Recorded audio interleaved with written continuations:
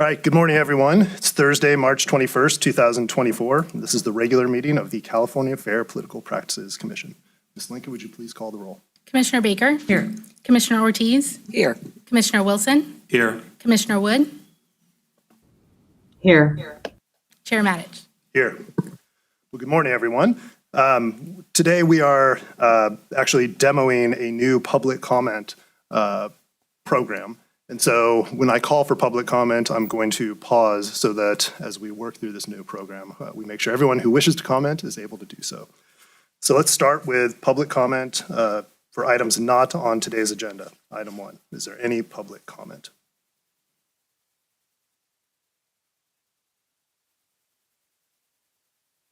Hearing and seeing none, we will proceed to item. Yes. I have some public comment. Oh, Commissioner Baker, I'm sorry. Thank Yes. you. Today is Chair Matich's last meeting, presiding over the Fair Political Practices Commission after half a decade of, sometimes it sounds longer when you say it that way, 5 years, and including one beyond the traditional 4-year term of leading this agency. And so during this public comment period, your colleagues and I wanted to say just a few words of gratitude to you for both your collegial nature with all of us, as well as your very, very hard work in bringing the best out of this agency and everyone here, and out of what Californians have always looked for and deserve in elections and campaign finance and ethics rules and good behavior among government officials.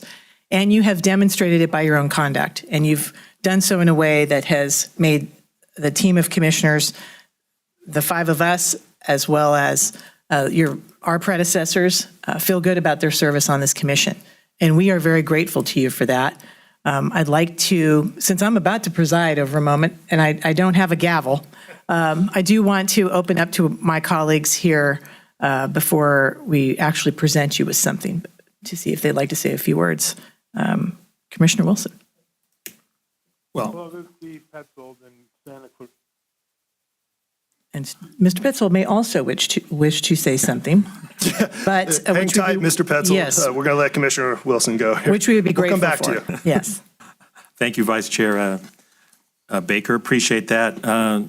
When I joined the FPPC as a commissioner in 2019, I wasn't sure what to expect, but I can tell you that working with Chair Matich has been a real pleasure and a great learning experience. He's someone that is not only knowledgeable about the law as it relates to ethics, but he's someone who knows how to work with individuals, knows how to serve as a leader, and without getting into some of the history of various commissions in California, he really exemplifies the highest standards of not only ethics, but in terms of leadership and sound interpersonal skills. So while I look forward to continuing to serve on the FPPC, I will miss Chair Matich as he moves into another role.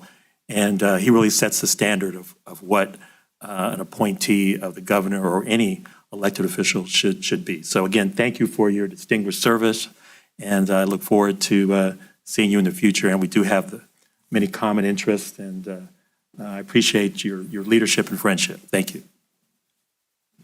Thank you, Commissioner Wilson. Commissioner Ortiz. Thank you, Madam Vice Chair. I only spent few meetings with you, working with you. But what Commissioner Wilson said about you, I totally agree that I have learned that during those short meetings. I found you very responsible and very helpful to me when I had a lot of questions. You were prompt to answer whatever questions I had, and I really appreciate it as a new person. And you made sure that I was informed of past decisions, so for that I'm very grateful. I wish you a lot of luck in your new endeavor. Thank you, Commissioner Ortiz. Commissioner Wood. Hi, I think I'm on a lag. You're pretty good. Oh, really? Okay, I was waiting to hear the lag. Chair Matich, it has been such a pleasure to work with you. You helped scaffold me onto this commission so gently with numerous phone calls just to make sure I knew what was going on. And you would check in with me, even if I was, in the middle of a kid's soccer practice or just any of these kind of human things that we all go through in these stages of life. I just find you such a deeply human leader. And I also really respect how you've modeled ethics for all of us and also kind of choosing battles. I've really learned a lot watching how you've kind of operated in a way that has balanced everybody's needs and still accomplished quite a bit for the agency. So it's been a real honor to work with you, and I'm very excited to see what the future holds for you. And I'm sorry I'm not there in person. I had to travel for work today, but it's been really great, and I hope we get to stay in touch. Thank you, Commissioner Wood. And with that, we have not just thanks from your colleagues and a trick for me to get out of the box, but a resolution that is signed by both State Senator Steve Glazer, who for much of the last 2 years has been chair of the Senate Elections Committee, and also Senate District 36, Catherine Blakespear, who's current. And this is a resolution that is given in honor of people who've served the state very well. And there's a lot of whereases. I'm not going to read them, but I do have a printout, and I'm going to highlight a couple of phrases that I think are important to see that have been chosen here by our leaders. Outstanding record of civic service, deserving of special honors and the highest commendations, crucial work in enforcing the Political Reform Act, educating the public, offering advice, providing leadership and facilitating thoughtful discussions, spearheading new enforcement directives, and numerous accomplishments, including the Digital Transparency Task Force and the expansion of educational resources so people can comply with the rules. Effective leadership, admiration, and respect of those who've had the privilege of associating with him. And I think all of those are very reflective of our experience with Chair Matich. I also learned very much not only about how to conduct a meeting well, but how to have you restate what I was trying to ask or say in an intelligible and more succinct way, always appreciated. And I know that your leadership on the bench are going to continue to serve California well. And so this is a thanks from your colleagues on behalf of this commission. And I believe you can see this as a representation of a thanks from the people of California. And we'd like to gather together for presenting this to you on behalf of grateful colleagues. You are very welcome. Got it. You got to hang it. This is the first thing that's going in chambers. Yes.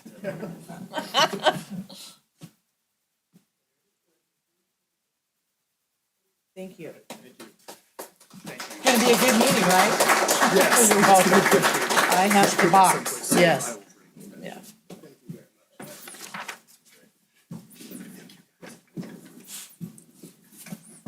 Well, thank you very much to all my colleagues. That's very meaningful to me to hear those comments. Thank you to the legislature for the resolution. I appreciate it. It's been an honor to serve in this role. It really has. I think we do incredibly important work here at the FPPC. And I know it's going to continue being in good hands with my colleagues continuing on and incoming Chair Silver. I want to take a moment and also thank my prior colleagues, former Vice Chair Hayward, former Commissioners Hatch and Cardenas. They also were instrumental in many of the things we were able to accomplish in the last 5 years. And my final comment before we get into the main program would just be that as much as I appreciate the words and the comments from my colleagues, we do this together. It is all of us working together up here, but more importantly, commissioners and chairs come and go. It's the staff. They provide the continuity for this agency, and everything that is attributed to us derives from the work of our staff, particularly the executive team that we have here. So thank you for everything you've done over the last 5 years. It's from my heart. Thank you very much for your hard work. Thank you, Mr. Chair. I think I can give the meeting back to you. Yeah, thanks. I appreciate that. And Mr. Petzold, I'm sorry, we are still on public comment for items not on today's agenda. Sir, the floor is yours. If you're still here. Do we still have Mr. Petzold? All right.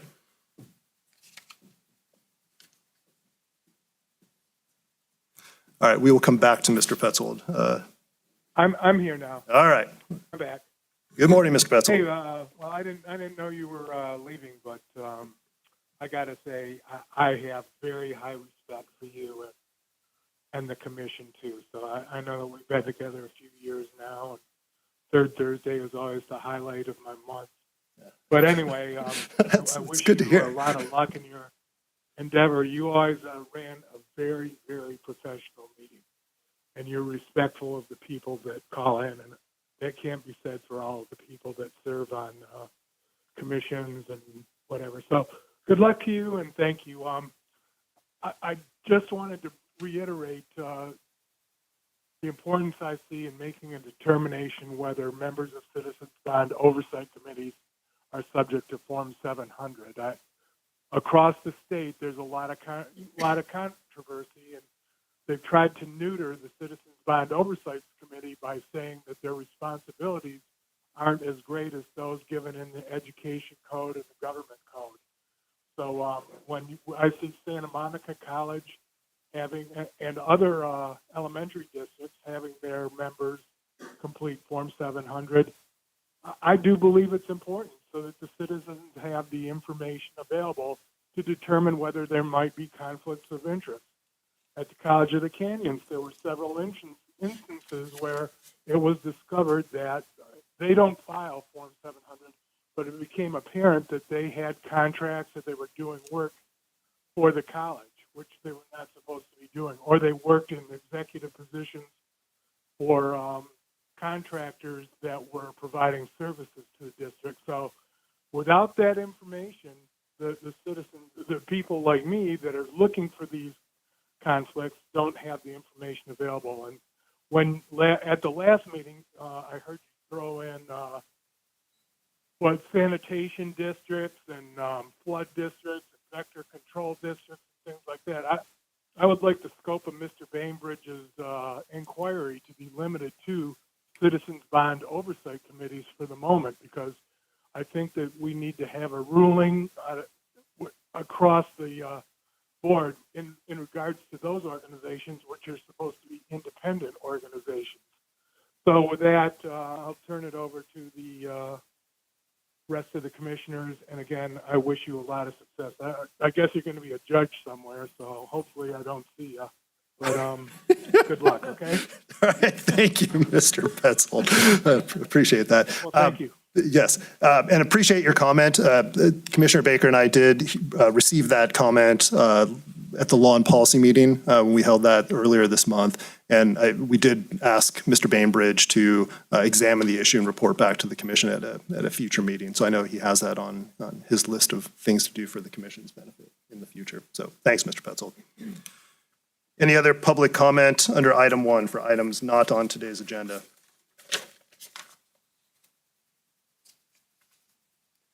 All right, well then I would just want to make note, we did receive an email comment from Mr. Twu. And he notes that under the existing law that regulations and statutes governing disclosures on TV and internet ads permit the disclosure to occur at the end of a TV ad. And he is concerned that some folks may not view the entirety of the ad and therefore skip the disclaimer and therefore not have that critical information about who's paying for that. That is something that I think may be of interest to the commission in terms of are there either regulatory or legislative changes that we think would be desirable if we think that that's an issue. And so I thought that public comment was well taken, and unless my colleagues object, I was later in the meeting going to ask Mr. Bainbridge to add that to his list of things to look at and report back to the commission on. I agree. That would be great for us to do, and knowing that some items are just really up to what the viewer ultimately gets. there needs, that'll be one thing that when this comes back to us, hopefully it could be just a grounding and understanding is this in the statute? Is this in regulation? Not if we want to actually change anything, knowing that people do make their choices about how much of an ad or otherwise they watch. But I welcome having that basic grounding so we can go forward and decide if there's action to take. And if so, would it be statutory or regulatory? That's if there's action. Thank you for raising that. All right. All right, any other comments for items not on today's agenda? Hearing and seeing none, let's proceed to item 2 then. Yep. We have 2 more. All right. Hello. Hello, go ahead. Oh, hi.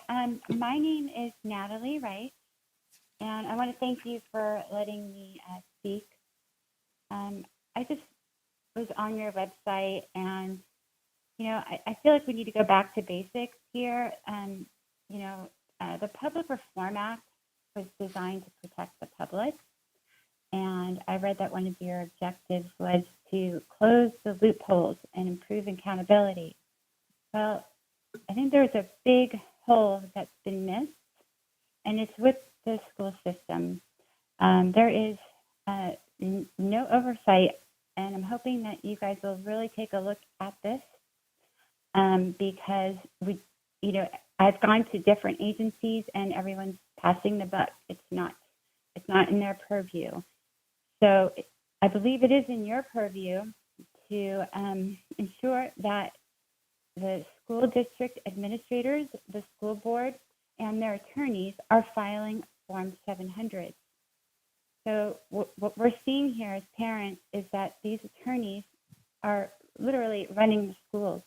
They're advising the school administrators and the school board on how to act and what to do, and they are the ones that are directing the school to initiate litigation against children and also parents.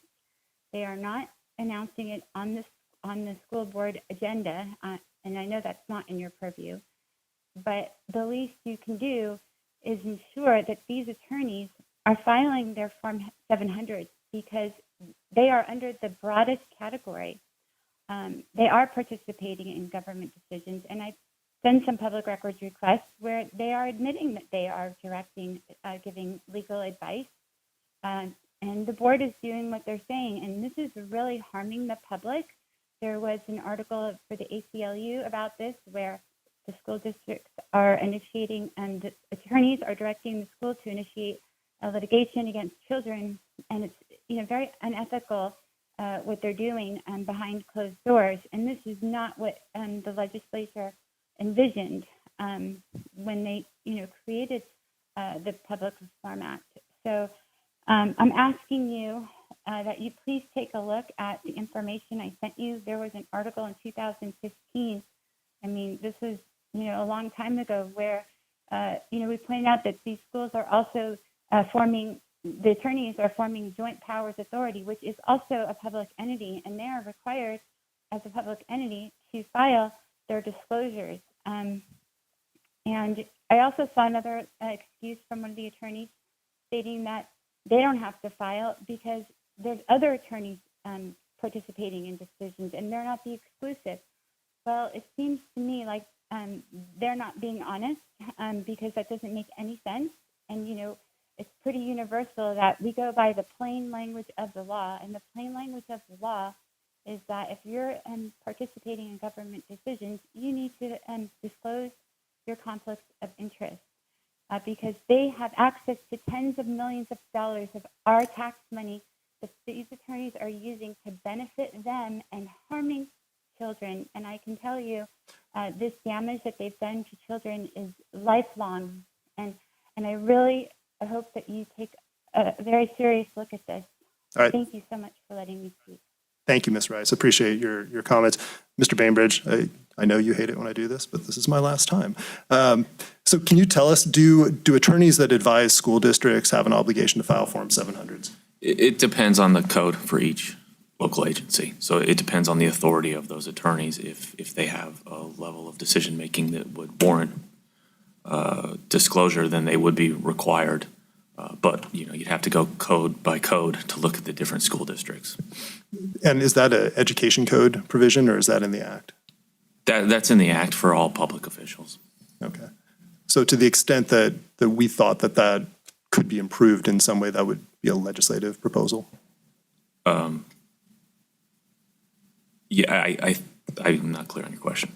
Well, to the extent that there's a problem with attorneys who are required under their district's code, I should actually say it this way, to the extent there are district codes that don't require their attorneys to file Form 700s, to make that a mandatory requirement imposed by the state would require some legislative action. Is that right?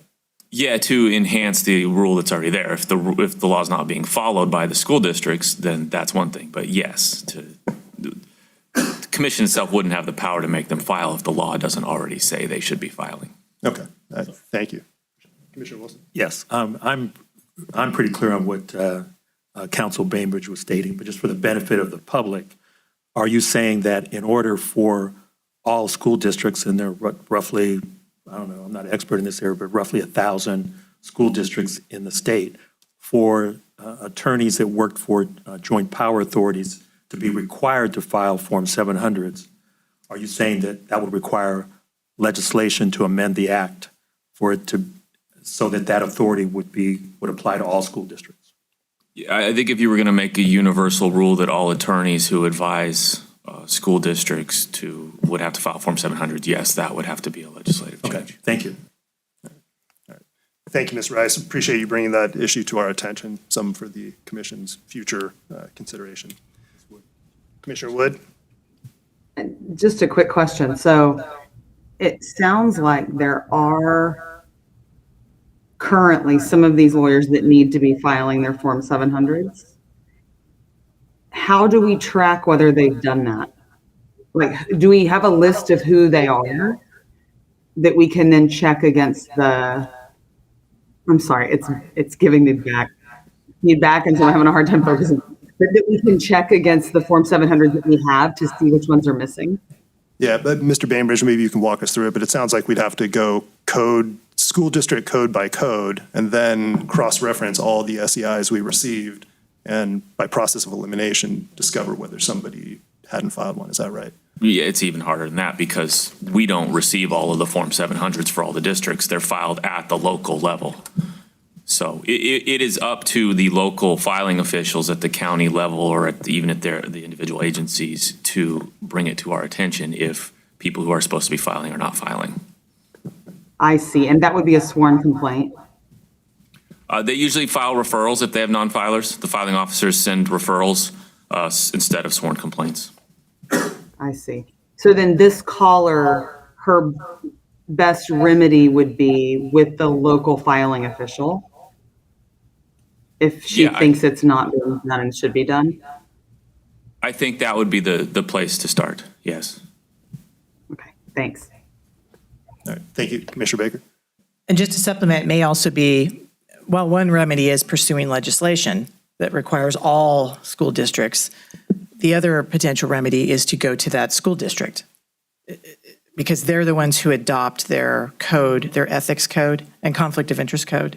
Is that correct, Mr. Bainbridge? Yeah, I mean, I think one solution, and we do this from time to time, is some educational outreach. If we see an agency that doesn't seem to, their code doesn't seem to comply with what it should, or there seems to be a misunderstanding about who needs to be filing or when the filing, or they're just not requiring filing, we'll often reach out to them if it comes to our attention and provide them education on the requirements. And of course, the caller mentioned that, gee, they get passed from one agency to the other, keep being told somebody else's issue. These are legitimate points, is that there is what authorities have that. But what I also heard in your answer is if there were some reason for our agency to believe a particular district might have shortcomings in either the filing or substance of their code of conduct or code of conflict of interest code, that is something that we would be able to look into in the way that you mentioned. Yes, okay. We have people here on staff that are very experienced with Form 700s that can help out at the local level. Great, thank you.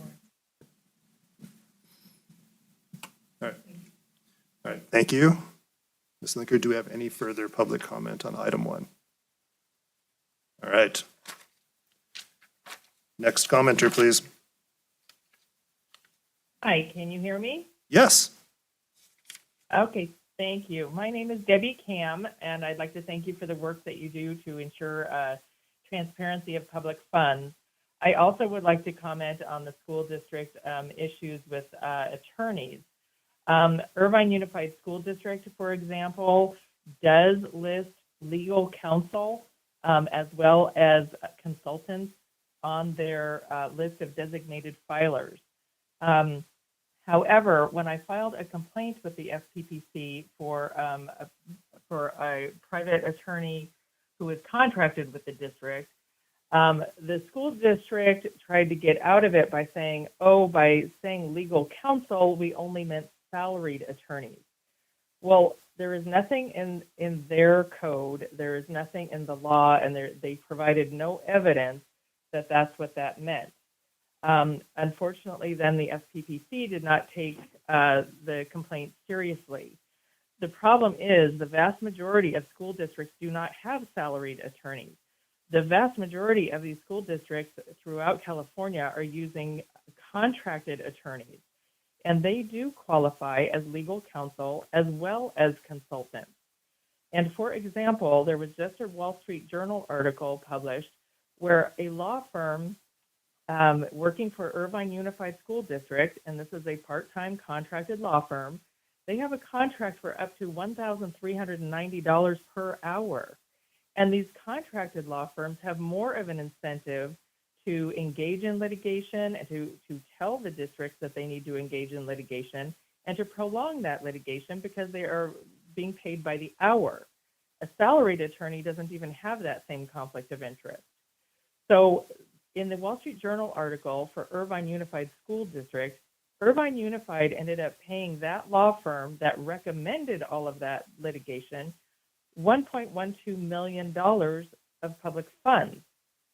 And it's really important to note that every single time that the Irvine Unified School District appealed, that was directly because of the recommendation of that law firm. And those appeals were never even decided by the school board. So these law firms, even when they are contracted, are making huge, huge decisions with hundreds of millions of dollars when you look at it collectively. These same law firms work for multiple school districts throughout the state. So they have a huge impact on the decision making for government funds. And another example, I just found that a contracted attorney just engaged in a verbal contract with another attorney to hire another attorney. He was working with an employee and they decided to try to commit taxpayer dollars in a verbal contract. Ms. Cam, I want you to go ahead and conclude your comments, but let you know that your time's expired, but go ahead and take another 30 seconds. Okay, thank you so much. Yep. The big picture is that we really just need the help of the FPPC. We really need you to take these cases seriously because these attorneys, whether they're contracted or salaried, are making huge decisions. So please take complaints seriously. Thank you so much. Thank you very much for your comment. Ms. Linker, do we have any other commenters on item 1? All right. Please let the next commenter through.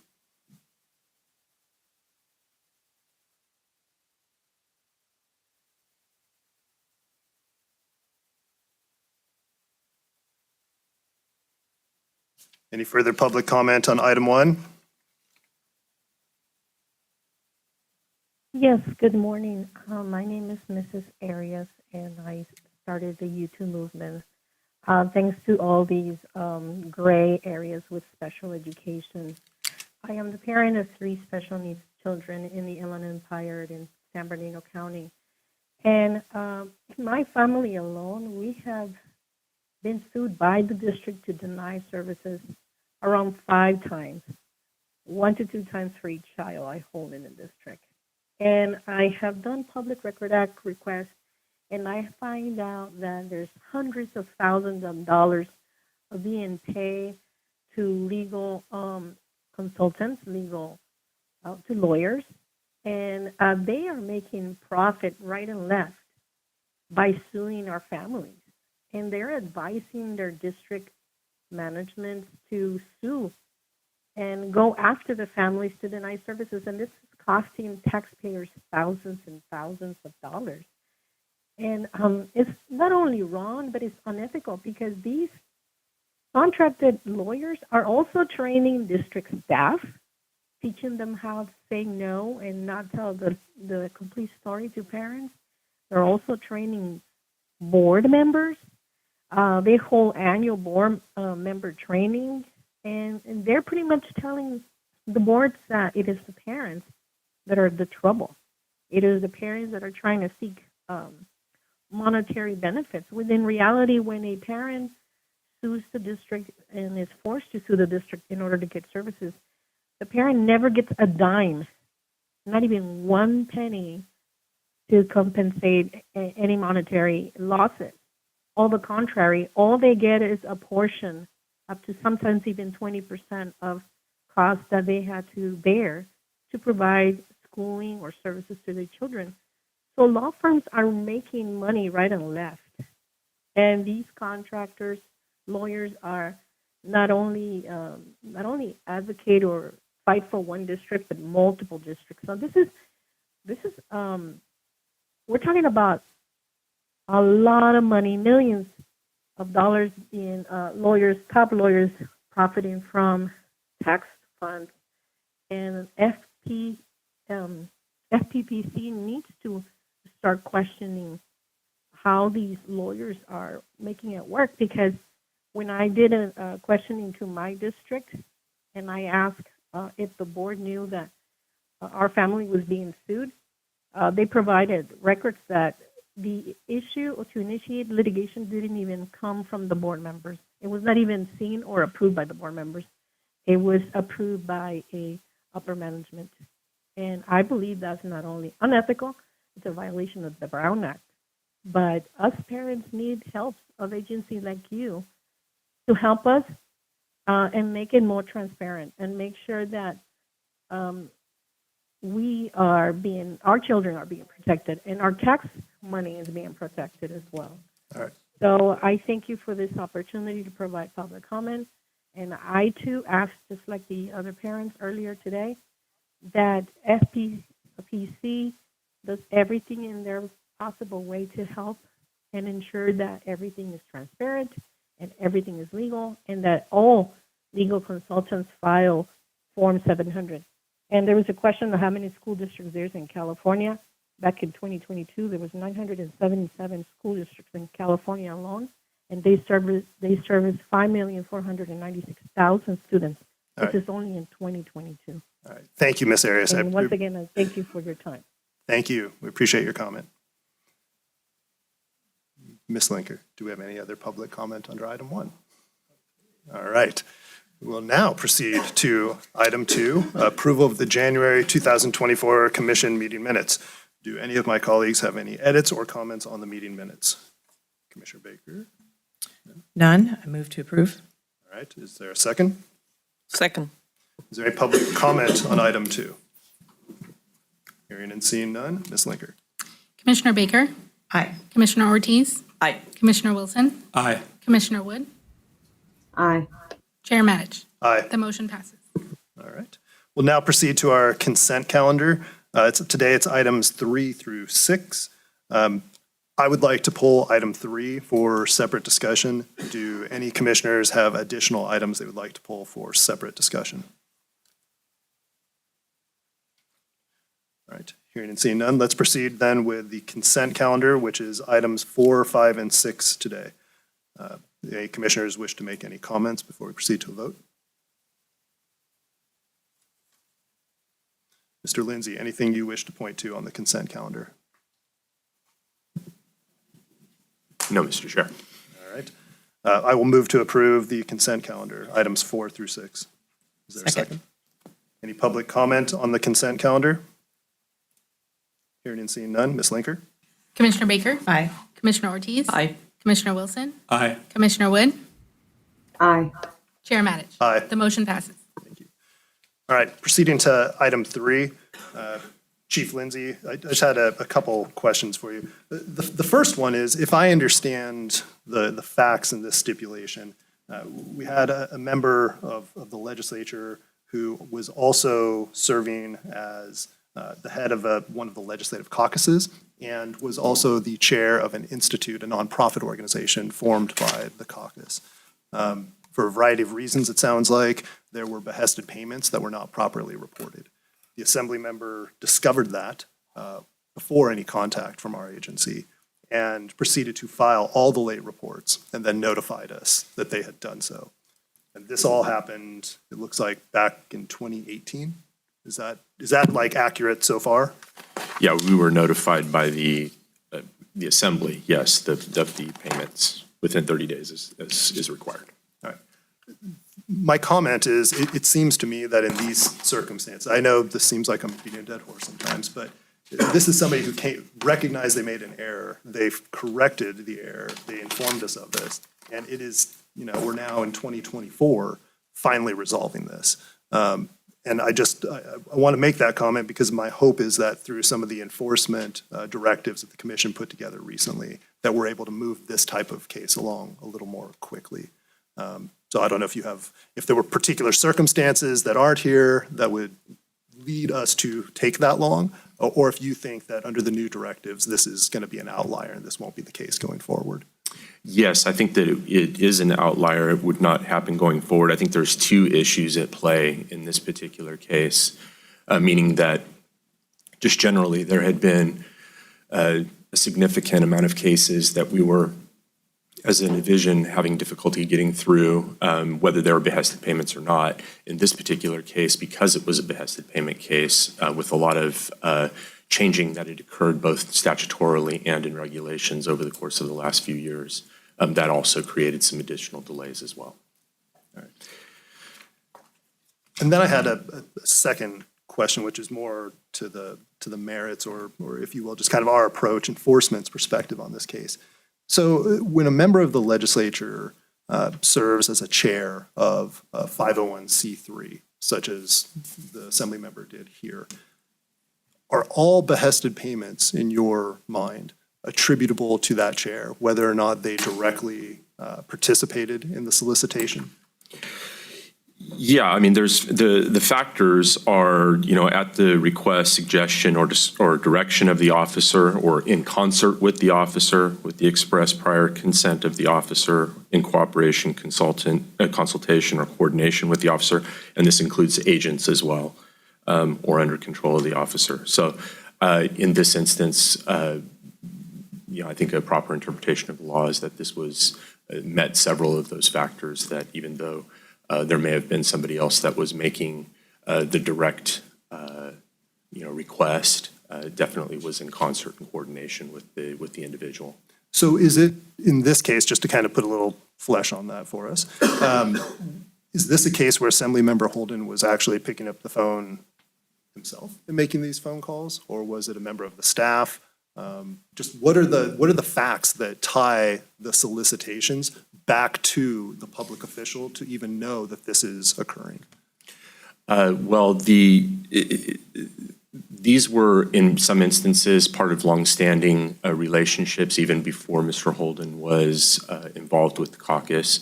But then after he took over the caucus and the Institute, he recognized the problem and filed the behested payment reports, albeit significantly late.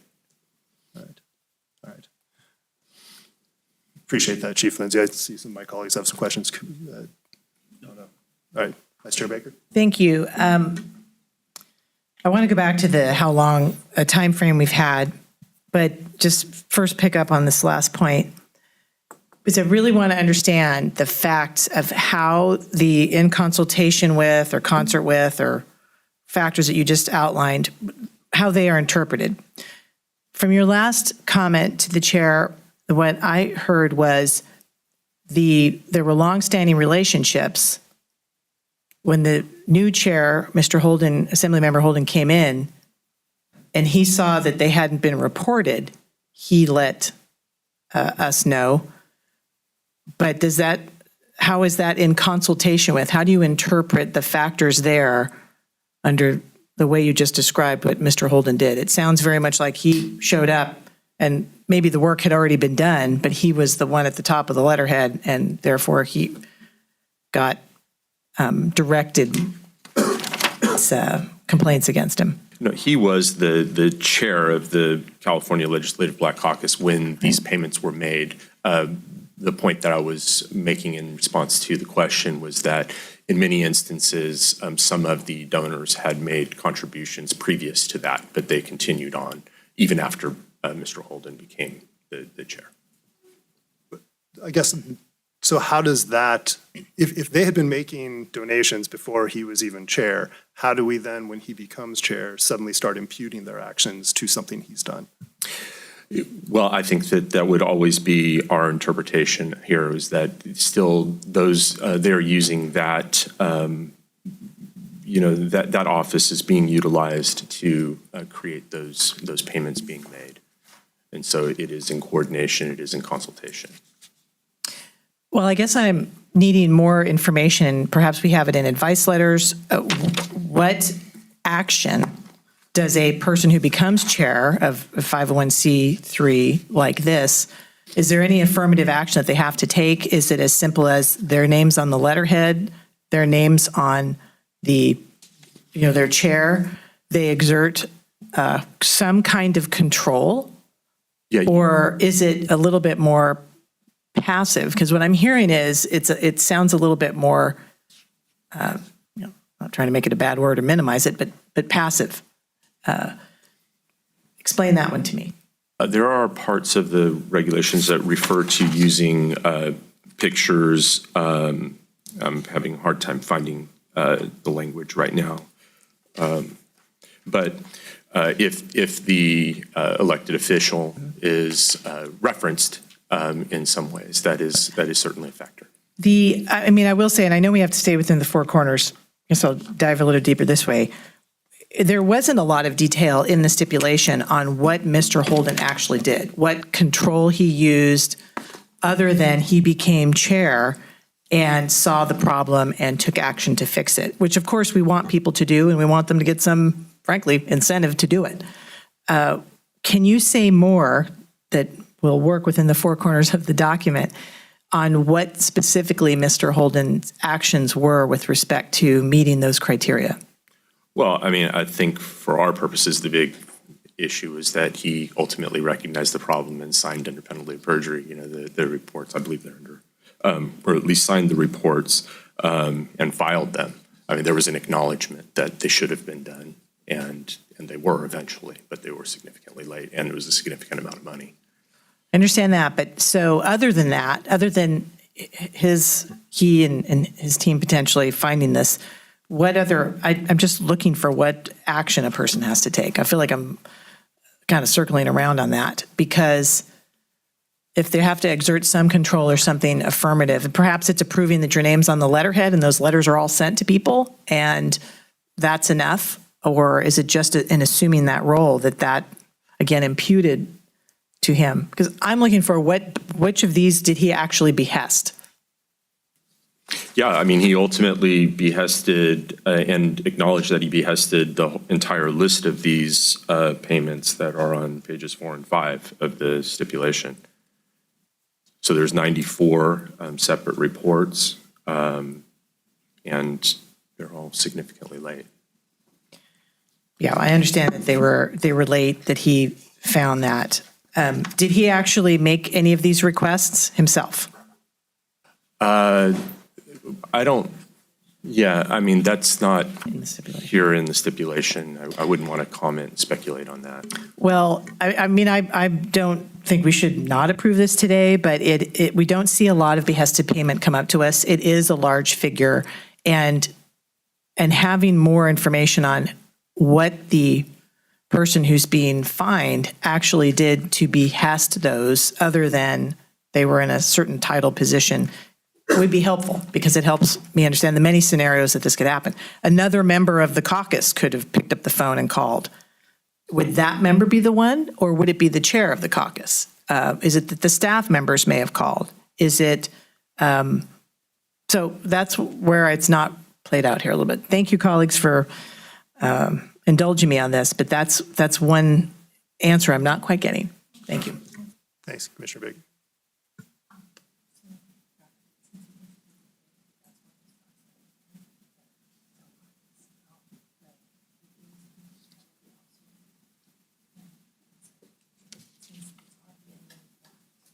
Yeah, I mean, I think that's, the issue here is that it's an admitted fact that, and that's the reason why the reports ultimately were made. This wasn't, I suppose, a major dispute in the litigation was whether or not these reports should have been filed. Which kind of goes to the second point that the chair made about timing. And when the chair asked, I think what I heard was that we wouldn't expect this one to go this many years under our new rubrics and policies. And that one of the reasons, certainly it sounded like it was workload, and then one of the reasons is there had been changes in the behest rules. Yes. My understanding is that we look at what was in place at the time of the fact pattern, and those rules apply. So I wasn't quite sure if we should expect the fact that we have changed the behest payment rules to have any cause of delay in cases, because you sort of have a snapshot in time. Yeah, I would expect that those cases would move quicker in today's environment. If you look at the comparable case that we've listed, that was also a 2019 case that, albeit was decided last year. These cases have, previously taken a little while to get through. I guess what I'm saying is the change in our behest payment rules, I'm not sure why that causes a delay. And if we should be expecting, when we change rules like that, to have an impact on the timing. I just want to interject because I have a little bit of historical knowledge here. Yep, thank you. I think what Chief Lindsay means when you're talking about the changes, he's referring to a couple of years back when we were examining the Streamline program.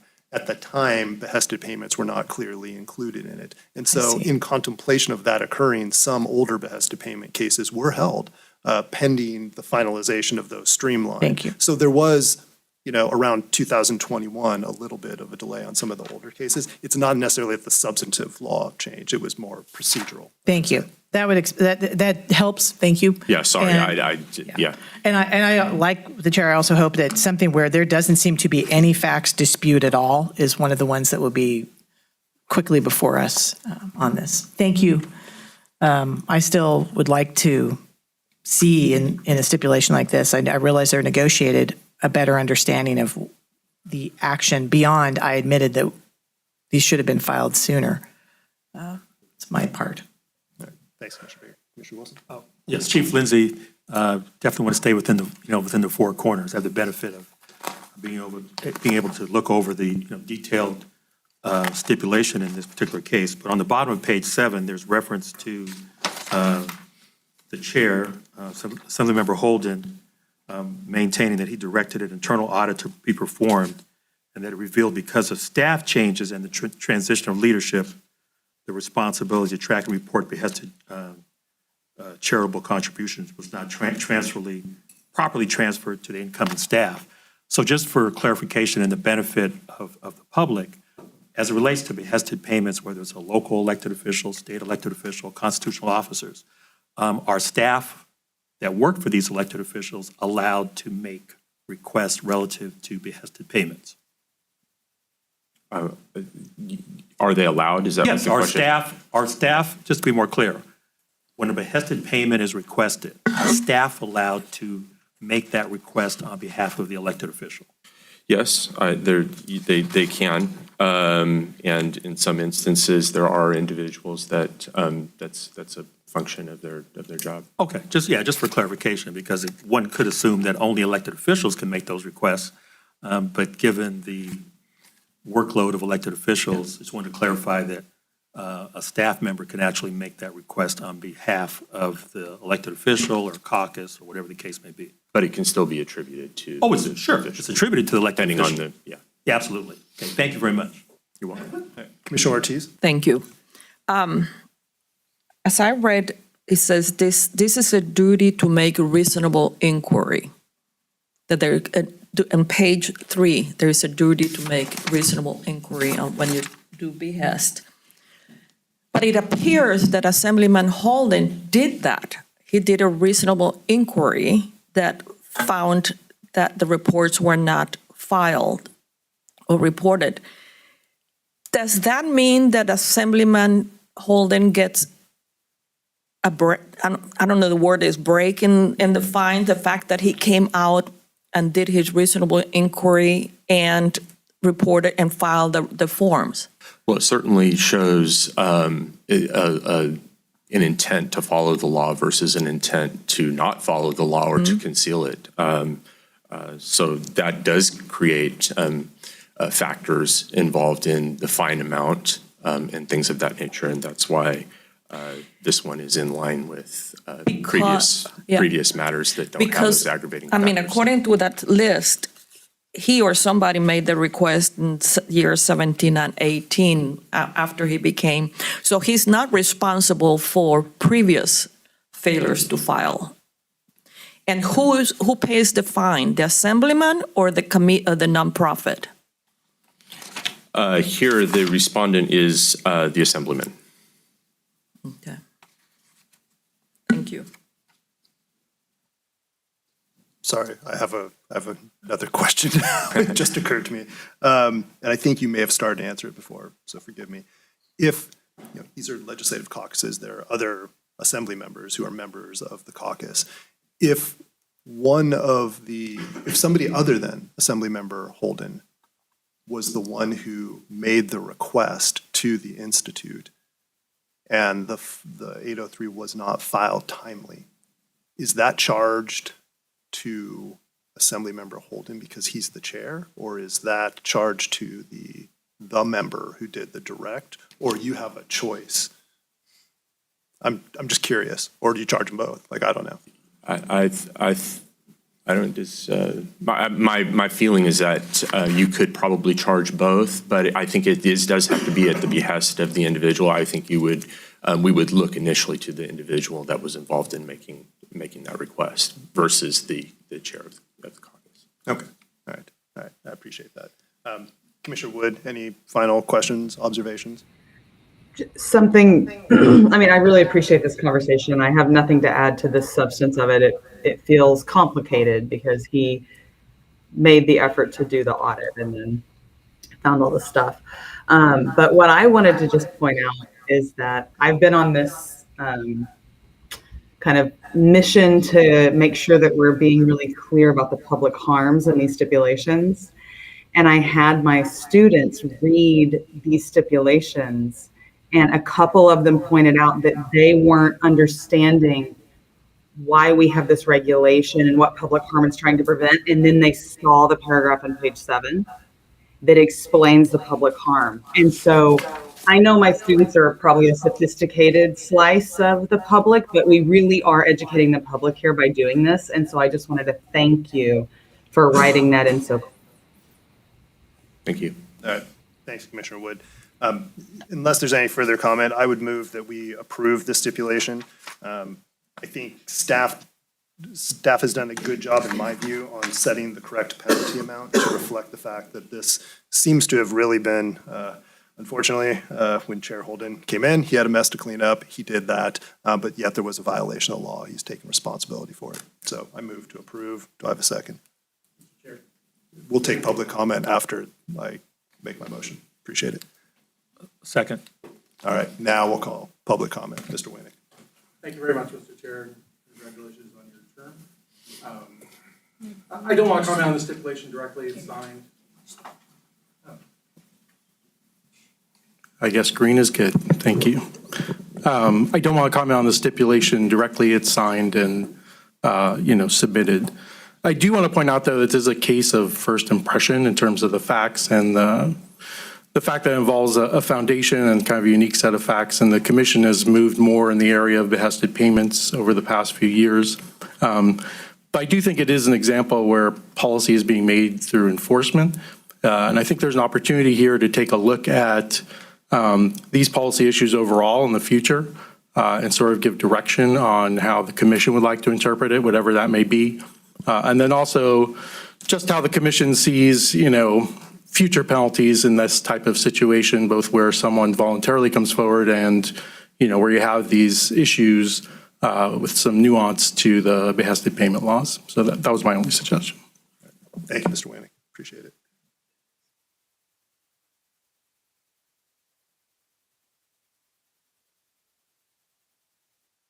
Any further public comment? Hearing and seeing none. Ms. Linker. Commissioner Baker, Aye. Commissioner Ortiz, Aye. Commissioner Wilson, Aye. Commissioner Wood, Aye. Chair Matich. Aye. The motion passes. All right, thank you. We'll now proceed to our general items, and we'll begin with item 7. This is a pre-notice discussion, proposed amendments to Regulation 18237, 18421.2 regarding cryptocurrency reporting requirements. And with us this morning is Commission Counsel, Ms. Nuding. Good morning. Morning. All right, just get set up.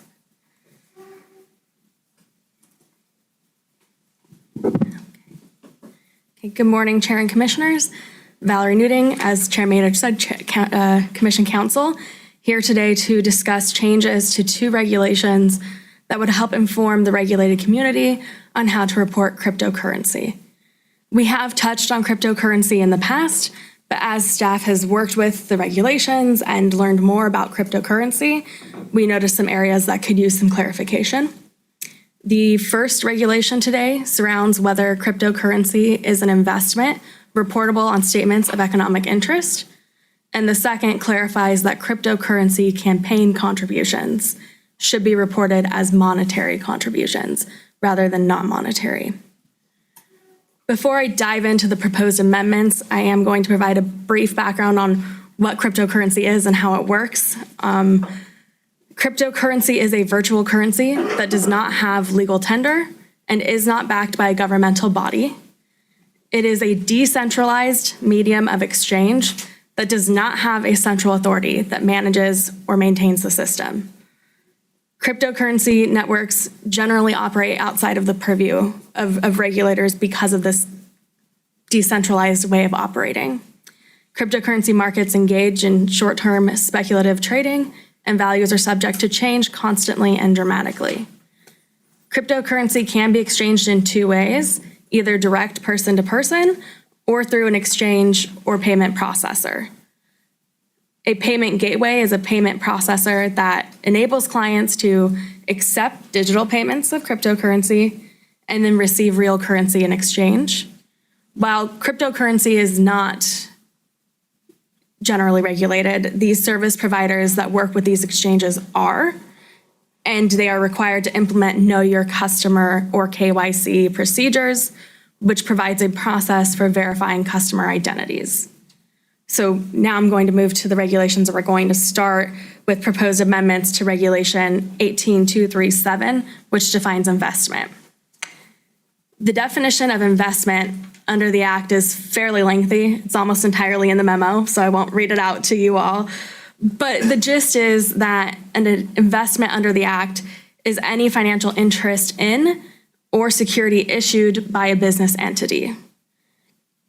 Regulation 18237 further aids in defining what an investment is by stating what it is not, which, as it is currently written, includes certain exchange-traded funds that are substantially similar to diversified mutual funds. So not super what we're talking about today, but it is a good place for us to continue stating what might not be an investment. When it comes to cryptocurrency, the major draw for consumers is that the system is decentralized. There is not one central business entity through which to purchase cryptocurrencies. And so cryptocurrency doesn't act like an investment within the definition of the Act because it doesn't result in an investment into any given entity. When someone buys cryptocurrency, they're not purchasing a security in a business or an ownership interest. They're essentially making an exchange of one type of currency to another that is less stable and is subject to changes in value. In that way, cryptocurrency is more similar to gold, which is also not an investment under the Act, than it is to something like a stock or a bond. In the past, we took a conservative approach. I did a search through our email advice and saw that when cryptocurrency was first coming on to the public view, we advised that they were investments. However, in recent years, after we've done more research, the public has gained more knowledge, and cryptocurrency is more understood, we have advised that it is not a reportable investment under the Act's definition. For those reasons, staff proposes amending Regulation 18237 to state that an investment does not include cryptocurrency funds. And finally, changes to Regulation 18421.2 would clarify that cryptocurrency campaign contributions should be reported as monetary contributions. So the current regulation requires that these contributions be reported as in-kind or non-monetary. However, the regulation also requires that the contributions go through a payment processor so that donors can be traced through KYC procedures, and so that the campaign receives the market value of the cryptocurrency in US dollars. So as a result of the requirement that already exists, the campaign never receives an amount of cryptocurrency. They're not receiving 10 Bitcoin, they're ultimately receiving US dollars. As staff has worked with this regulation, it has become apparent that in practice, after following the requirements within the regulation, the contribution acts more as a monetary contribution than a non-monetary contribution, because ultimately they are receiving monetary funds in US dollars.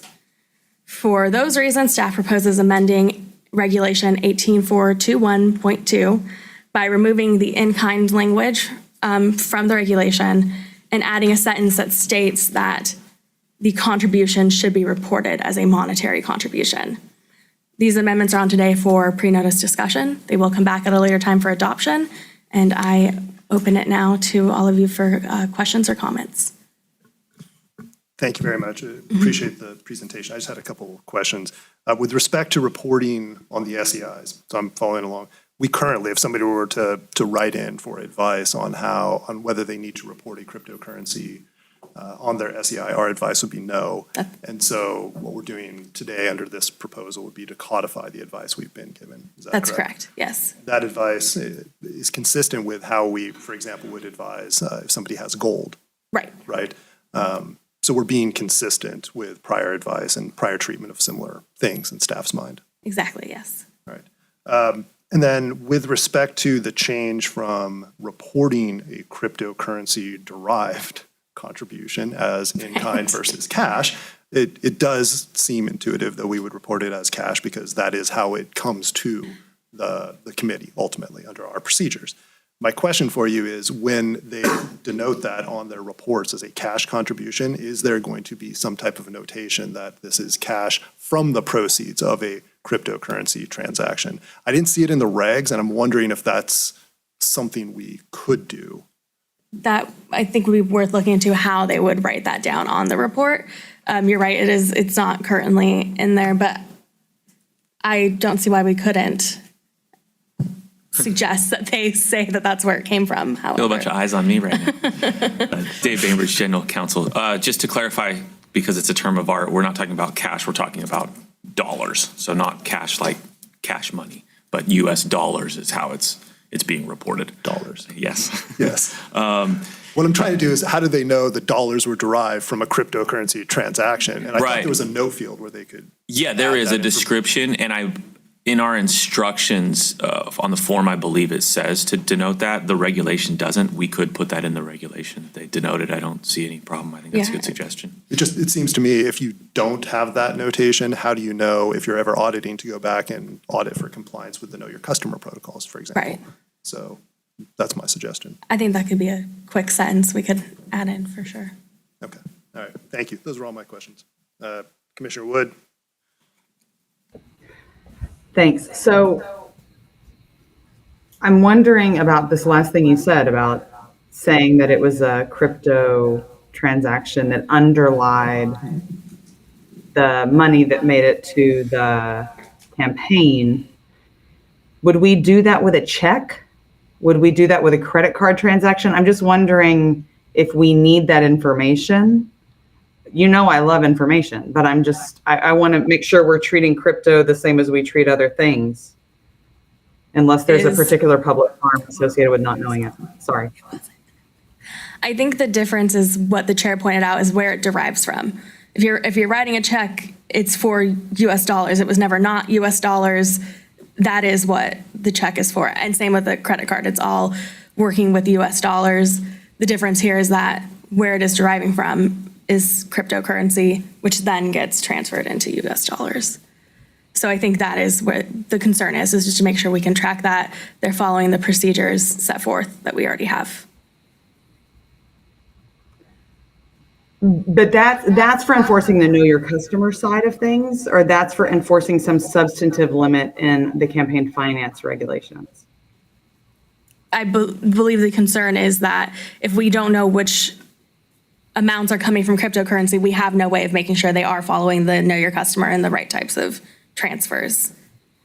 Because we don't know which monetary contributions came from originally cryptocurrency.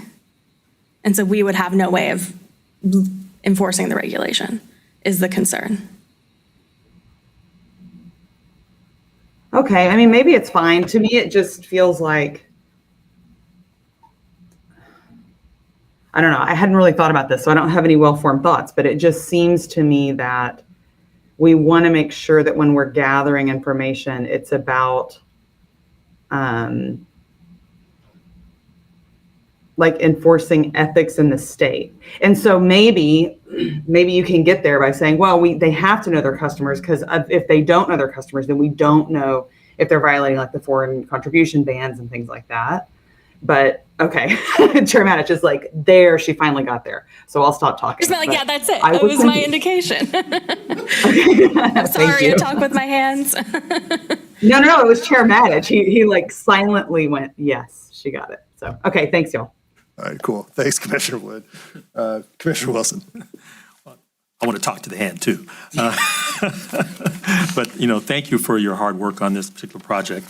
You referenced gold as, and that, based on that analogy, has there been situations where a candidate has received like gold bars or anything comparable?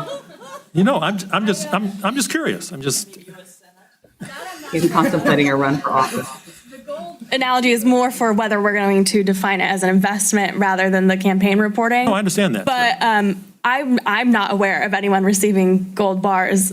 One would imagine they might also want to state what it's worth on their, I guess it would be, I don't know. I'm not aware of any gold bars being But donated. if they, in all seriousness, if they did though, they'd have to report that in their Form 700?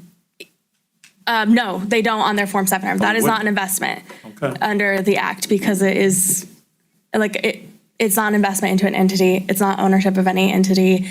It's, in some ways, it's too decentralized, similarly to cryptocurrency. Yeah, now, Thanks for the clarification. But I think Commissioner Wilson said if they received gold bars. Yeah. I just want to put a finer point. That's what I said, yeah. If somebody, a third party gave them gold bars, that would, I think, be a gift, and potentially it would be reportable in other ways. Right. If I took my money and converted it into gold, that's what you're saying would not be reported as that's an right. investment. That doesn't count as an investment. Yes. I think there's an important difference. Just wanted to clarify that. Thank you. Yeah.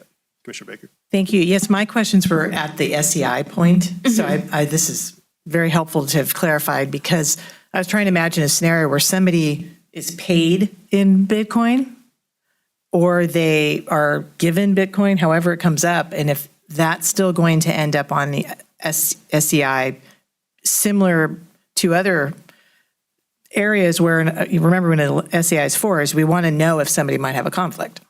And if we don't know, they're getting paid in Bitcoin or other crypto, or somehow given that, and they are potentially in a position to influence policy that could help them on that. We wouldn't know that. So can you say how else crypto will show up on an SEI, that this is not changing? That's my first question. As far as how they would still be obligated to avoid conflicts of interest, that's correct, in decisions. One of the categories that we look to for conflicts of interest is the official's personal finances. So if your personal finances are going to be impacted to a certain amount, then that is still a conflict of interest. You would still have to recuse yourself. So there is still essentially a catch-all that they would fit under, that while it's hard to think of a decision that might impact their crypto, given that crypto isn't tied to any one business, if one came up and that was their source of income, or they did receive a lot in crypto and it was going to impact their personal finances, they would still need to recuse themselves. Yeah, I mean, I can see if they were in a state or a legislature where they're voting to not allow crypto. Yes, so. That's a pretty big one. Yeah. But how will it be shown on the SEI? How would the public know more about that potential conflict of interest? If you're saying if their employer pays them in crypto. Yeah, let's say they're paid in crypto, somebody, we've referenced a gift here, or maybe they I guess we're saying if you purchase crypto, it's not an investment, so it's not going to show up. I'm trying to figure out if somebody has holdings in SEI, in crypto, and it came to them in those variety of ways, how would the public know? How is it going to show up on the SEI? Wanting to treat it, like with like. I see we're looking again at Mr. Bainbridge. I turned my light on. The source is going to be what you're looking at, not the form of payment. So if someone is being paid by their employer in cryptocurrency, they're going to report the employer as the source. That would be their financial interest. Their financial interest isn't in the way in which they were paid, it's in who was paying them. And will the SEI say anywhere, this came in the form of crypto? No. Or that I hold it in the form of crypto? No, it would indicate Okay. the dollar value. So you don't know that. That's basically not able to, you know how much financially the person's being paid because Right. there's sort of giving a value to it at the time of the SEI being filed. But I'm just wondering if there's a hole here. And maybe there isn't, and I'm trying to look for one, but there's lots of ways in which a person who's in regulation or voting can influence a value of a crypto holding they have, I would think. And right now, it doesn't seem to be reported anywhere. And I That's my think concern. This is an issue that we have discussed internally, and we couldn't come up with any real likely scenarios where someone is going to be making a decision that is going to affect the value of cryptocurrency. What if they vote to prohibit it? Or that there's a whole new set of regulations or something related to the exchanges or know your customer rules will change or. Well, I think that could be an issue possibly at the state level, but when we're talking about the conflict of interest rules, the legislature is exempt from the typical conflict of interest rules. So I think when you're thinking about local officials or state agency officials at this point, the circumstances where this would happen, we just haven't seen it. And I guess I would, just to add to that, part of the reason for that is because it is so decentralized, they don't report to any government bodies. They're not reporting to an overarching head of a business. There's not much that local officials are going to do that's going to impact the value of the cryptocurrency. Well, this is pre-notice, so I will have some of my own cogitating to do. But I know that I'm going to be looking for certainly how we treat like with like, which is where we're trying to go here, but also as crypto both evolves or if it doesn't change at all, how we know how the public would know. I also wanted to just thank the staff for reflecting on regulations and proactively bringing forward improvement. Always a great thing, and I want the public to know the team does that regularly. That's how we get a lot of our ideas. Yes. And just to add one more thing, it could still create a conflict if it affects their personal finances. I understand that, but So- how would the public know? The public wouldn't have that information. That is true. Yeah. Okay, thank you. I'm feeling I'm discomfort with that, but again, this is pre-notice and see where this goes. And if I have any more constructive suggestions, I will hope to be thinking of them. All right. Thank you, Commissioner Baker. Any additional comments from commissioners on item 7, pre-notice discussion, cryptocurrency? Going once, going twice. Any public comment on item 7? Ms. Linker, do we have anyone? No? All right.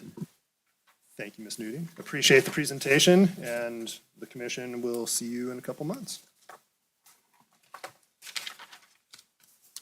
All right, we'll go ahead and proceed now to item 8. This is our pre-notice discussion of amendments to Regulation 18227.5.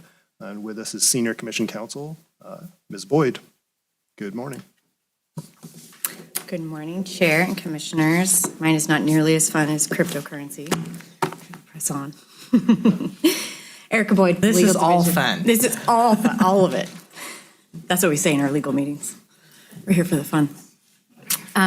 Today, we're looking at proposed amendments to Regulation 18227.5. This is regarding the jurisdiction, so where general purpose committees file their campaign reports and statements. As a threshold matter, committees file in one of three places. They'll either file with a city clerk at a city level, with the county clerk at the county level, or with the Secretary of State at the state level. So Section 82027.5 of the statute provides that a state general purpose committee is one that supports and opposes candidates and measures voted on in a state election or in more than one county. A county general purpose committee is a committee that supports or opposes candidates or measures voted on in only one county or in multiple cities within a single county. And then a city general purpose committee is one that supports or opposes candidates or measures voted on in only one city. So in order to provide a bright line rule for these committees to determine where they should be filing, Regulation 18227.5 was adopted in 2011 to specify that committees with more than 70% of contributions and expenditures in a single city will file with that city, more than 70% of contributions and expenditures in a single county, including multiple cities within that county, file with the county, and if neither of those thresholds is met, they file with the state. So currently, the regulation provides that a city general purpose committee is one that makes more than 70% of its contributions or expenditures to support or oppose candidates or measures voted on only in that city or to other city general purpose committees. At set points throughout the year, a committee has to review its activity to determine if it should change its filing jurisdiction. And this is important for a couple different reasons. First, it goes to the issue of transparency and providing information to the public. So if a committee is doing a lot of activity in the city of Milpitas, someone from the public might think I should be able to find their campaign reports with the city of Milpitas, and they want to be able to go there and find that. So we want to make sure that people are able to access the information where they are. Secondly, reports are only considered filed if they are filed in the correct jurisdiction. So if a committee is a state jurisdiction, a state filing with the state, and they should have changed to City of Milpitas again, for example, but they didn't, and they continue to file with the state, those campaign reports are not considered filed. So not only can someone of the public potentially may not find them, the committee would also be subject to late fines for every single one of those filings if they're not filing in the correct jurisdiction. So it is really important that committees are able to determine with accuracy and hopefully easily where they should be filing at any given time. So within the last year, we received inquiries from both San Francisco Ethics and LA Ethics as to whether the calculation for this takes into account all payments made by a committee during a specified period or only those contributions and expenditures that support and oppose candidates, measures, and other committees. From the statutory language, the regulatory language, and our longstanding advice, it is only the payments directly to candidates, measures, and other committees in those jurisdictions. So to address this question, we propose adding a definition of 70% of its contributions and expenditures to clarify which payments are exactly taken into account. This also cross-references 84211K5 of the statute, which requires further information for these types of contributions and expenditures. Are there any questions on that part? Thank you, Ms. Boyd. It seems quite sensible to me. So thank you for staff identifying this issue and bringing this to us. I don't have any particular questions. Do other commissioners have questions on this reg? Commissioner Wood? We can't let Ms. Boyd get off that easy, can we? Got one more thing. There is one more thing. I go to that. Here, We'll just say, this is pre-notice, so we got another chance here. So if there are no commissioner comments, is there any public comment on item 8? Hearing and seeing none. Ms. Boyd, All right. thank you very much. All right, See you in a thank few you. months. Thank you.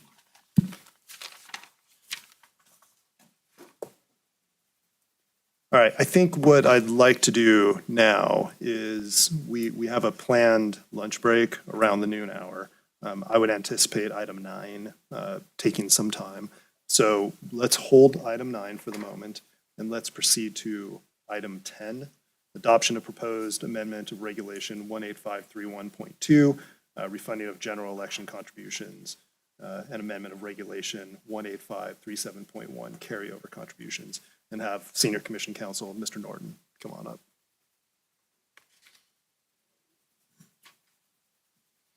Morning, Mr. Norton. Good morning, Chair and Commissioners. Okay.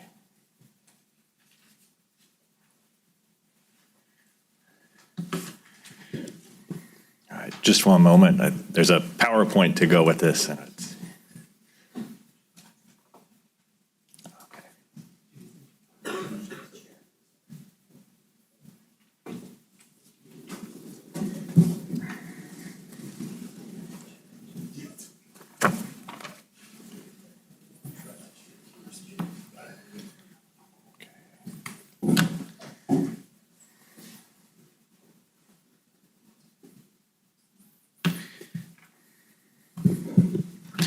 Good morning, Zachary Norton, Legal Division. So today we're presenting two different scenarios. Both of these concern the disposition of general election contributions by a candidate who is not running in a general election. So the main theme of this is, what may a candidate who is not running in a general election do with these general election funds?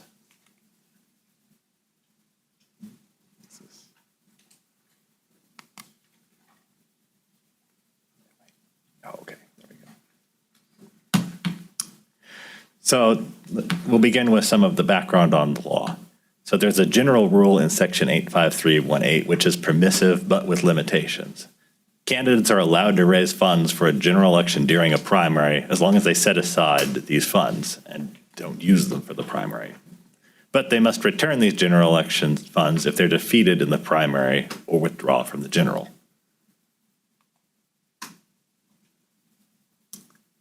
Section 85306 allows candidates to transfer campaign funds from one controlled committee to another controlled committee for the same elective office of the same candidate. And transferred funds must be attributed to specific contributors and then count towards the amount that those contributors may give.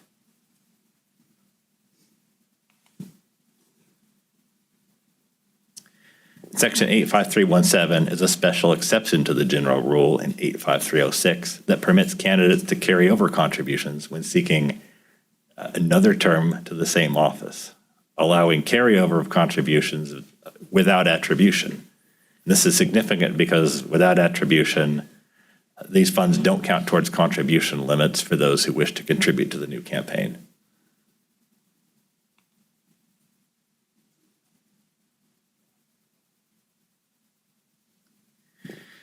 So we'll begin with the first scenario. So under existing law, you return general election contributions upon defeat in the primary or withdrawal from the general. But existing law does not address withdrawal from the primary.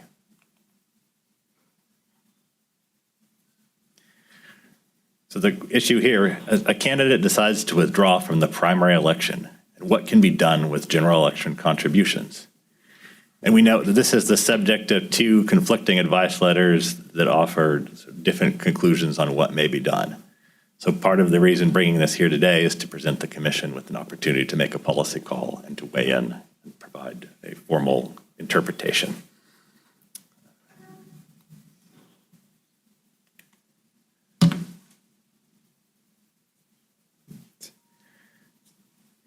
So in the Kaufman advice letter, a 2006 candidate for state treasurer decided not to run and opted to run for state treasurer in 2010. He opened a committee in connection with the 2010 election and sought to transfer funds raised in connection with the 2006 election to the 2010 committee. This letter concluded that withdrawal from the primary election effectuated a withdrawal from the general election for that office, and that funds raised for the general election must be returned to contributors, consistent with Section 85318.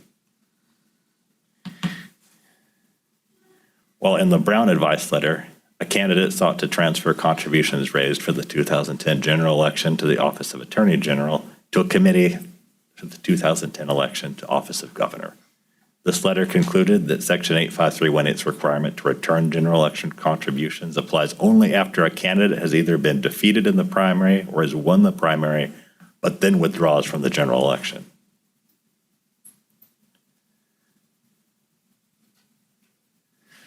The staff recommends adopting the approach in Kaufman because it would apply Section 85318 to create consistency among very similar scenarios.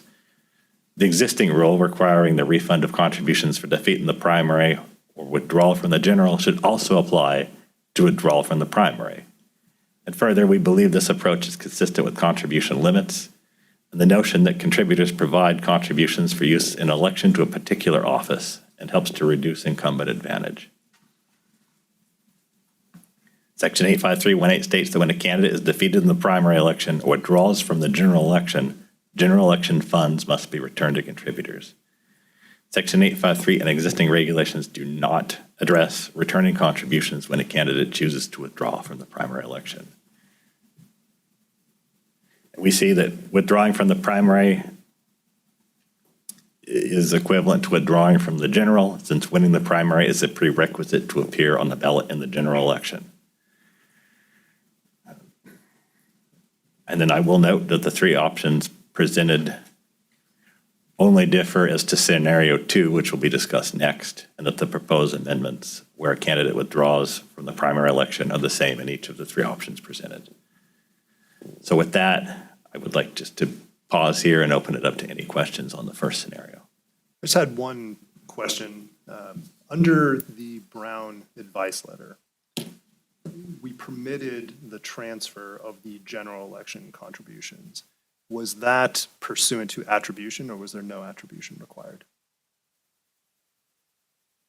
I think it required attribution, but I just wanted to Yes. clarify that for the record. Yes. Yes? Yes. Okay. All right, great. Thank you. Commissioner Ortiz? Thank you. I read this report 100 times because it's just like trying to figure out withdrawals and that's not withdrawal. I have a basic question. You talk about a candidate who lost a primary or did not run or withdrew from the general election. When do they, if they win in the primary, am I misunderstanding? If they win the primary, what would they withdraw from the general? I'm trying to understand. Yes, that's a good question. I never heard of, somebody doing that, so I was curious. I'm not sure that it happens frequently. I'm not sure why they would do that. Sometimes candidates, for whatever reason, might change their mind. Yeah. Okay, thank So you. it contemplates those two situations, but not the third. Well, I was going to say, I could be wrong about this, but as I understand it, we may have an assembly race right now with a candidate who has advanced past the primary in an assembly race and also is advancing in a Congress. congressional race. So in that case, they may advance from Yeah, the primary, I understand. but withdraw from the general because they have I to understand pick that. office. So I think this may be a scenario in which the rule comes into play. And actually, I think, subject to my famous memory being right or wrong, there was a scenario in the last few years where a candidate did proceed, I think this was to assembly and in the Bay Area, to the general, but they withdrew after for family reasons. And maybe that actually the campaign had gotten quite ugly and was subjecting their family to a lot, and they said, no thanks. So that there doesn't happen often. No. But I suppose there are scenarios Yes. where it actually could happen. Yeah. Did you have more questions? Okay. All right. Commissioner Wilson?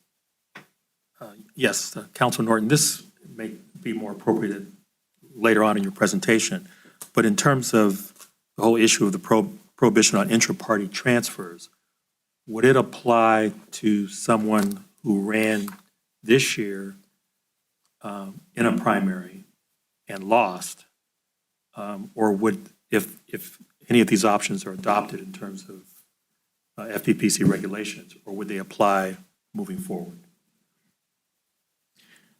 They would apply moving forward. I'm not.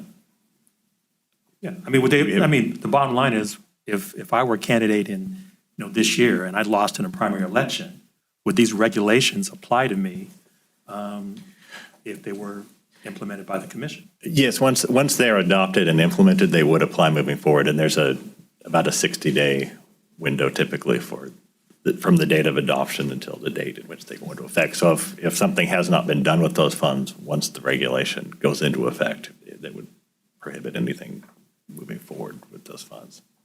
Okay. Now, just to put a finer point on it, I think that we've done this in the past. We do have the flexibility to fix a point certain in time in which this, if we were to adopt an approach, when that regulation would go into place, right? Yes. So we could, Yes. for example, if we were to adopt these, say they go into effect starting with the next election cycle, not to create uncertainty in a current ongoing election cycle. We could do that. Yes, that's correct. Yeah, all right. All right, any other questions on scenario one for Mr. Norton? Hearing and seeing none, go ahead and proceed.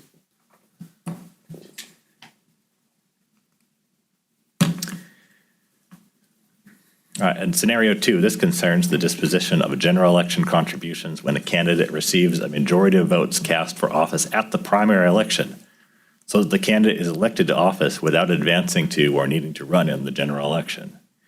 And this is the case for certain mostly local offices where a candidate who receives the majority of votes in a primary election wins election to the office outright.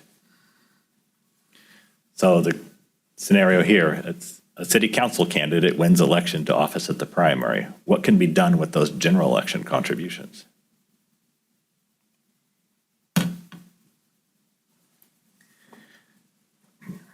So existing laws concerning the return of contributions, transfer of contributions, and carryover of contributions do not address circumstances where a candidate is elected to office by receiving a majority of votes in the primary without advancing to the general election.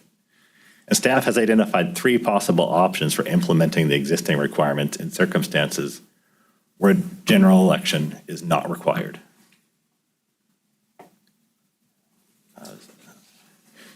And I would just want to point out before we begin that there are three statutes that could apply. In this case, it is entirely clear which one would. Therefore, we're giving the commission the opportunity to weigh in and make a policy call to help implement the contribution limit provisions of the Act, although not necessarily a specific provision.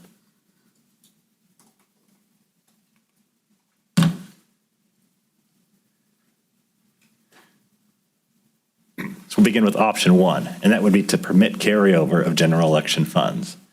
So under this option, when a candidate is elected to office without advancing to the general election, funds raised for the general election may be transferred without attribution to a committee for subsequent election to the same office.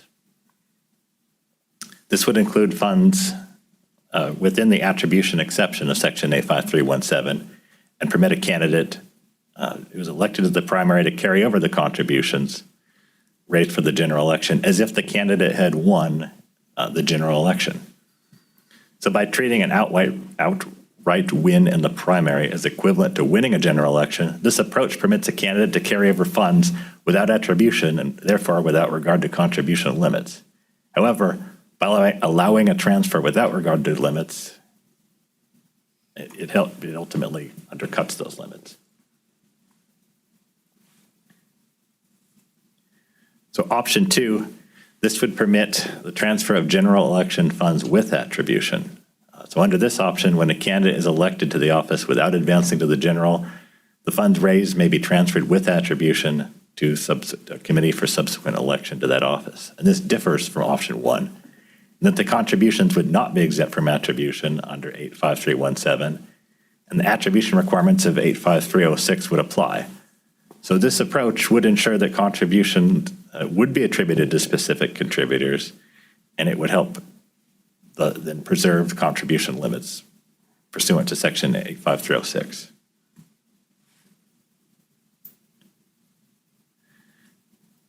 Then under option three, that would require return of general election contributions to contributors. So under this option, when a candidate is elected to office without advancing to the general election, the funds raised for the general must be returned pursuant to Section 85318. And this is consistent with other instances where a candidate raises funds for a general election but does not ultimately run in that election. Existing law does not allow candidates to keep leftover money when a candidate does not run in or withdraws from a general election. So this approach is consistent with 85318, requiring the return of contributions received for general election where a candidate does not participate as the result of having been elected in the primary. We think that this approach would also take into account the intent of contributors who are making these contributions.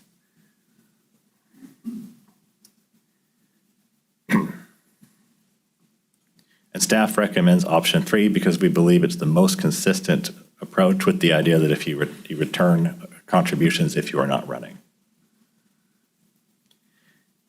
And with that, are there any questions at this time? Let's have a few questions just to clarify the law in my own mind, because I also have read this 100 times and I still get tripped up on it. So and thank you, Mr. Norton. You're doing a great job trying to walk us through this. So just please bear with me. Under existing law, if I'm a candidate, I have raised money for both the primary and the general. I win the primary. I go on and I win the general. But I have leftover money from contributions from both the primary and the general. As I understand it, is it correct that I can transfer that money to a committee for purposes of reelection to that same office without attribution? Yeah, and that gets into the transfer for the subsequent election or carryover for subsequent elections. So you're allowed, and that's fairly limited, and we look at that as from the primary to the general or from the general then to the next election for that office. But is what I said correct? Or oh, yes, what you said is correct, yes. Okay, thank you. I appreciate it. Now, suppose I'm a candidate, I'm running for office, I've raised money for both the primary and the general. For whatever reason, I do so well that I win outright in the primary and there is no general election. Under option 3, I would have to give back and refund all of the general election contributions I raised, correct? Yes, that's correct. But if I hadn't done so well in the primary and I had to go to a general and I still won, then I could carry over those funds. Is that correct? Yes. Okay. All right. I just wanted to, I'm not giving a value judgment to that. I just want to make sure I understand that in my mind. I will just say, I think for my piece, I think it's important. We received a comment letter from the legislature, and it's my understanding from that comment letter that they have actually introduced legislation, which is now pending, which would resolve at least the issue we're having with scenario 1, where we have what we believe to be somewhat ambiguous statute, and we have advised 2 different ways on it. And the legislature has indicated that they are prepared to move forward with a proposed amendment to the act to resolve that ambiguity. I think, in my mind, rather than have Mr. Norton, do all of this work, and then if they were to make a different choice than we made today, all the work you did is going to be undone and superseded down the line. So it seems to me that at this point, the prudent approach for this commission may be to postpone further consideration on this rate package until September. That will allow us to know whether the bill is moving, which I think there's an August deadline for that to happen. We can engage with the legislature in the interim and see whether, because I know scenario 2 and the scenario where you win outright in the primary doesn't seem to be addressed in the current bill language. That's correct. So we can engage, try and have them solve both of those ambiguities for us, and then regulate consistent with the legislature's choice, as opposed to today trying to get ahead of them and potentially having what we do today superseded. So that's my 2 cents on maybe where we are today, but I open it up to my colleagues. Let's say Commissioner Ortiz had her hand. Thank you. As I said earlier, I read and read and read and round and round. What is it that we're trying to do with this? Let me add more. The contributions were reported, whether general or primary, are reported in the campaign reports. Correct. So what is it that we're trying to do? They were reported, and the contribution limits applies to the primary and to the general. So I'm trying to figure out, and you did an amazing thing and all this terminology and everything. What is it that we're trying to do here? Well, that today it's the opportunity for the commission to basically weigh in and make a policy call on these I would say, sort of loopholes that it's not clear. And that's going back to scenario one with we have two letters because it's not really clear exactly what withdrawal from the primary means because it's not laid out in statute. So certainly No, I understand what you want us to do, but in the general, what is the goal? Is it transparency of what? Yes. I think there's a couple of goals in mind. There is some transparency because, yes, the money has been disclosed because it's properly disclosed. But let's going back to the first scenario where you have a candidate who would like to withdraw from the primary election for one office and then would like to basically move that money to election to a different office. So I think there's some policy issues involved there as whether we allow it or prohibit it. It's the commission's net would have the opportunity to weigh in and say, we think that's fine if you basically carry over the money, and we like the approach in Brown, or they might opt for the approach in Kaufman and say, wait a minute, this money was raised for one election to one office. We think contributors may have given this money for election to that office with the intent that this person is their candidate of choice for that office. But if this person chooses to run for a different office, we think that is a situation where we would not want the money to be carried over and we'd want it to be returned. So I think it's bigger policy issues beyond just the transparency since it's disclosed. Although I would point out that when we have situations of carryover without attribution, there's disclosure from the initial time the contribution was made, but once the money is carried over with attribution, it's just sort of transferred, and we don't always have that information available, particularly if it's from one office to another. You'd have to look back on prior campaign statements to see, okay, where did this come from? Because it shows up as a transfer originating from the other committee when it's carried over without attribution. Yeah, and just to jump in here just quickly, and attribution is important to Commissioner Ortiz's question of like, why do we care about this? Attribution is important because it helps us ensure that contribution limits are not being violated, correct? Exactly, yes, it does. So rather than just showing, oh, there was a lump of money that came in from this committee, it's this whole sum in its entirety. You would actually have a list of, this person gave this much, this person gave this much. So you would have that transparency to see that those contribution limits aren't being violated. Okay, thank you. Commissioner, you want to go next? Vice Chair. All right. Thank you. Commissioner. On the, what are we getting to?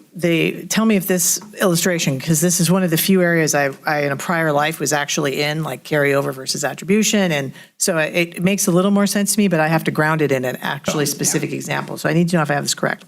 If, for example, a county supervisor, say in Alameda County, the maximum contribution is $20,000. You can give 20 in the primary and 20 again in the general to that candidate. If the person wins the general, let's just say the person had to go on to the general, and they want to run again 4 years later, and for the same next immediate election cycle, they can carry over the funds in a lump sum. They're not identified, this amount came from so-and-so, this amount came from so-and-so, which means when they raise money for that next election, they can go back to the person who gave them $20,000 for the general and ask for another $20,000 because it's for another year. If they had to do attribution at some point, let's say so-and-so gave me this amount of money, that person may have maxed out so that the new committee, they can't give more money to. Is that correct? That is correct. Okay.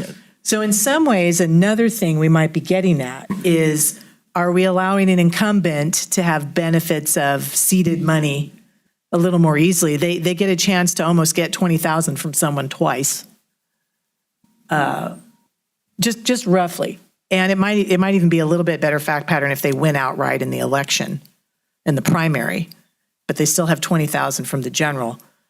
Now they get to carry that over to their new open committee for the next time. And because they didn't have to attribute it to a specific donor, somebody who gave them $20,000 for a general they didn't have to run can now give $20,000 again for the next election cycle. So it's kind of, if it's a way for someone to get $20,000 almost twice. Is that roughly accurate? I think it makes a difference if they win outright in the primary, but. That is correct. And of course, the candidates know who's likely to contribute. So of course, if you don't have to attribute, you know that, well, I can go probably go back to this person who was enthusiastic the first time around and ask for money again. And I think the issue with not running in the general, we almost entertain this legal fiction. Well, you won in the primary, so it's kind of like running in the general, but since you didn't run in the general, in that situation, those candidates would pretty much have their entire war chest ready to go. It's not really leftover funds because there was no general, so none of those funds are really expended. One way of looking at it, ultimately, carryover can have that effect. So what we're really deciding is when do we want carryover? When should carryover be applicable? At least this is how I'm just sharing with my colleagues. This is how I framed it in my mind. I may not be coming out the same place you are on, is that good or bad or otherwise. To the chair's point, if I may, on timing. I agree, certainly with respect to the whole Brown-Kaufman advice letter, scenario one, that if the legislature is telling us we want to take care of this term, we have a path that we want to see happen. I don't think we're in a turf war here. That's not what we should feel. It should be what's the most efficient use of government energy. And we know by August 30th, at the latest, if their bill is dead or alive. It could die before then, but you never know. They get resurrected in the last 72 hours.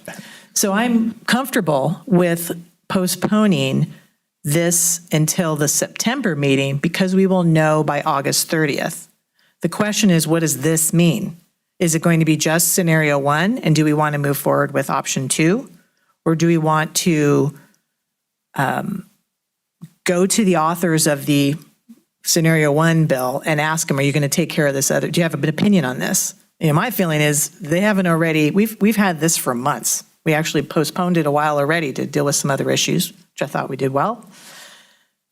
If they cared about this, they might have already thrown this issue, scenario two, in. And I'm not super inclined to ask them to make scenario two even more complicated. You've done great work on it. I have an opinion about what we should do. So I'm open to colleagues' thoughts on whether we move forward with scenario two, or if we can even do that today if we're splitting one, we're postponing one and the other, because they may be so intermingled.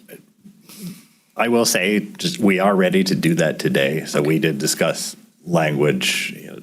They're two separate regulations, so it would be possible to do what you're suggesting if that's the commission's choice. I'm inviting colleagues' thoughts on that, recognizing we want to be efficient with the use of your time.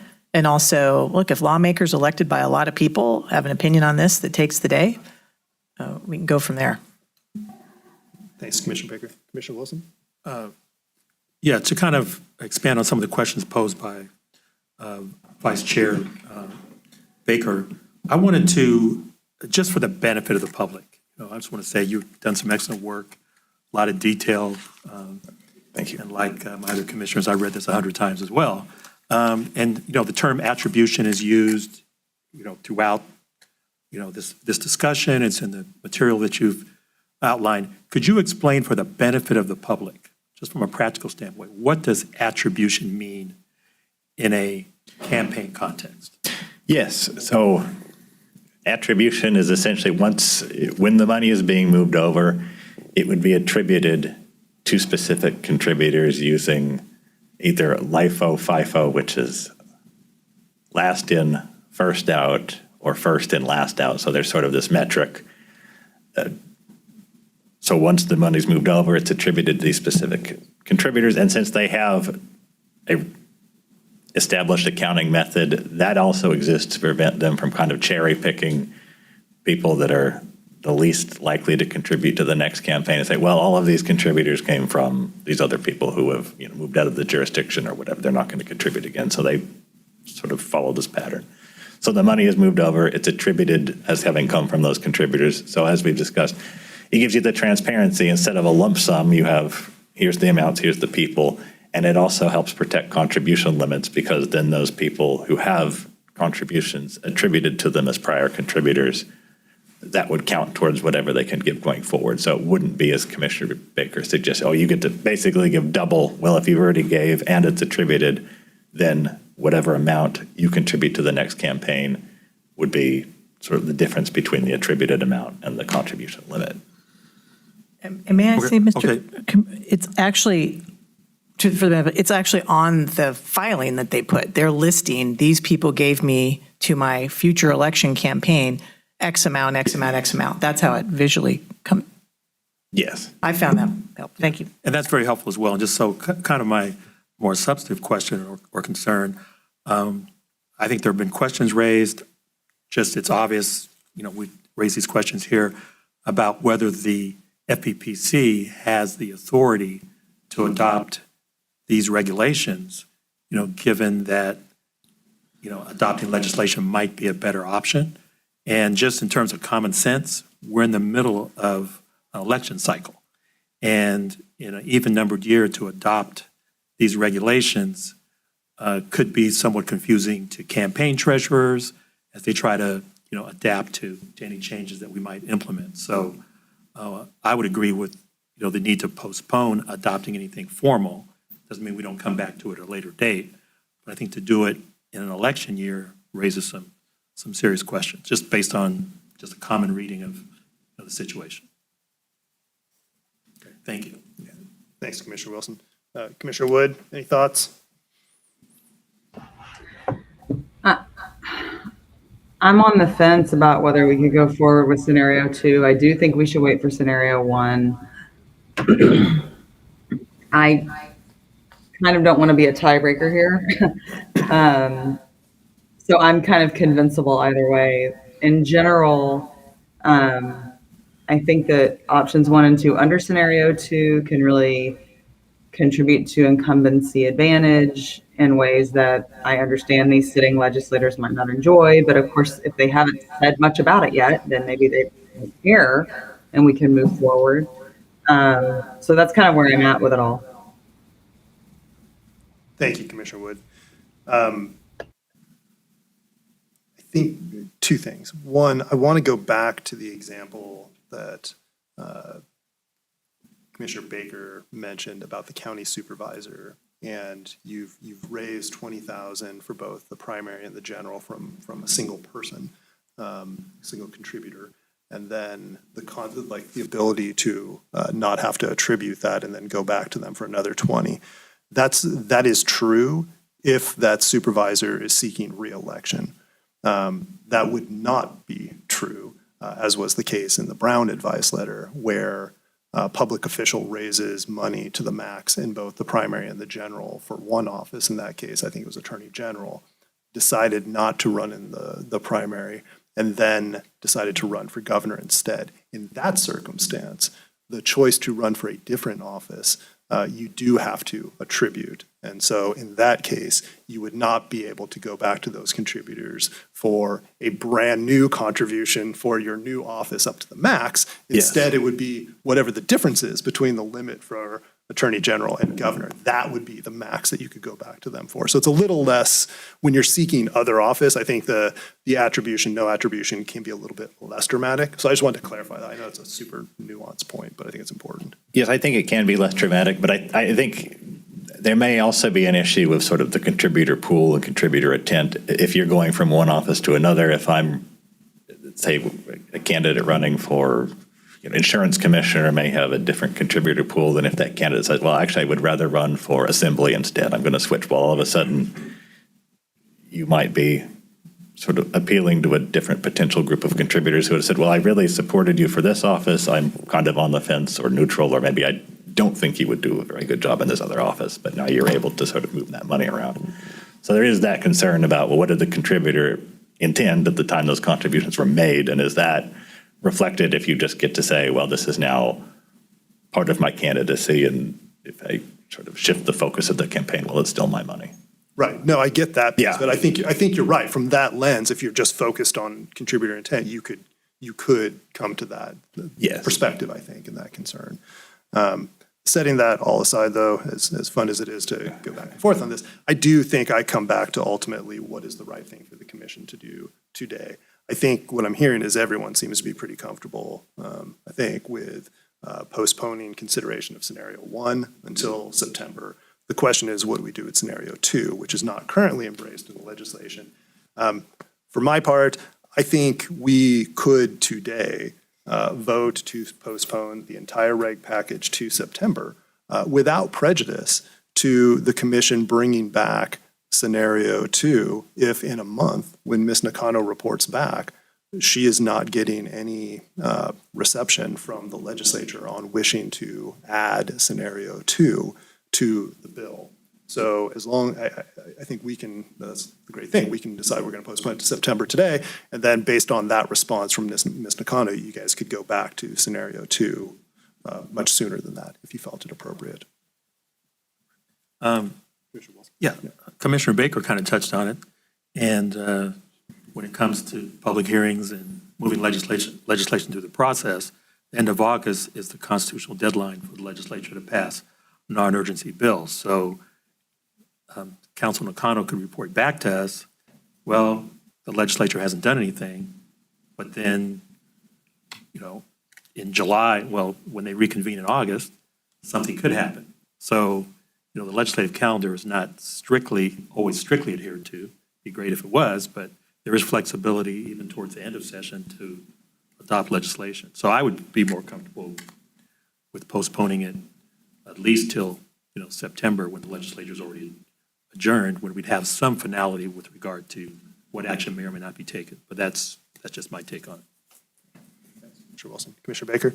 Thank you. It's well said, Commissioner Wilson. I think I may be falling in the other path of, on this second issue, if they come back and they give us clear instruction, we don't, you guys work that out. That's not our issue. I think we could be prepared to just act in April, maybe May. But in April, Law and Policy could take this up and have an update, and otherwise, if we took action earlier in the cycle and they don't like what we do, they have time to change it because they can do all kinds of amending to this bill. But I would be hesitant to, I personally would rather have it come back at least to Law and Policy where we get an update from Chief Counsel Nakano on it, so that if they're not showing sufficient interest or dragging their feet, we can press on. But I'm also flexible. All right. All right, Mr. Bainbridge, I have a question for you. If today the commission says we're postponing this entire package until September, and later in the meeting, hypothetically, we have a conversation with Ms. Nakano, and we ask her to reach out to the legislature on scenario 2. And she does that, and she reports back next month that they've said we have no intention to touch scenario 2 at any point. And that's the information the commission has next month. Could the commission next month say, well, we want Mr. Norton to come back on scenario 2 sooner than September? Yes, we could bring it back just on normal notice for a meeting. It's already been noticed with OAL for adoption, so it can be out. It's noticed as today or a later date, so we could bring it back. I would just note, if I can, we brought these two scenarios last year intentionally because it wasn't an election year, to Mr. Wilson's point, and Commissioner Wilson, and it came, got pushed for multiple reasons to this year. So we were trying to not do this in an election year. The reason we originally brought these is they were two scenarios where we had seen that we were having trouble giving advice on, and we thought the commission should weigh in because we thought there was advice. Obviously, we've given opposing advice in the past, and on this second issue, there were multiple interpretations that could be made. So doing nothing at this point doesn't help that position. Now, it's only a few months. These have been issues for a long time. I recognize all of that. And we just had the primary election take place. So those people that won in the primary election may be contacting us soon to ask what they can do. So my preference would be for the commission to take action on both. Sounds like I'm not going to get that. But I think it would be better for the public and for selfishly those of us who have to advise on these issues for the commission to weigh in on the one soon, because we do have people who I assume won in the general or in the primary election and may have this issue coming up. So that would be my request, if you obviously don't have to go along with it, but I would just point out that that's why we're here, because we have these questions that we were looking for some commission interpretation on. Yeah. Thanks, Mr. Bainbridge. Can you just clarify for the record, what is the advice? Let's say I won outright in the primary back in earlier this month, and I ask, what can I do with these general election funds? What is what is the advice that we give? Like, what would be the status quo if the commission doesn't take action today? What would we be telling people? Yeah, our status quo would be that you can carry over the contributions as if you had won. Because we feel like we don't really have the authority to offer a more restrictive interpretation since there isn't any clear statutory authority on that. So the people that won outright in the primary, who have raised general election money and don't have to run the primary, if they open up a committee for election to that same office, they would not have to attribute the general election contributions they received. Is that right? Yes. All right. But if somebody wanted to take those funds and transfer it to a committee formed for the purpose of seeking election to another office, they would have to attribute. Is that right? Yes. Okay.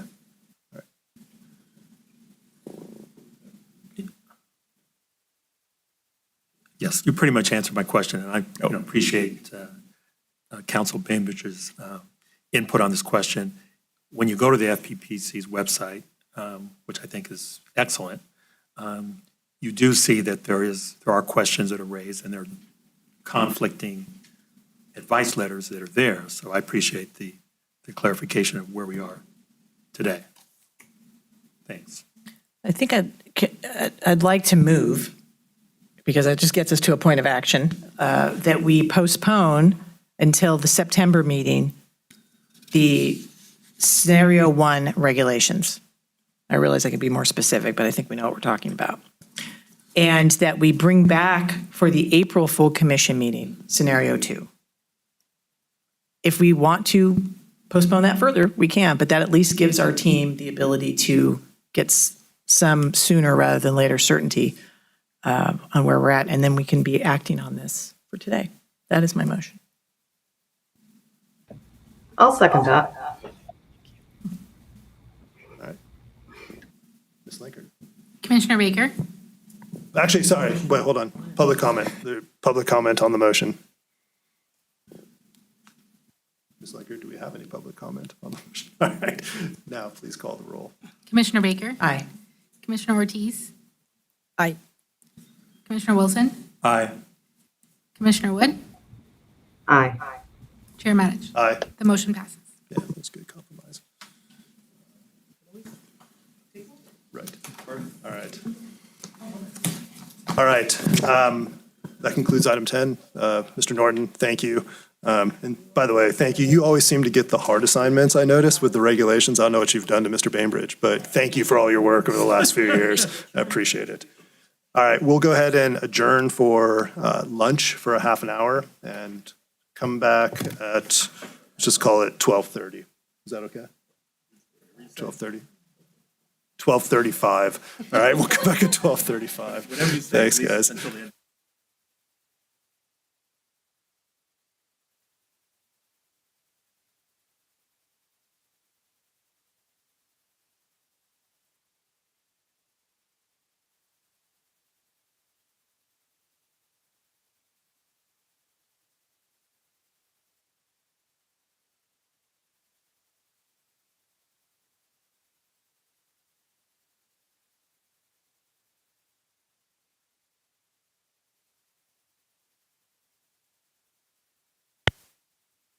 Welcome to AT&T's teleconference service. Please enter your access code, followed by the pound sign.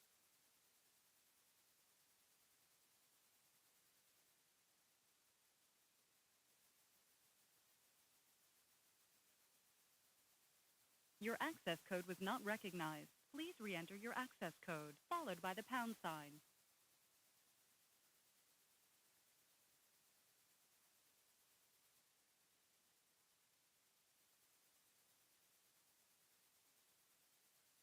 To join the conference as the host, press star. Otherwise, press pound. Please enter your host password, followed by pound.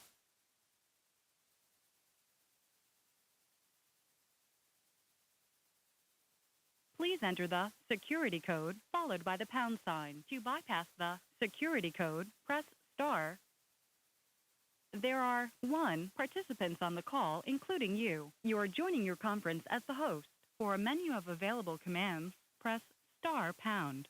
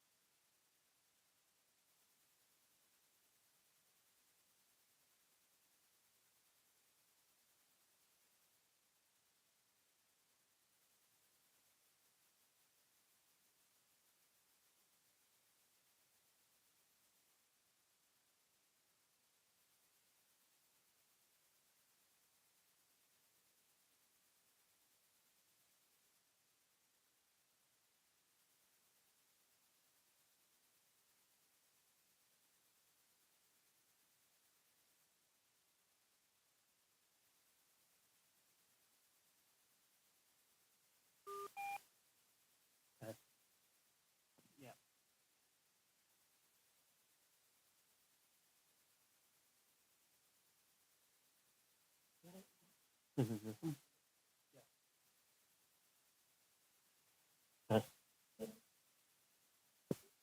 have here.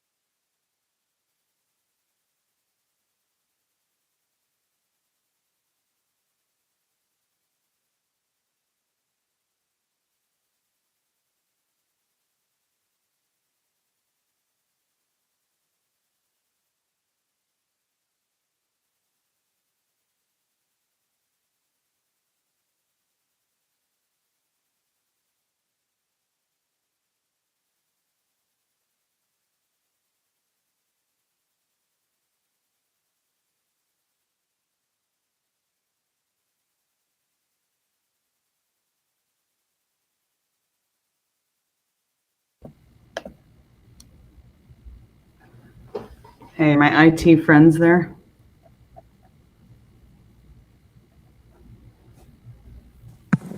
Hi, Commissioner Wood. Hi. 1 second.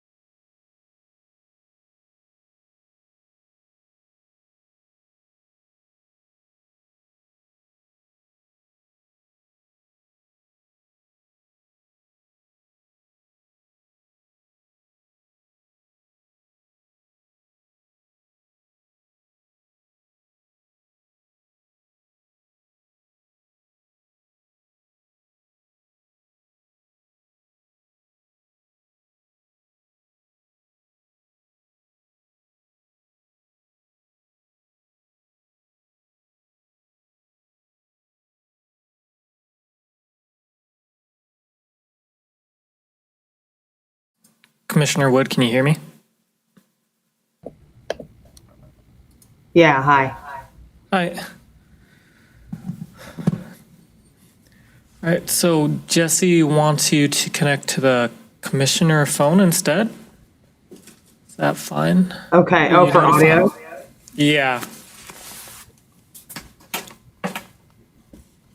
Okay. Did he send the phone number somewhere? I'm not in my email. Let me get him. If not, I'll forward you the phone number. Yeah, I need it. Okay.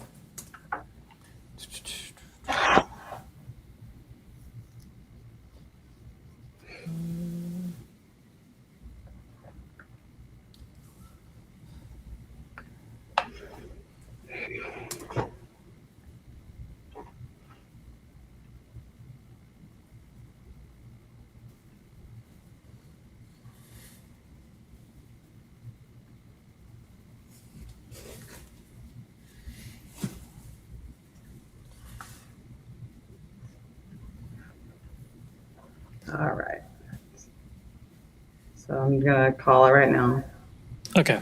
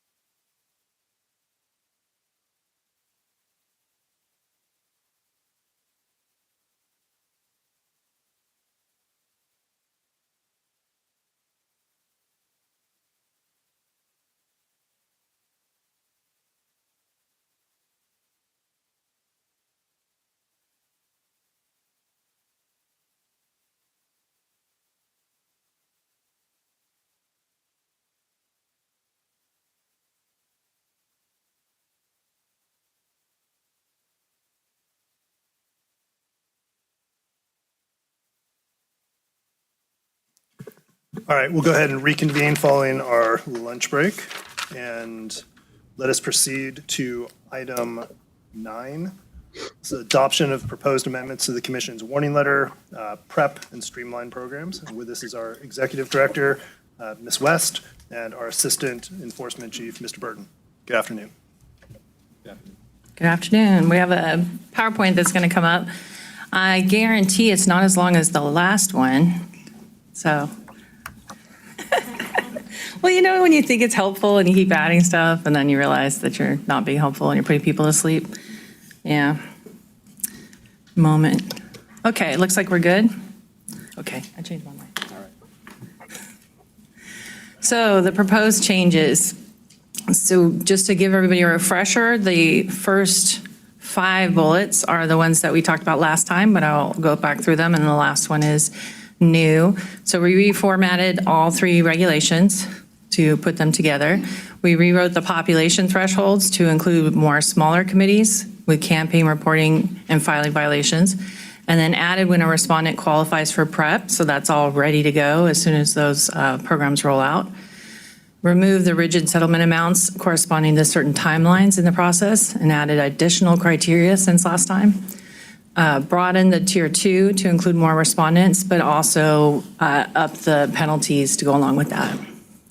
We added definitions for state and city and county committees to promote clarity after the discussion last 5 months ago, whenever we were here last.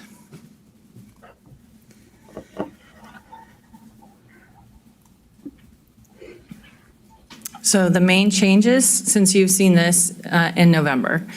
So the factors after the discussion we had and Commissioner Baker's points about the factors for applying the ranges and the penalties, we added to the bottom factor, the level of cooperation during investigation and in reaching settlement. So we specifically said during investigation and in reaching settlement to be clear that we're talking about the cooperation throughout.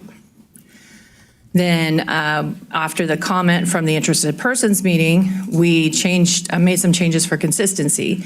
So we took a lot of the exclusions and looked to see if we could change them to inclusions to make it more of a inclusion forward regulation to talk about what is in there as opposed to what can't be in there. So we ended up changing 10 of those. So now it reads a lot clearer.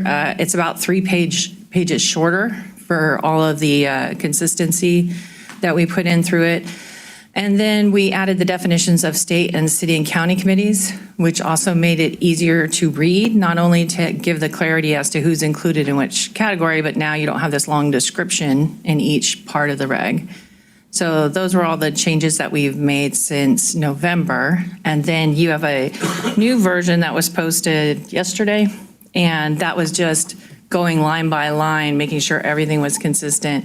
We found a couple typos, and then also we found a couple ranges where the number that connected the 2 ranges didn't get included in either range. So we just made those changes, and that's what you see in the highlighted version that's also posted on the website. So today I'm just going to go through hypotheticals for the 3 new categories. Go ahead. And then this is just a quick recap of the current rules. So just remember, as we talk about these hypotheticals and all of these categories, keep in mind that there's exclusions for all of the categories. So if there's evidence of intent to conceal or violate the act, then those are automatically mainlined. So those don't go into any of these. If you present the FPPC with false or altered evidence, you're out. You made false statements to the FPPC regarding material facts, you're out. There's intentional interference with witnesses. That's another thing that it puts you into a main line or going to a hearing. Extent and gravity of the public harm in the aggregate is more than minimal. So remember, for all of these programs, we're trying to keep the lesser offenses into these programs to be handled expeditiously. And then the things that are more of the public harm and more of the intentional violations, those are the ones that come in before the commission with the full descriptions. And then you have other violations under review for prosecution that don't qualify. So those are those stipulations you see where either they've been used as aggravating factors or they're charged at a lesser amount, because normally those would be in streamline, but they aren't because of the mainline. Sometimes the mainline violation supersedes so much that those are just used as the aggravating factors to show you that there was a full story. That was a commission change quite a few years ago where the commission said, we want to know the full story. We don't want you to handle things separately. We want you to put it all on the main line, and then that way we can see the entirety of the situation. So the other half of this slide is just to remember where we are in the steps of a case. So we get these complaints and referrals, we open a case, what are the possible outcomes? So you could get a no action letter. The enforcement division can find you did nothing wrong. There is no violation of the act. You can get an advisory letter where we think you need a little assistance on what the law is, but we're not saying you violated the act. You get a warning letter where we say you violated the act, but it doesn't rise to the level of a penalty. But we really want to put you on notice and we want it to be something on the record. You can get a prep referral, which is what we're outlining in these streamlined regs. So you can go into an education program in lieu of a fine. Tier 1 and Tier 2 streamline are the majority of these changes being presented to you, showing you what criteria to follow in order to figure out what penalty.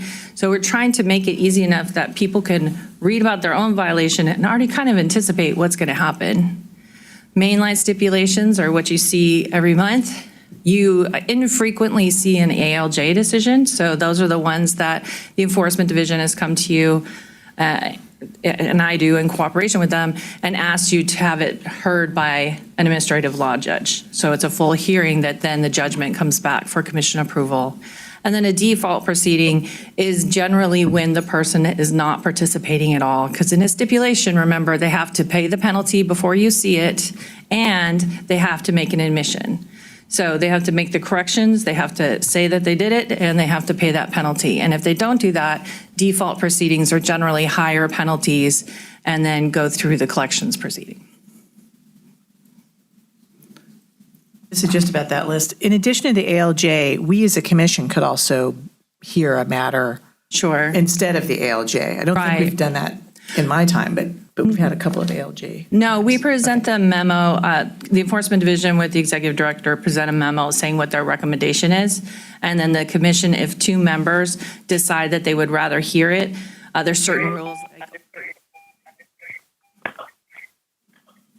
Apparently, there's robots. Sorry, that's me trying to get on to fix my sound. I'm sorry. That's okay. It was a good, comedy break for us. But so then what happens is 2 members have to say that they want to hear it themselves, and then all the commissioners have to be available because the majority have to be there every step of the way. And most commissions have thought that that is so much of a time commitment, and an ALJ has to preside over it at the same time. So the scheduling of it is very complicated. So most of those go through an ALJ, and the commission retains that power to approve it. Mm-hmm. Okay. So only, I think, 5 hypotheticals this time. I know you guys are going to feel slighted since we did like a million last time, but hypothetical 1, a candidate for assembly received a contribution of $500 from a lobbyist registered to lobby the state legislature. It was outside the 90-day contribution reporting period. The limit, of course, for legislator or for lobbying, a person lobbying the legislature would be 0. And they both timely reported the contribution and they didn't return it within 14 days. This scenario is to address exactly what the commission asked for after a mainline stipulation. So the result would be that both the candidate and the lobbyist would qualify for PREP and Tier 1. And the penalty would range between $500 to $1,000 per contribution over the limit. Of course, it would depend on those factors, and you'll see those on almost every slide, just to remind you what the factors are to have that between $500 and $1,000 in $100 increments. So I would note that if this was $1 more, it would go into Tier 2, because over $500 over the limit, 501, would be in the Tier 2 program, and that's capped at 1,000. Okay, so then the next hypothetical, does anybody have a question on hypothetical 1? Okay. So this is This is more of a technical question. The decision on whether the item stays in the prep program or moves out, is that made by you and the general counsel, or what's the process for making that determination? It's actually by the factors in the regulation. So, sure. Yeah, and so then if the enforcement chief feels that there is too much public harm, they won't refer it to prep if there's other things they found or there's other items. But generally, what we're trying to do is solidify the factors, so it's not really a judgment call. Gotcha. So if it's $501, it's out of prep, it doesn't Sorry, Charlie. matter what the circumstances are. Okay, thank you. So hypothetical 2 is a candidate for Attorney General. They received a contribution of $15,000 for the general election where the limit was $9,100.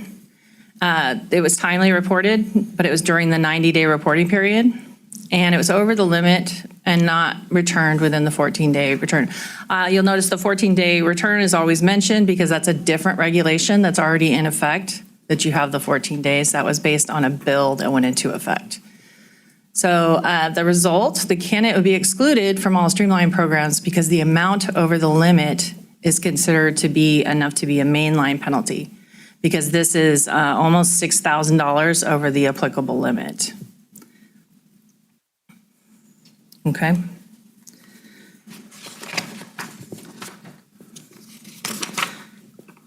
Okay. 84308. Put your memory caps on. We're back to 84308. So a contribution of $500 was made to an officer of an agency, and that officer disclosed it untimely, but before the decision was rendered. The contribution was returned within 30 days. So this officer would qualify for prep in Tier 1. You see how it says consideration, Commissioner Wilson? Because then that's when they consider if there's other factors that make it disqualified.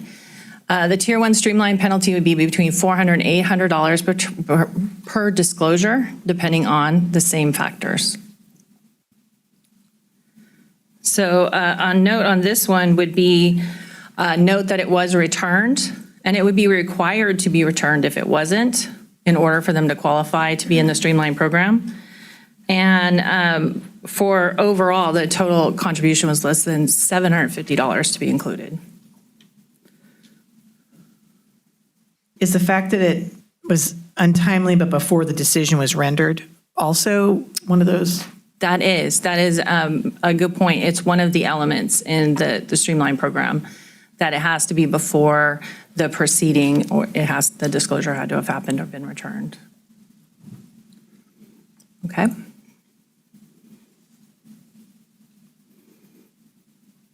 Hypothetical 4, contribution of $1,200 was made to the officer of an agency, and that officer disclosed it untimely but before the decision, and the contribution was returned. So this is different because of the amount, because for Tier 2 consideration, the penalty would be between $1,000 and $1,400, because this is such a higher amount above the $250. And less than $1,250 is for the total contribution, you can still be in Tier 2. But so for these $250 contributions, over $1,250, you would then go into mainline. Okay. Recurring contributions. So a committee sent a recurring contribution solicitation, which was required to obtain affirmative consent. But the first solicitation didn't have it, but the remaining ones did. The amount from that source totaled $4,000. So this would be a Tier 1 recommendation, because since most of the majority of the solicitations had the required information, the aggregate amount from that source didn't exceed $10,000. So the amount unlawfully obtained would be returned, and the proposed penalty would be $400 to $800 per contribution, or in the aggregate, depending on the circumstances. Okay, I think that's the last slide. Less painful than last time. So I would make the point that with any time the Streamline program is changed, the plan for implementation is always in the respondent's favor. So basically, during the time between now and when these go into effect, the cases will be looked at not only for the current rules, but also the proposed rules that will go into place. And then whichever is more favorable to the respondents will be the law that's applied. So they get a little transition bonus. Thank you. Thank you, Ms. West. Appreciate that. Later today, I think Ms. Nakano may be briefing us on some proposed legislation that may affect 84308. And as of today, I think it makes sense having the different thresholds for 84308 that you're talking about. Some of the proposed laws would contemplate raising the contribution limit from 250 to something much higher. And in your hypo, for example, since the contribution was 1,200, I think, that was considered way over the limit. If that bill passed, I presume that you would then bring conforming amendments back to the commission on this regulation that would track any changes to the contribution limits under 84308, if that were to happen. Yes, hopefully that would just be a cleanup regulation that they could do at the end of the year. Okay, all right. They, not me. Well, let me just say, for my part, I know you, Mr. Burton both, and our staff have worked incredibly hard on this reg package. I think it addresses some of the concerns and the questions the commission had previously. I think it correctly accounts for some of the public feedback we heard at the interested persons meeting, which we were appreciative of receiving.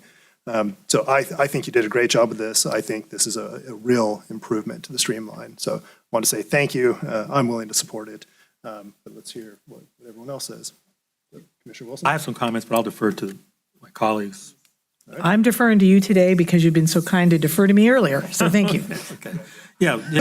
So I just want to commend, you and the team for putting together, this information, but also just to highlight the fact that information that you've posted on the website for the benefit of the public is very informative. I like, the analogy where it says that the prep program is similar to traffic school.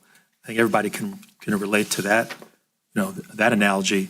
And then you may want to elaborate on this, but it's also my understanding that respondents who successfully complete prep will have their enforcement case closed with no action closure letter.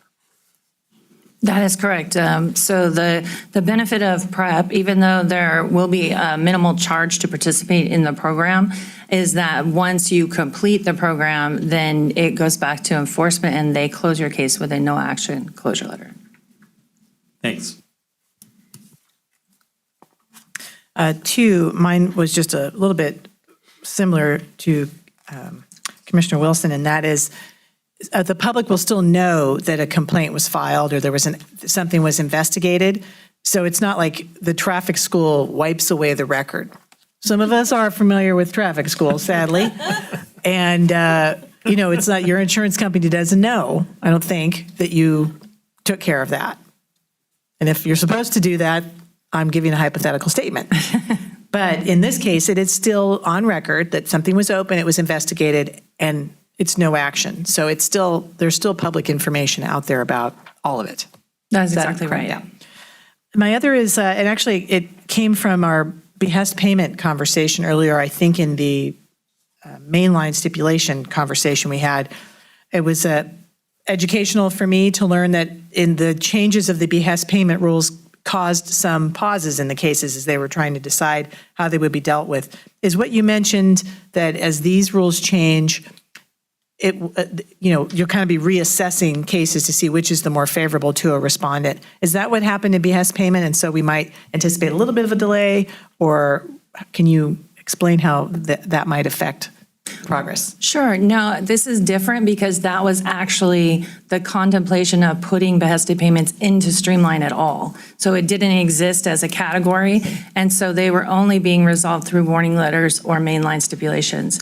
And so we saw that hole, and in the last iteration, January 2021, we filled that hole by adding Behested payments. So those cases were held in order to make sure if there was a better resolution through Streamline, that that was available for those respondents. Okay. So I don't anticipate that for any of these changes, unless there's maybe a recurring contribution or a 4308 case waiting. But since those are new laws, I don't think there'd be a long delay. Thank you. Thank you for the thoroughness. We did work out so many of the kinks in pre-notice, so there's a benefit to that. And appreciate you incorporating all the feedback. It wasn't easy to do. Any other commissioner questions or comments for Ms. West? It's part of, I've been around for too long, so I'm still trying to understand. That's what I asked somebody about, what is the goal? For a prep to be receiving a prep kind of penalty or whatever, if you're no longer an elected official, what is the prep going to do for that? So for, let's say you had a campaign violation and you lost, you aren't disallowed from being in an education program just because you lost. You still can get educated about the rules in case you run again. So the benefit is that you are going to get educated and probably not make the same mistakes the next time you take a stab at it. Yeah, okay, great, thank you. Thanks, Commissioner Ortiz. Commissioner Wood, any questions, comments on this item? Just thank you for all your hard work. All right. All right. Well, I would move approval of the adoption of the regulations in item 9. Do I have a second? I have a second. Any public comment on item 9? All right, let's proceed with public comment for item 9. Yes. Hi, Jay Carson, partner at Nielsen Muxmer. You guys hear me okay? Yes, we can. Good afternoon. Thanks for hearing these. I just wanted to add a quick comment, both as an attorney and also as chair of the California Political Attorneys Association Enforcement Committee. Just really wanted to thank staff for the work on these regulations, incorporating our recommendations from the IP meeting to simplify the inclusion and the exclusion requirements. As the executive director said, I think that saved us all a few pages and some additional reading, so very much appreciate incorporating those changes.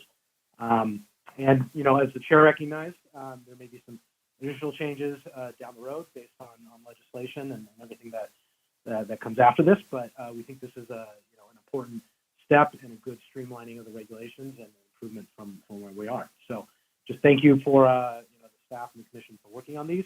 And I'd also like to extend CPA's thanks to the chair for his service, and we wish you the best moving forward. Thank you very much, Mr. Carson. Appreciate it. Do we have any other public comment on this item? Hearing and seeing none, we have a motion. Ms. Linker? Commissioner Baker? Here. Yes, aye. Commissioner Ortiz? Yes. Commissioner Wilson? Aye. Commissioner Wood? Aye.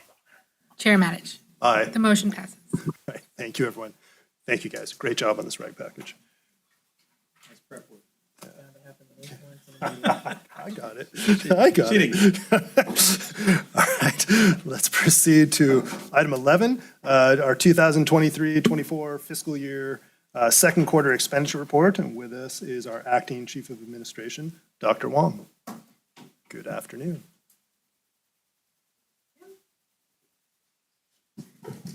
Good afternoon, Chair and the Commission. This is Dr. Wang, Acting Chief of Admin. I will submit the report as it is. I'm happy to answer all the questions you may have. Thank you. Does anyone have any questions on the second quarter expenditure report?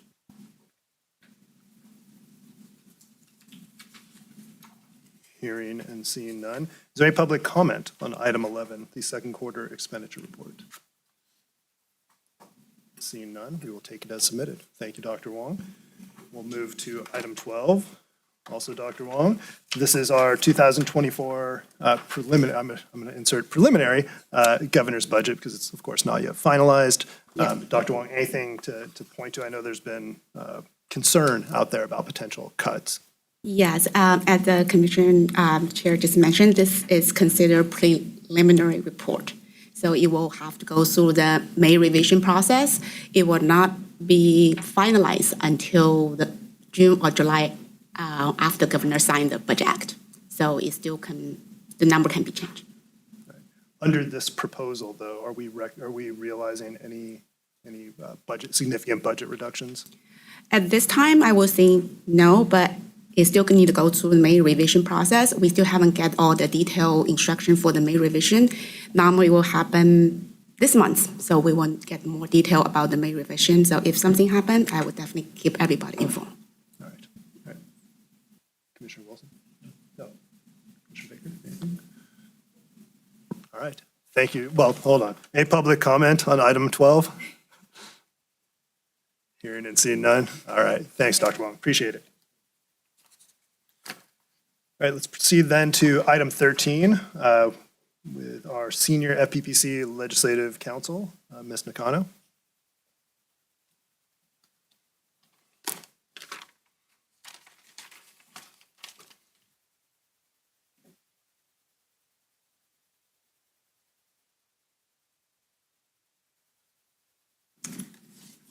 Good afternoon, Mr. Chair, Commissioners.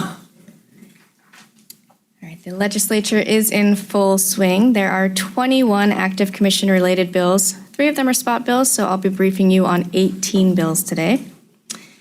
Before I start bill updates, I'd like to note 2 things. First, the written report highlights committee membership changes in the Senate that occurred after the recent leadership change.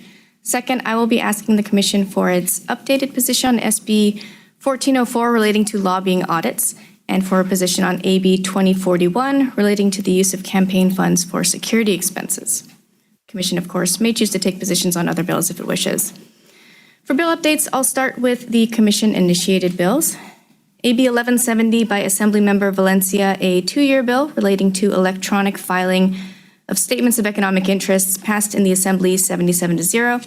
We are continuing to engage stakeholders to ensure that the bill, to ensure smooth implementation if the bill passes. AB 2001 was introduced by Assemblymember Gallagher. The bill includes several of the Commission's minor and cleanup change proposals. Specifically, the bill would make clarifications and provide clear direction to local government agencies regarding their existing duty to post on their websites all of the campaign statements and reports filed with that agency in paper form. Bill would also make conforming changes to a section relating to advertisement disclosures that was inadvertently left out of a prior bill. It would correct a cross-reference that was incorrectly cited in a prior bill and would make other additional non-substantive cleanup changes. The bill was heard in the Assembly Elections Committee yesterday and passed unanimously on consent. AB 2631 was introduced by Assemblymember Mike Fong. The bill would make the FPPC's online local agency ethics training program a permanent program in statute. That bill was also heard in the Assembly Elections Committee yesterday and also passed unanimously on consent. AB 3008 was introduced by Assemblymembers Ramos and Garcia. The bill would amend the government income exception for purposes of the conflict of interest provisions in the Political Reform Act to include an exemption for salary and reimbursement for expenses or per diem, Social Security, disability, or other similar benefit payments received from a tribal government agency. When the Commission discussed this proposal previously, the contemplated proposal would have included only salary and benefits from a tribal government to a tribal government employee, for example, like a tribal judge. The author has expressed interest that the exception would also cover other non-employment benefit payments to tribal members. FPPC staff, as well as Commissioner Baker, met with Assemblymember Ramos' staff and an attorney and representative for the Pechanga Band of Indians to get further information about the potential scope of the bill. In that conversation, the discussed amendments would include 2 general kinds of payments. The first would be salary and other employment benefits received by a tribal government employee, and the second would be per capita and other benefit payments paid by tribal governments to their members. The author's office is working on amendments to effectuate those changes, but the amendments are not yet in print. The proposed scope of the bill is different than what the Commission previously discussed, and the Commission currently has no position on the broader proposal. I'll pause here for questions and discussion. Questions or comments from other commissioners? Commissioner Baker? Thank you. Just on this immediate bill, there wasn't an agreement that those two categories would be exempt. It's that they're going to be drafting, this is just putting a little finer point on that, they're going to be drafting a proposal for that to us, and it does change the scope quite a bit. So I think we'll probably, hopefully, Law and Policy in April, we will be able to have much more detail by then. There's some legislative deadlines that are going to happen between now and then. I just wanted to add that and thank the team for having that additional meeting. Given that there's a transition about to happen, it was helpful to just have that direct contact with them, so appreciate it. Thanks, Commissioner Baker. Any other comments at this point? All right, go ahead, Mr. Kano. All right. SB 1027 was introduced by Senator Menjivar. The bill would require the Secretary of State to redact the bank account number and the names of persons authorized to obtain bank account records from the committee's statement of organization before providing the statement to the public. The bill would also authorize a committee to omit that same information from the copy of the statement filed to the local filing officer. SB 1027 was double referred to the Senate Elections Committee and the Senate Judiciary Committee. It was heard on Tuesday in the Senate Elections Committee and passed unanimously 7-0. SB 1404 was introduced by Senator Glazer. With one notable addition, the bill is the same as SB 569 from last year, which would have transferred the lobbying audit duty from the Franchise Tax Board to the Commission. This year's bill would also impose an additional annual fee on lobbyists. The fee would be deposited in a new fund, which would be continuously appropriated to the Commission for purposes of administering the new lobbying audit program. The amount of the fee would be set by the Commission in an amount to offset the costs of the audit program. The bill was referred to the Senate Elections Committee and will be heard on April 2nd. At the Commission's November meeting, the Commission voted to move forward and that's from my notes from Law and Policy. Okay, that's all for that one. However,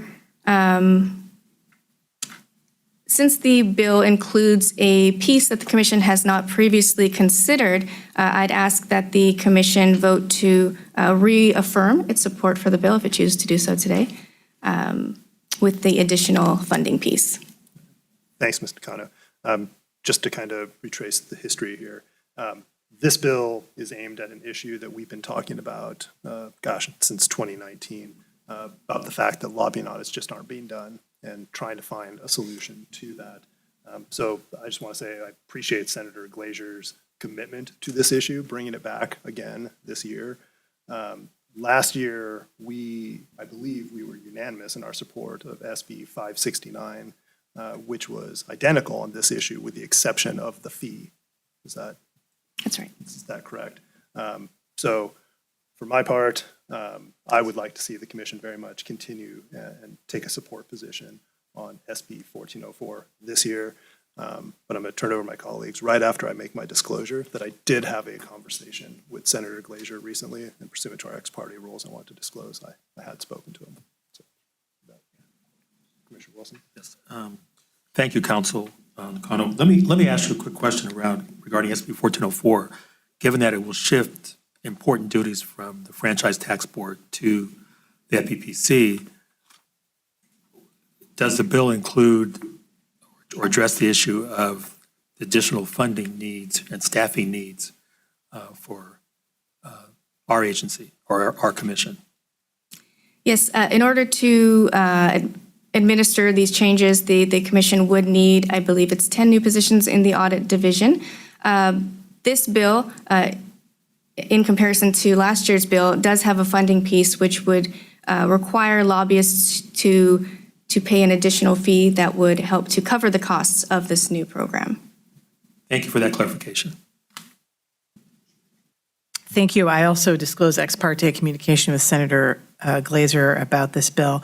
And I believe we should continue to support it. And I think there's a great advantage of the fee.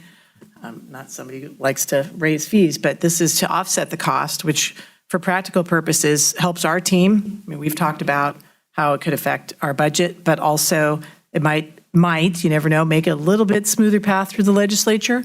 Bills can go to appropriations even and get stopped there, which I think is what happened last year, even if there's debate about how fiscal they are. But if I remember correctly, if this fee is in here and it adequately covers our anticipated costs, there's maybe a reduced chance that it would go from the policy committee to appropriations. You can tell me if I'm incorrect about that.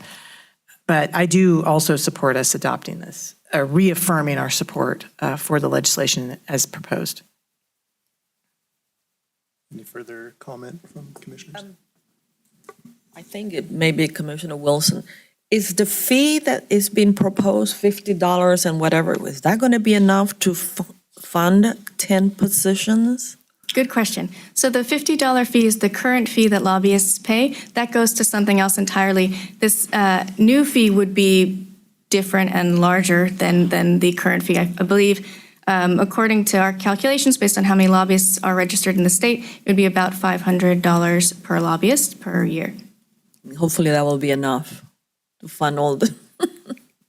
And Mr. Kano, on that point, I thought I heard somewhere, or read somewhere recently that amount, even $500, is still less than some other states charge for lobbying registration fees. Is that? I think that's right. I looked at a state list of what other states charge their lobbyists. It ranges quite a bit, but I saw amounts as high as $2,000. Right. Okay. All right. Any further discussion?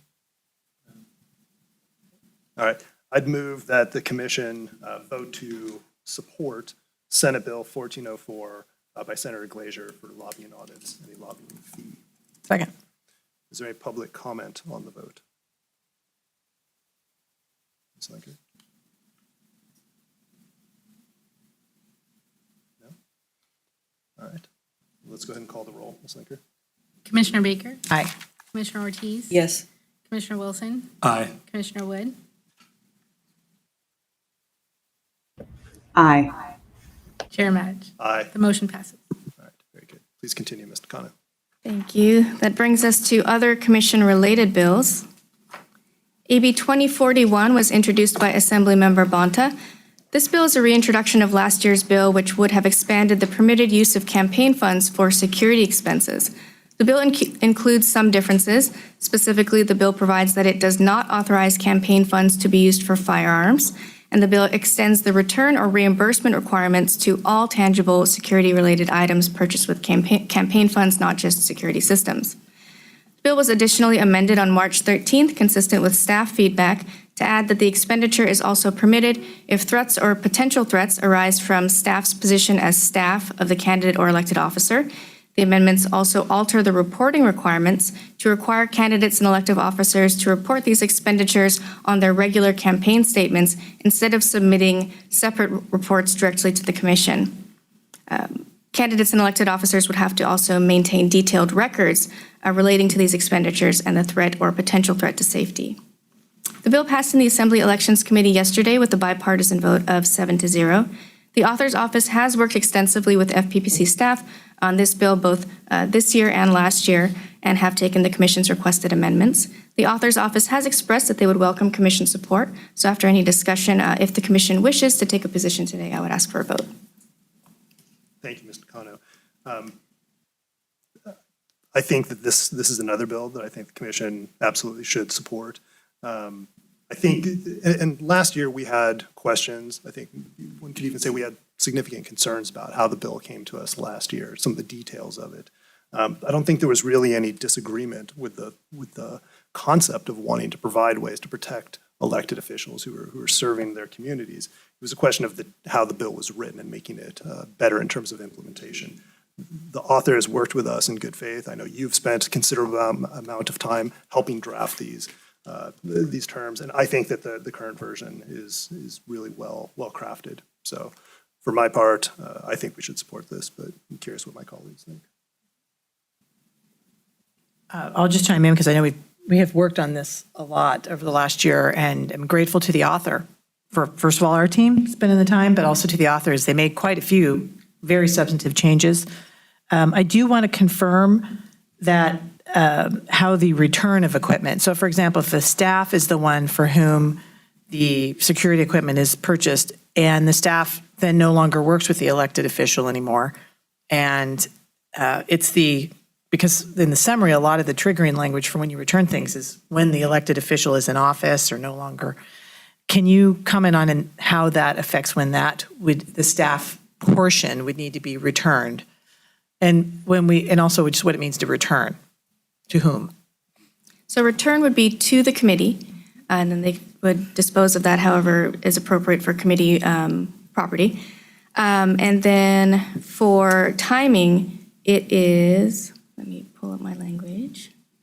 For the staff For staff. portion, yeah, thank you.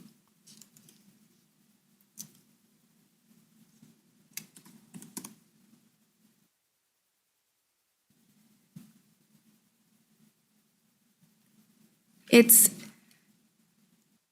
would still be based on when the candidate is no longer a candidate or the office holder is no longer in office. If the employee is, or the staff person is no longer with the office or with the candidate, working for the candidate, it would be the responsibility of the candidate or office holder to then reimburse the campaign fund for that property. Okay. That's one area to just, somebody can be in office for 12 years. Let's say it's a legislator and it's someone in their first year, maybe their first term that they helped to get security for, and then they're gone, and then they're not gone. That staff is gone, but the member isn't. I'd like to support this today, and I'm happy to do it in its current form, but we just still also might want to look if that is good. I'm trying to think of a legislator who's going to forget 12 years later, maybe 2 years later, and how we want to keep that from happening, that the return needs to happen, and that the burden is on the candidate to take responsibility for that. But I would like us to support this today as well, I know we can work that out. And if we can't, you can always bring it back to us, but given how much the author has worked with us and where they've gotten the bill. Thanks, Commissioner Baker. Commissioner Wilson? You could respond to me by saying, read the bill. But I do have the question of. I never would. In terms of when it talks about immediate family or staff, let's say you have a staff member who's working for an elected official, and they go off the payroll to work on a campaign. And then they return to, work as a legislative aide for that member in accordance with all the, applicable laws and so forth. But let's assume that campaign staffer is now working in the legislature, for example, but they're still getting threats. Would that in any way impact their ability to have, security? And those threats would be associated with their position with the prior. Right. The person making the threats is not distinguishing whether they're Right. legislative staff, campaign staff. They just continue to threaten that individual because they cross paths with them, let's say, working on a campaign. I think it might be a fact-specific inquiry. If what is it the same candidate that was running and the same candidate that's the legislator? Okay. Let's say a candidate runs for, let's say, even the city council. Well, let's say it could be the city council. And then they get elected. They're now working as a city council member, but their staff person also, who's legitimately on the council payroll, 3 months earlier worked as a campaign volunteer, let's say. I think they would still be eligible for. I don't need to take that much time. It was more of a, I Might have to think more about. Yeah, and I can go read the bill, hypothetical. literally, to see whether it applies. But that scenario could occur, for sure. I think I'd like to think more about the hypothetical. Absolutely. And I can. It's not a respond at the pressing next- question. The next commission meeting, if that's all right. That'd be fine. Thank you. Any other questions, comments for Ms. Nakano on this bill? All right, then I would make a motion that we also support Assembly Bill 2041 by Assemblymember Bonta regarding the use of campaign funds for security expenses. Second. All right, is there any public comment on that vote? No? All right, Ms. Linker, call the roll, please. Commissioner Baker, Aye. Commissioner Ortiz, Aye. Commissioner Wilson, Aye. Commissioner Wood, Aye. Chair Matich. Aye. The motion passes. Excellent, thank you. And again, just echoing Commissioner Baker, thank you to Assemblymember Bonta for her continued engagement with us on this issue. We appreciate it. Go ahead, Mr. Kano. Thank you. Okay, next is AB 2803. It was introduced by Assemblymember Valencia. This relates to the use of campaign funds for legal defense costs. For background, the Political Reform Act permits campaign funds to be used for legal defense costs if the litigation is directly related to a political, legislative, or governmental purpose. The act also permits candidates and elected officers to establish separate legal defense funds that are not subject to contribution limits. The bill would further limit the permitted use of campaign funds for these legal costs by prohibiting expenditure for attorney's fees, other legal defense costs, or any fine, penalty, judgment, or settlement relating to a conviction for a felony or offense that involves moral turpitude, dishonesty, or fraud. The Law and Policy Committee had several questions about this bill, including whether the bill will define moral turpitude, dishonesty, or fraud, whether the bill applies to convictions only or also settlements, what happens if there are multiple charges and only some of them involve moral turpitude, dishonesty, or fraud, and what the current law is with regard to audits of legal defense funds. We are working on potential solutions with the author's office for most of these questions. Conversations are ongoing, but I will answer today with the information I have. As for the definition, the author's office said they are considering a non-exhaustive list of the types of charges that would be excluded. If the list was non-exhaustive, it's possible the Commission would have to further interpret what crimes of moral turpitude, dishonesty, or fraud include, so we are seeking further clarity there. For convictions versus settlements, it's my understanding that the author wishes to prohibit use of funds for these types of crimes regardless of whether the trial concludes with this conviction or settlement. So we are also seeking to clarify the language there. Regarding multiple charges, the author would ideally like to exclude only those charges relating to moral turpitude, dishonesty, or fraud. And we're looking into whether that's feasible, how we might be able to accomplish that given the accounting challenges. Last, regarding audits, after consulting with Chief Shaw, the PRA does not provide for any regular audits of legal defense funds. Legal defense funds are only audited if they are tied to another committee that is currently being audited and there is a reason to audit them, such as in cases where transactions occurred in the legal defense fund but were related to another committee being audited. If there were transactions in the campaign committee being audited that might raise red flags, such as if legal fees were paid, or if there are other reasons, such as complaints filed regarding the legal defense fund or relevant media coverage regarding the candidate. The author's office has expressed they're open to feedback and suggestions from the Commission. Staff wanted to highlight the possibility of adding audit requirements for legal defense funds for the Commission's consideration. So I'll pause here for any discussion and questions. Thank you, Mr. Kano. I have a question for you.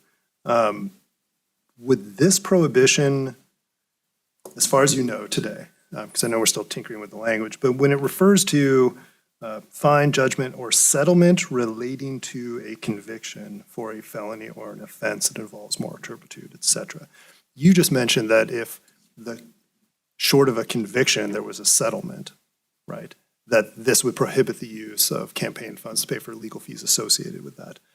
Suppose you had, and my question is really, does this apply in both a criminal and a civil setting? And the question is because, suppose you are convicted criminally of a crime involving moral turpitude, and then there is a subsequent civil action that arises out of that, that is settled instead of going all the way to trial.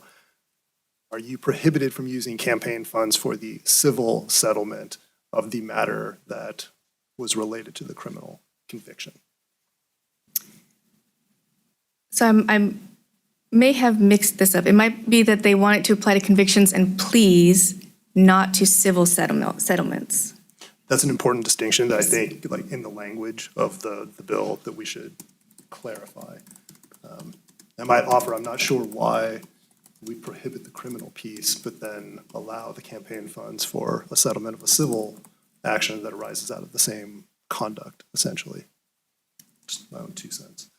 And then with respect to the legal defense audits, I did find that a very interesting issue that you brought to our attention. And so for my part, I think it would be good for the commission to give clear direction to Ms. Nakano that she should reach out to the author's office and see if they'd be willing to add a requirement for mandatory audits of legal defense funds. It's my understanding that there are really just a handful of those defense funds open at any given time. So we're not talking about a huge workload here. But I don't see how we have any assurance that these different prohibitions, because it's not just this proposed bill, there are other prohibitions on the use of legal defense funds. I don't know how we ensure those are being followed without an audit requirement and audits actually being done. So those are my comments.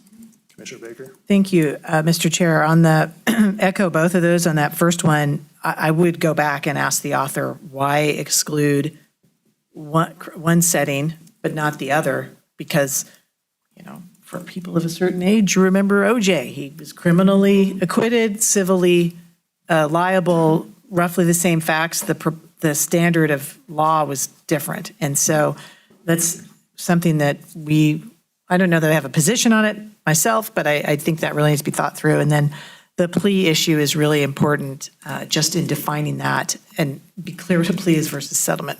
So on the audit issue, this whole bill has brought forward something I was totally unaware of, which is it's extremely rare that a legal defense fund would ever be audited. I don't know the data. Normally we like to go by data, but I'm thinking rare is it, because I think you said they actually have to have pulled that committee, let's say it's Assembly District 20, and that person has to have had a related committee, so they have to make several hoops in order to get audited.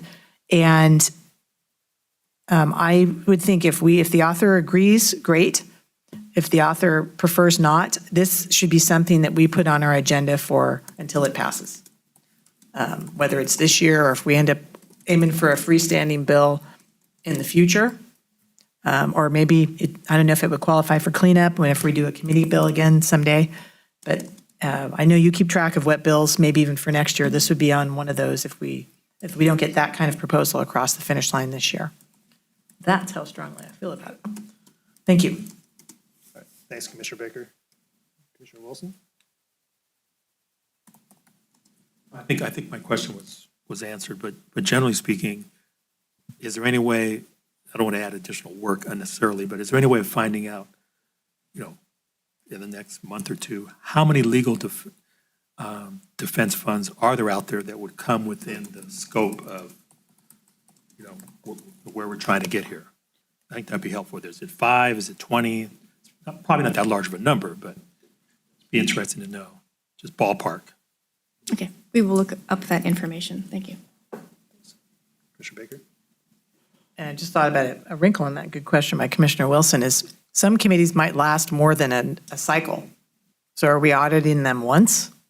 Are we auditing them every cycle? We just have to think some of that through. Good point. Good point. Commissioner Ortiz, anything? Commissioner Wood, anything? Ms. Nakano, you good to go back to the author on the audit issue? Yes, I have my orders. Thank you. All right, please proceed. SB 1151 was introduced by Senator Hurtado. The bill would make the agent of a foreign principal subject to the same registration and reporting requirements as lobbyists and lobbying firms under the Act, with the additional requirement to report on their registration statement any compensation received or promised to the agent by each foreign principal. The bill would also prohibit a foreign agent from being a commissioner with the FPPC in the same way that active lobbyists may not serve as commissioners. According to an internal analysis of the bill by Senior Commission Counsel Cornwall, many of these individuals may already qualify as lobbyists and would already be required to register and submit reports. However, the bill does not have the same income and compensated time threshold as for lobbyists, so it may capture more individuals in that way. The Law and Policy Committee asked if this has ever been tried before in previous legislation. AB 1334 in 2009 by Assemblymember Blakesley would have expanded the definition of lobbyist to include an individual who acts as an agent or representative of a foreign principal. If a foreign agent violated the PRA, the bill would have also prohibited all representatives of that foreign principal from entering the state capitol building for the rest of the legislative session. From legislative history, it appears that the bill was never heard in the first policy committee and subsequently died. This year's bill was referred to the Senate Elections Committee and will be heard April 2nd. SB 1155 was also introduced by Senator Hurtado. The bill would prohibit an elected or appointed official of a state administrative agency from lobbying the legislature or any state administrative agency for compensation for 1 year after leaving state service. Because the bill would extend the prohibition to appearing before any agency or the legislature, it's broader than the existing 1-year ban that prohibits certain officials from appearing before or communicating with their former agency under certain circumstances. That bill was referred to the Senate Elections Committee and will be heard April 2nd. One more bill from Senator Hurtado. Ms. Nakano, sorry, can I go back to SB 1151 just real quick? Yes.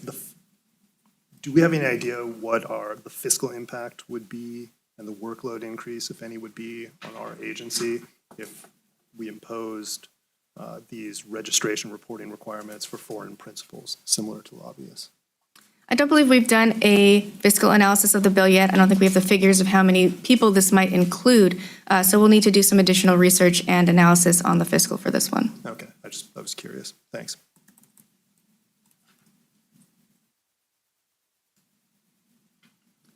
All right, SB 1156, also by Senator Hurtado. This bill would amend the Water Code to create separate financial disclosure reporting requirements for public officials with groundwater sustainability agencies. These requirements would be administered and enforced by the FPPC. After consulting with the legal division, we've determined that these agencies are already subject to the Political Reform Act, including the requirements to adopt conflict of interest codes and submit statements of economic interest. We are in conversation with the author's office to clarify the intent of the bill and to provide feedback. I'll keep the commission updated of any amendments. The bill was double referred to the Senate Natural Resources Committee and was set for hearing on April 9th and the Senate Elections Committee. SB 1170 was introduced by Senator Menjivar. Yes. Quick question on SB 1155. Would this apply to, well, let me back up. In terms of the scope of the bill, in terms of state administrative agencies, how broad is that bill in terms of how applicable it would be? For example, would it apply to a member of the PUC? I believe existing law does define state administrative agency. If you bear with me, I can pull up that definition. Thank you.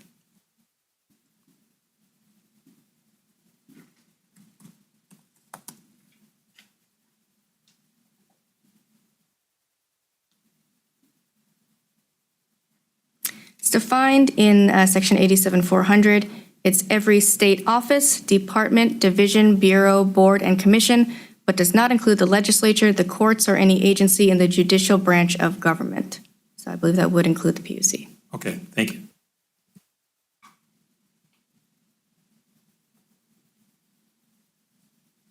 Moving on to SB 1170 by Senator Menjivar. The bill would permit campaign funds to be used for mental health care expenses for a non-incumbent candidate if the candidate does not have health insurance or has been denied coverage for these mental health care expenses by their health insurance. Expenditure for these purposes would be permitted starting the date the committee is established and ending when the election results are certified. Under existing law, campaign funds generally can't be used for any health care expenses. The bill is sponsored by California Women's List, a general purpose committee that endorses, fundraises for, and elects women to public office in California. And the bill originated from a report published by that group on analyzing the mental health impacts of hostility that women face pursuing political office in California. The Law and Policy Committee had questions about this bill as well. The committee asked what services or treatments would be covered by the bill. The bill would allow campaign funds to be used only for therapy or psychological or psychiatric counseling services provided in a group or private setting, virtually or in person, by a professional licensed by the California Board of Behavioral Sciences. The California Board of Behavioral Sciences oversees the licensing of marriage and family therapists, clinical social workers, professional clinical counselors, and educational psychologists. It's my understanding that this is an exclusive list of services, so campaign funds would be available only for therapy, psychological or psychiatric counseling by those licensed individuals. Funds would not be available for medications or other types of treatments.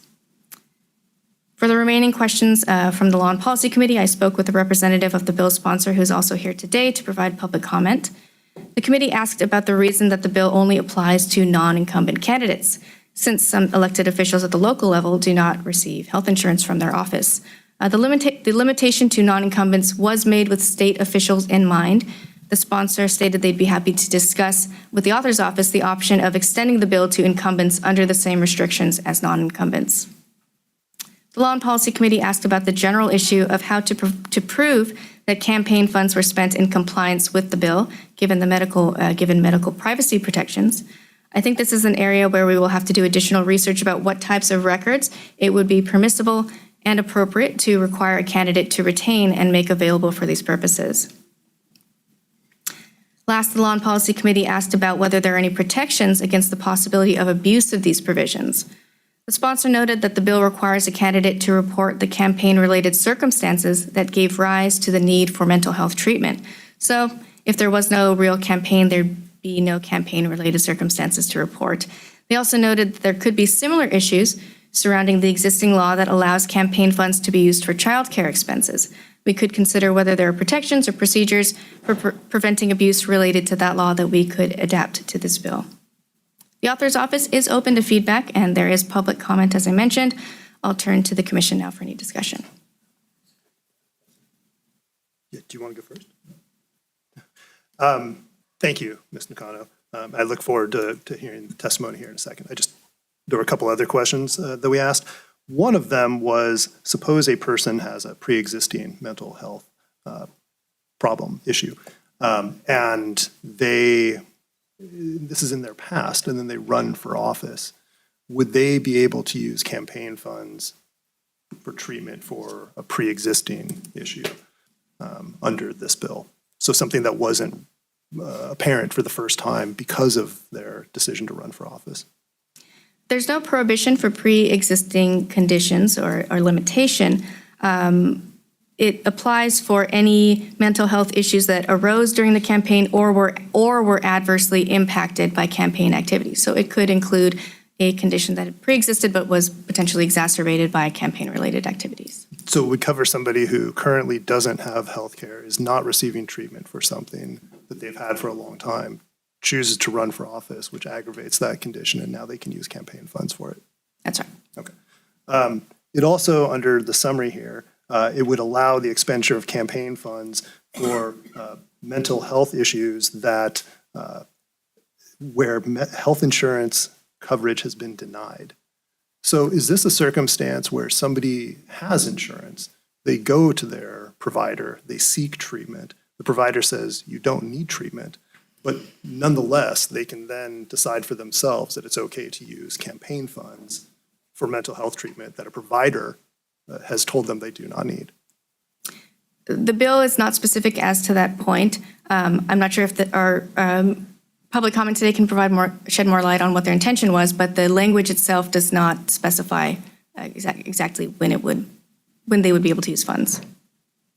Well, it Under that says, circumstance. it says, or has been denied coverage. Or it doesn't, I guess it's not clear whether it applies denied coverage, meaning it's not included in their healthcare plan, or whether they were denied because a healthcare professional said thought they didn't need it. Yeah, different things, for Right. sure. Okay, all right. Thank you, Mr.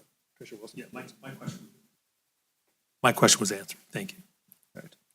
Commissioner Ortiz? I understand the need to have guidelines to avoid abuses for something like this. But I am concerned with the fact that a candidate has to disclose in his campaign reports Because of privacy. Can you hear my phone? No. Oh, shit. Wonder why. That's weird because I had it on mute. But anyway,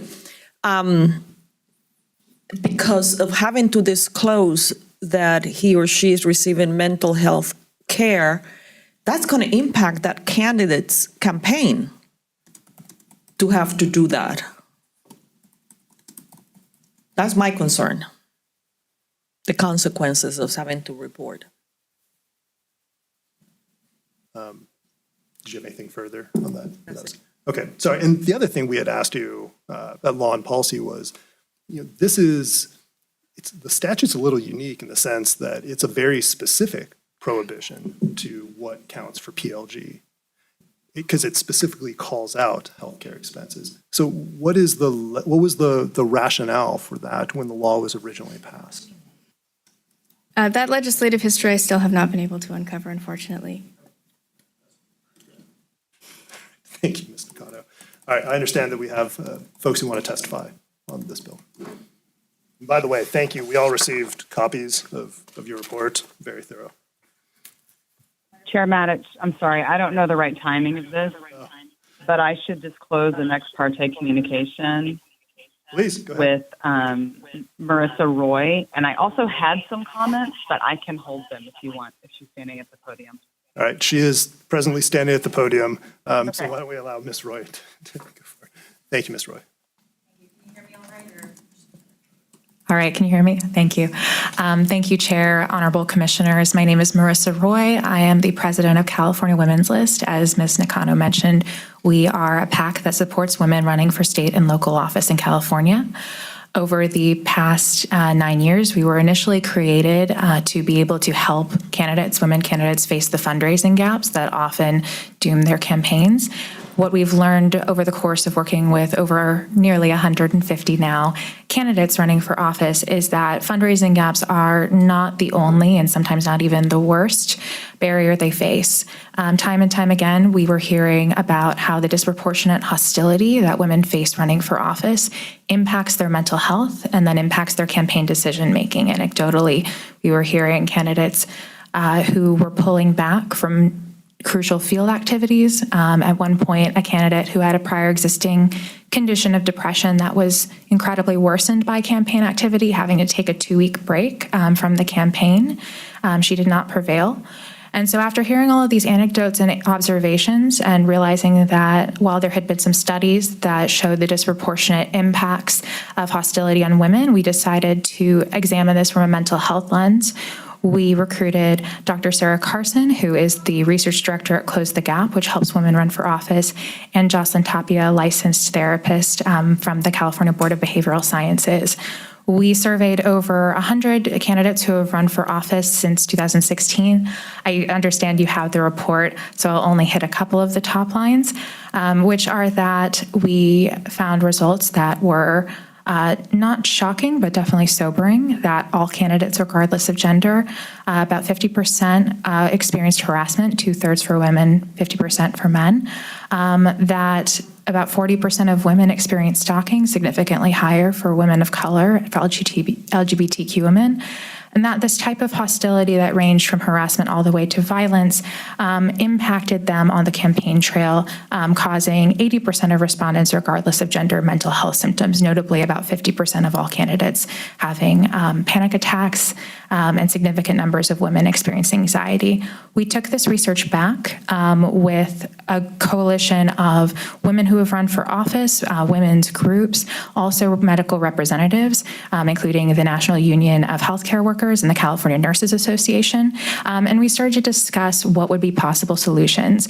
The clearest solution that I don't think this body or any can legislate is culture change, but in the interim, candidates are struggling with a lack and access of resources to be able to address this. So we took AB 2220, providing for childcare expenses, as our model.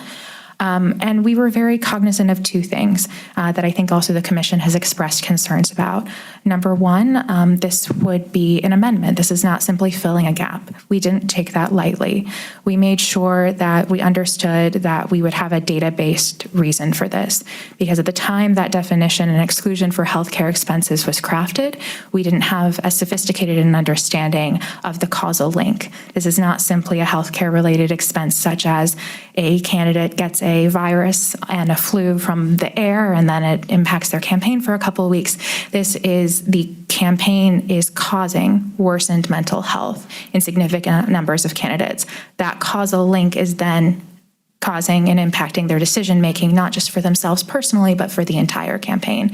Subsequent research has also shown it impacts their activities as office holders as well, but that was not within the scope of our research. So we felt that the causal connection helped to justify this amendment.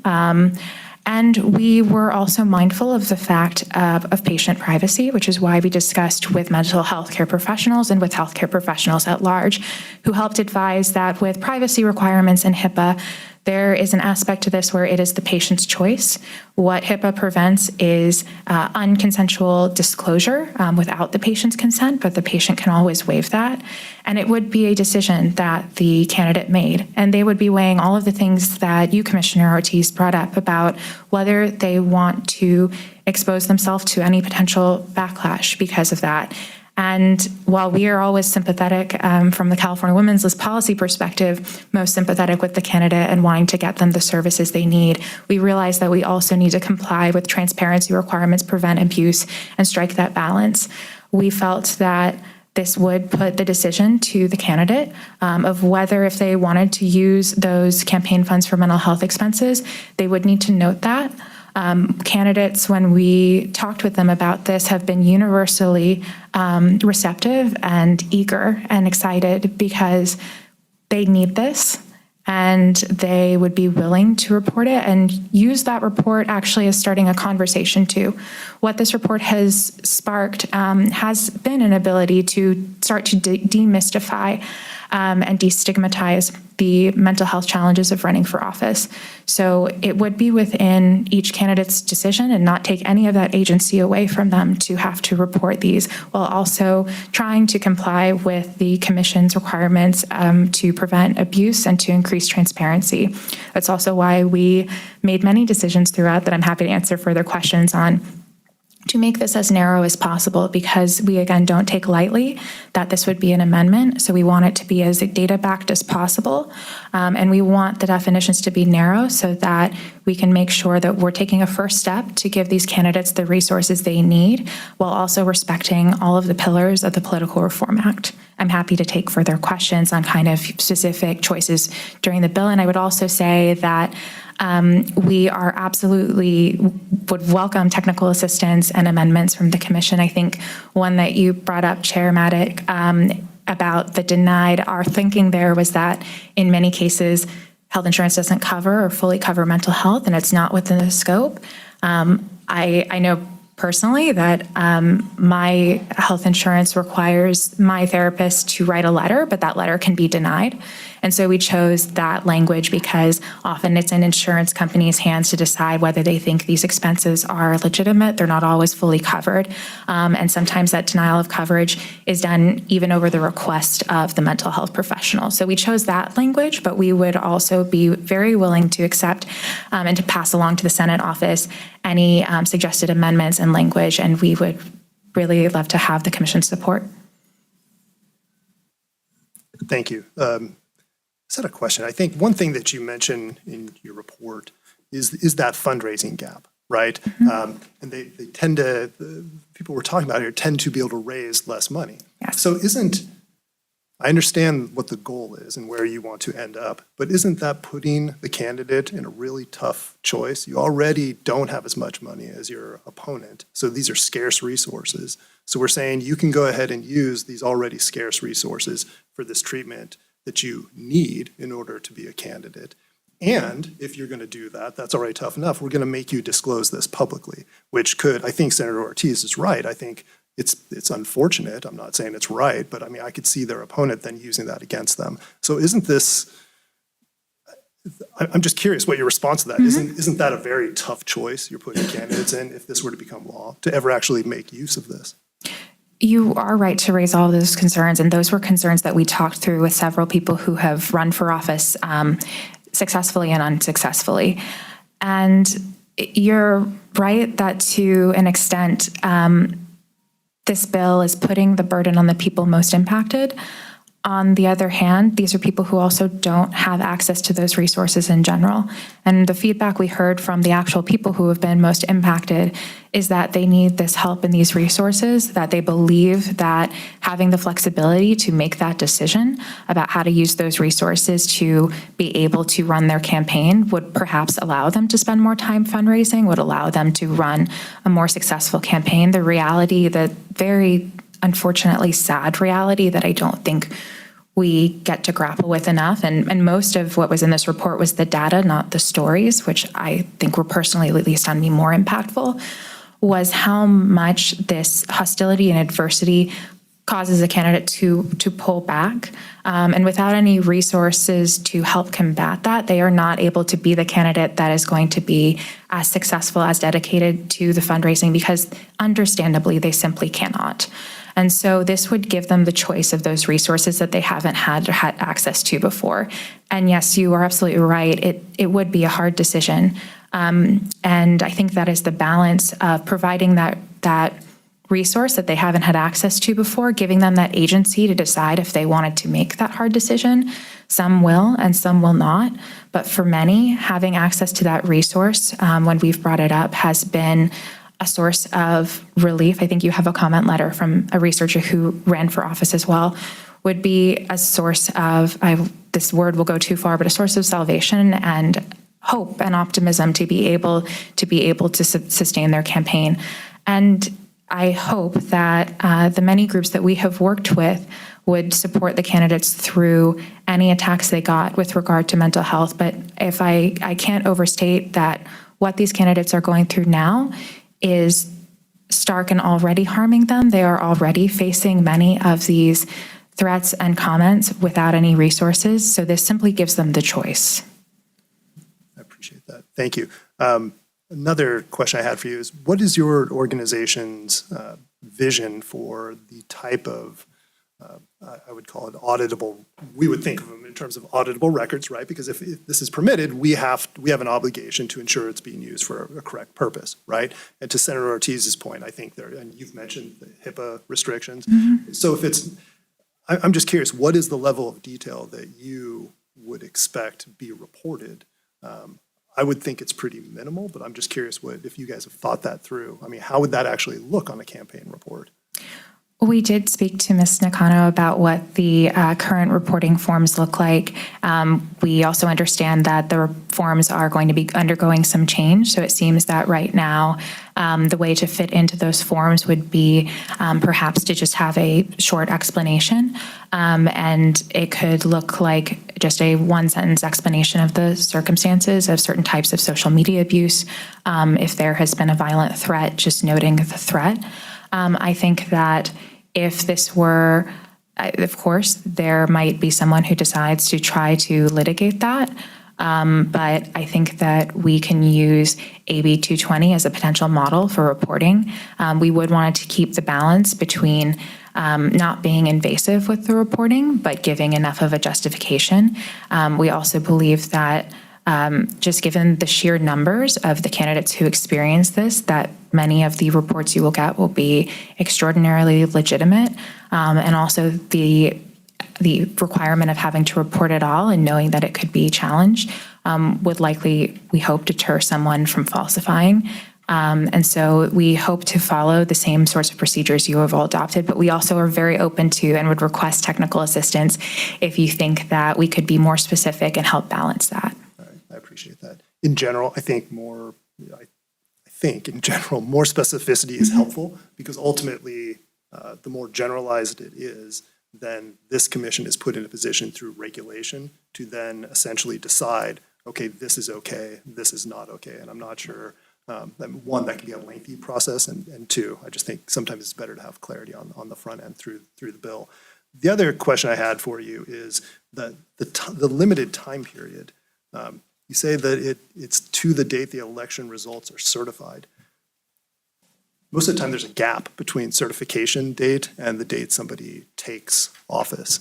So under this proposal, they may have some continuing mental health issues that may be addressed once they're in office, because perhaps they will actually have insurance at that point. But in that interim period, they could be experiencing the same type of harassment that I think you're really trying to aim this at without the resource. So I'm just curious, why pick that date? We picked that date in the interest of, we're trying to accomplish, I think, two things here. Try to get at the problem and provide this resource, but also trying to be extraordinarily respectful of what we are asking for, and keep it narrow and keep it in line with all of the pillars of the PRA. So the reason that we put it to that is because we've said in the bill that the type of mental health issue has to be related to a campaign-related reason, and that is the date that we imagine the campaign would be over. It helps to curb abuse. It helps to make sure that we are being very specific with our timeline, but we are also very open to the fact on this issue or any other question, if you think we have been overly narrow, if you think we have been under-inclusive, we would be happy for the commission's suggestions and to pass along to the Senate office. I think the senator, as well as our organization, is extraordinarily cognizant and respectful of the principles of transparency and oversight that this commission brings. So in crafting the bill, we might have even erred on the side of self-limiting, but that is because we want to give this bill, we want to have your support on this bill. We believe it's a very important and would be a very groundbreaking issue to provide that resource, and so we want to be respectful. So if your guidance is that maybe we've been too limiting, we're also happy to take that back. Just take it as at this point, I would say just take it as I'm just curious. I was curious. I'm just trying to understand where you're going. My last question is your intention that this only be available for state lawmakers, or is it state and local? I think I had assumed it was both because of the way it's written, but I think I heard Ms. Nakano say that you may have intended it just to be state. So it is intended for state and local. The exclusion for non-incumbents was made more with the exclusion for incumbents, was made more with state in mind, because we know that they have health insurance that would cover this, and so we realize, I think, through Ms. Nakano's wonderful questions that she passed along, that perhaps that had been an under-inclusive choice of the incumbents at the local level who are part-time and may not get health insurance through this position. And so if that is an amendment that the commission would like to suggest, we would be happy to take it to the Senate office. Again, I think you're probably seeing in some of our legislative choices a little bit of self-limiting, because we want to be as respectful and thoughtful as possible in what we're asking, but certainly our impetus is to be able to be the advocates for this important issue. thank you. I appreciate it. Other comments? Commissioner Wilson? Well, first of all, I want to commend you for bringing forward this important issue. A lot of times people don't recognize the importance of addressing issues relative to mental health. So thank you. I do have one kind of technical question. I know you want to have a narrow scope and application of this proposed legislation.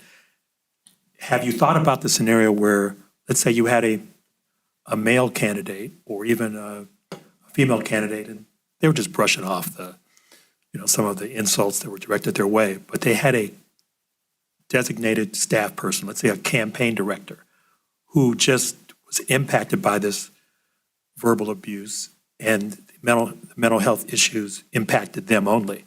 Did you at all consider whether considering a high-level campaign consultant should be included? We did consider that, and again, this was coming from more of our impetus to be a little narrow, recognizing this is a first step. I think in many ways, this is not going to be, we hope, the last piece of legislation or the last study on this issue. So we opted for the most narrow version of this bill, so that we could also see over perhaps the next year or two how it would be implemented, what the challenges would be, and what refinements we might need. It may be that we start with the candidate, but then I think, as you're right, sometimes campaign managers, comms directors are actually the people who are sifting through the social media death threats and things like that, and they might be impacted as well. We might at some later point realize it should be expanded there. But we wanted to stay very loyal to the scope of our research and make sure that our recommendation for a bill, because it was an amendment, would be taken as narrowly as a first step as possible. And then kind of one follow-up to Chair Matich and also Commissioner Ortiz's kind of comments. In terms of the limited time period, this is something you might want to consider. Yeah. I didn't read the bill, but I will. It says when the election results are certified, that would be the effective date. I think it's important to, if you watch election results, they'll say, oh, the election's ended, it's certified. I think it's important to make sure that that date is tied to when the election is certified by the Secretary of State. Yes. And then you also may want to consider for someone who is elected and going to serve office, and they will be elected to office, even though it may only be another month or two, it kind of ties into Chair Matich's question, to, if they get elected, to say it would be the date that they are sworn into office or when they assume office. That way you wouldn't have that gap in terms of mental health being provided. You might have the election results certified in November, and then they don't get sworn in until January, and you have that potentially an 8-week gap.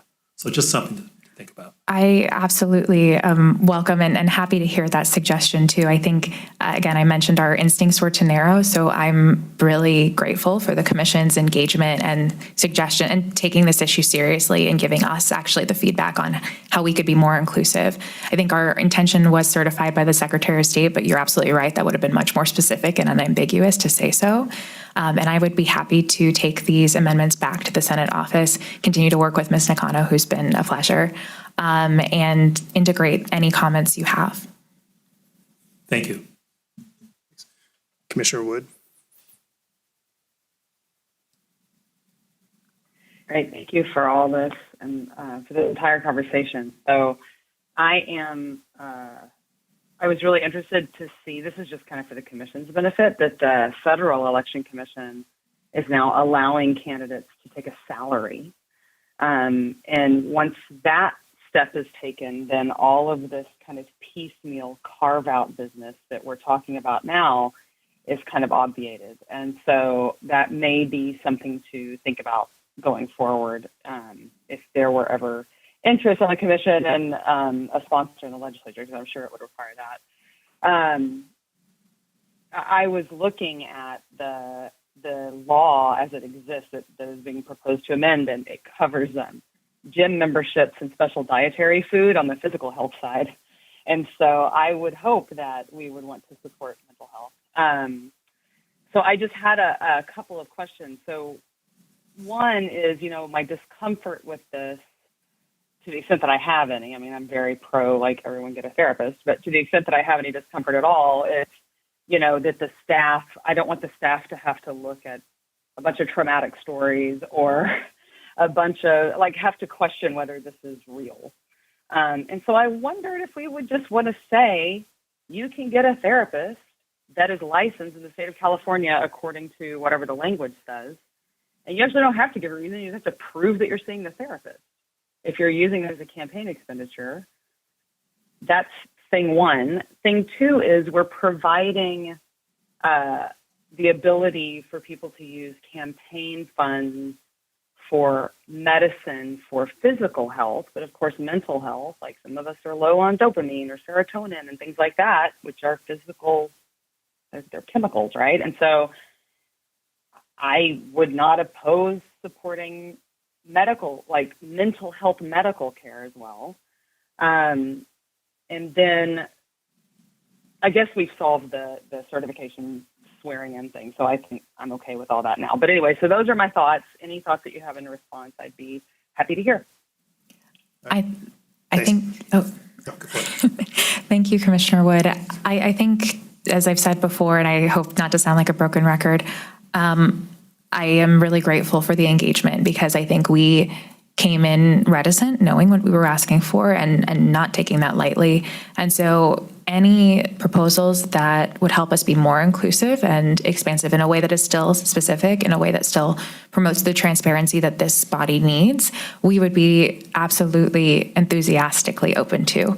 And so we are happy to take direction from you in terms of how we can be more inclusive on the time period, be more inclusive on how we define mental health care services, how we think about reporting, because we really defer to your expertise and appreciate also that you, like us, realize how important of an issue this is and want to be proactive about providing this resource for candidates, while also making sure we don't compromise transparency or accountability.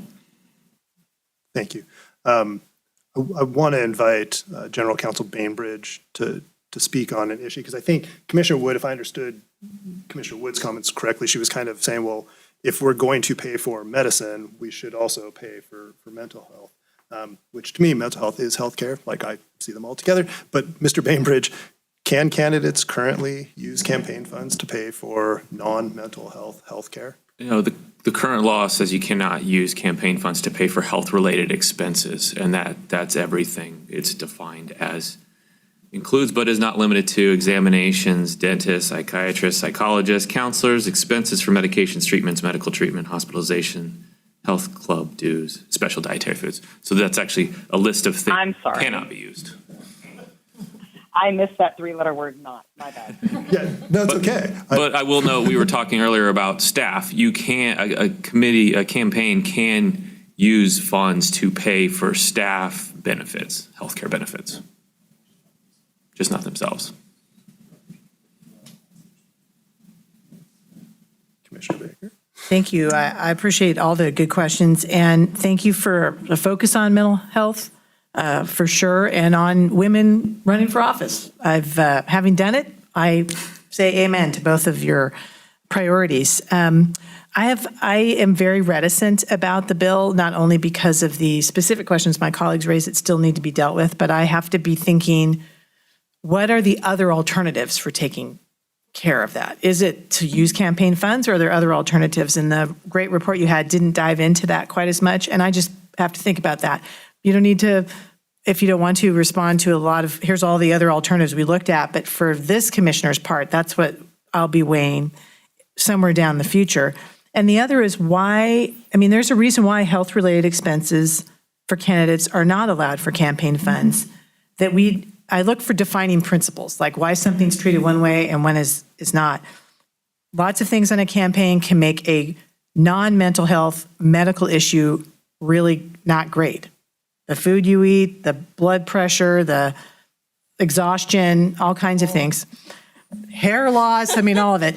And yes, so we have to have defining principles for what we're going to do. And this question might be for Mr. Bainbridge, actually, or it might be for Ms. Nakano, whichever may have looked into it. Do we have any history on why the law says you cannot do health-related expenses? And this may be something I'll just look at a future meeting.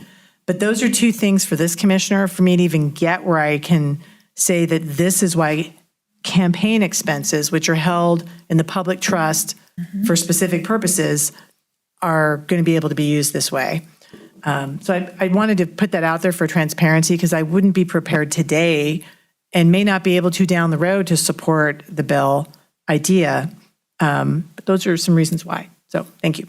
If Ms. Nakano and Mr. Bainbridge don't want to comment first, I'm happy to take a first pass at responding.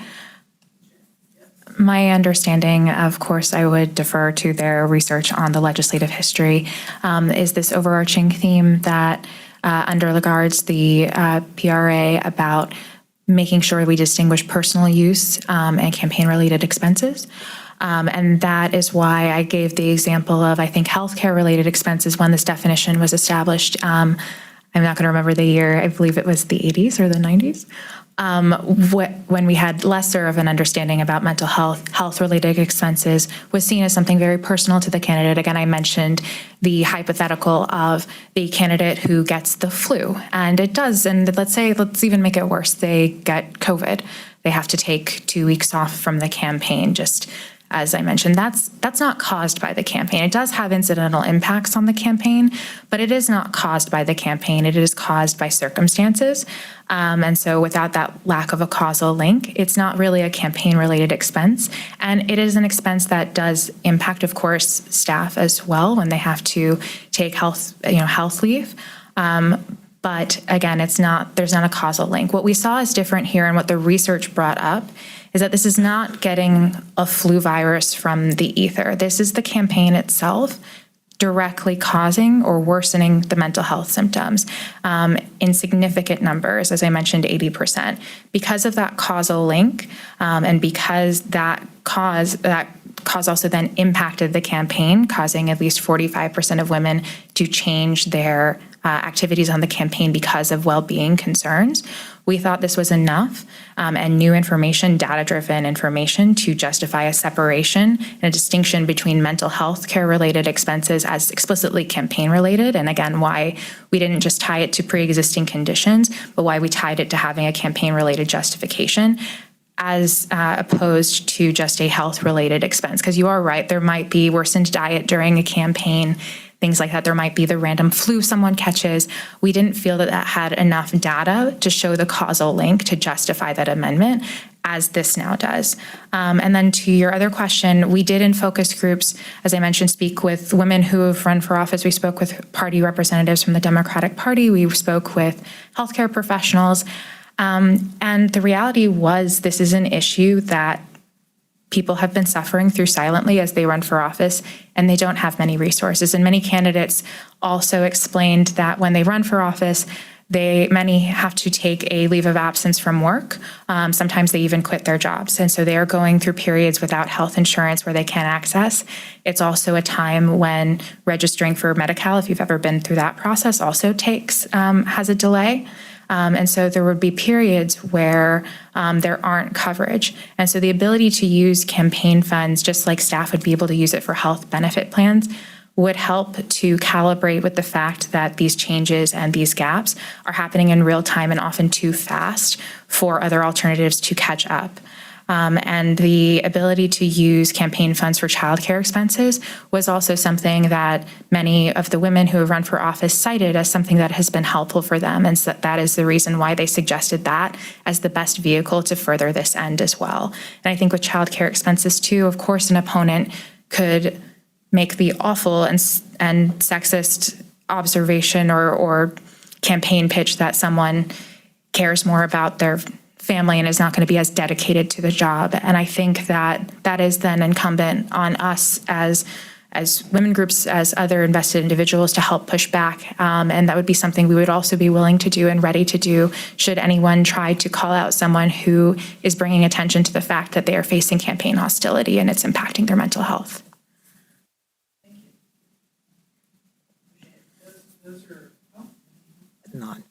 Those are very helpful response. And, I do think of chronic issues that are not just that you eat badly in the campaign or otherwise that are non-mental health can come up. I'll still be thinking about this. I appreciate the tips or suggestions my colleagues have. But those are I will be looking for other alternatives and how we treat like with like a little more. But I appreciate your response. Thanks. Commissioner Ortiz. Thank you. It appears that there is a tension between three areas. The need for taking care of mental health issues. I think Commissioner Baker mentioned about also the need to restrict how you use campaign funds because it can be abused. And then the need for transparency. And I remain concerned, as you heard me earlier, about how do you make it reportable, but also protect a candidate from the reaction they will have. And one of the sentences in here, and I think Commissioner Woods maybe was trying to touch upon, how do you report the events that gave rise to the need for mental health? That is the part that bothered me. How do you describe that in a campaign report? When we were doing this study, we were able to distill the types of hostility, and I believe our researcher has called in at some point for public comment. We were able to distill to, I believe it was 15 distinct categories. They ranged from comments about viability, social media abuse as contrasted to in-person comments and abuse, harassment defined as unwanted aggressive attention, stalking, threats of violence, acts of violence. So we were able to distill these 15 categories. I think that this is something that candidates have become more vocal about. Several women candidates, particularly in the last cycle, were bringing to social media and bringing to the public narrative and want it in the public narrative, the frankly frequency with which they encounter these. If you were able to report the distinct categories without having to go into a story that re-traumatizes, that might be a way to strike that balance of providing enough distance with the terminology and having standardized terms that would be acceptable to the commission with having to put someone through the process of telling a story that is already re-traumatizing. And this was something that we spoke about at length with one of our impacted candidates who actually sued her stalker and had to go to court and experience testifying as a way that was re-traumatizing. And so when we were speaking with her, she absolutely was in support of this, and that was her biggest suggestion, is that make sure that the reporting kind of can rest on a category, something that someone wouldn't mind being questioned, like wouldn't mind having out there. I experience harassment, that hopefully brings up sympathy rather than having to tell an entire story that is re-traumatizing. We hope that those categories, and we would be happy to work such categories into the language of the bill if helpful, but we hope that at a high level that would give the necessary specificity for the commission while also preserving and not re-traumatizing candidates. And perhaps one thing that I haven't emphasized enough, and we would be happy also to provide more of that testimony to this body, is that this is really something that candidates have asked for. This is not California Women's List deciding that we want to drive a bill for no reason. This is not idiosyncratic or coming from the interest groups. This is coming from the candidates themselves who have weighed all the questions you have asked about. We have more limited resources often. We would have to report this to some degree. And this is still something, and this is why we workshopped with them in so many workshops to come up with some draft language and come up with a recommendation to begin with. The people who are most affected will want this and understand the full panoply and the difficulty of the decision. They've given us very helpful insights in how to balance the needs of accountability and transparency with the real need they have for this resource, and they are still enthusiastically and very emotionally embracing this.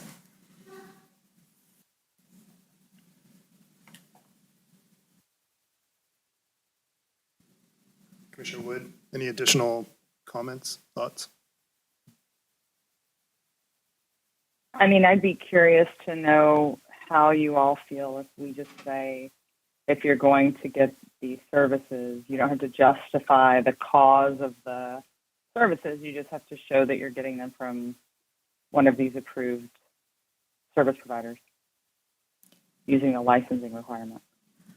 Well, I think to your point, I mean, as I was sitting here, I think, as I said earlier, I think too much specificity puts everybody, including the candidate, in a very tough position, puts us in a tough position to verify that these are permissible types of expenditures. And so I don't know whether we just have an attestation under penalty of perjury specific to these types of expenditures. Personally, I very much appreciate the testimony. I share Commissioner Ortiz's concern that even if it's your own choice, it's not a great choice to put somebody to, that you have to flag on your report that you're using campaign funds for mental health care. It's unfortunate, but people will pick up on that. So I don't know if there's another term that we can use or some other way that we can both ensure consistency with the law and prevent the use of this personal information as a campaign tactic. I think that's the crux of the concern that I have, at least one of them. So I don't know, Commissioner Wood. I think there's probably different approaches to it. But But I don't know that right here, right now, we have the answers to it, you know.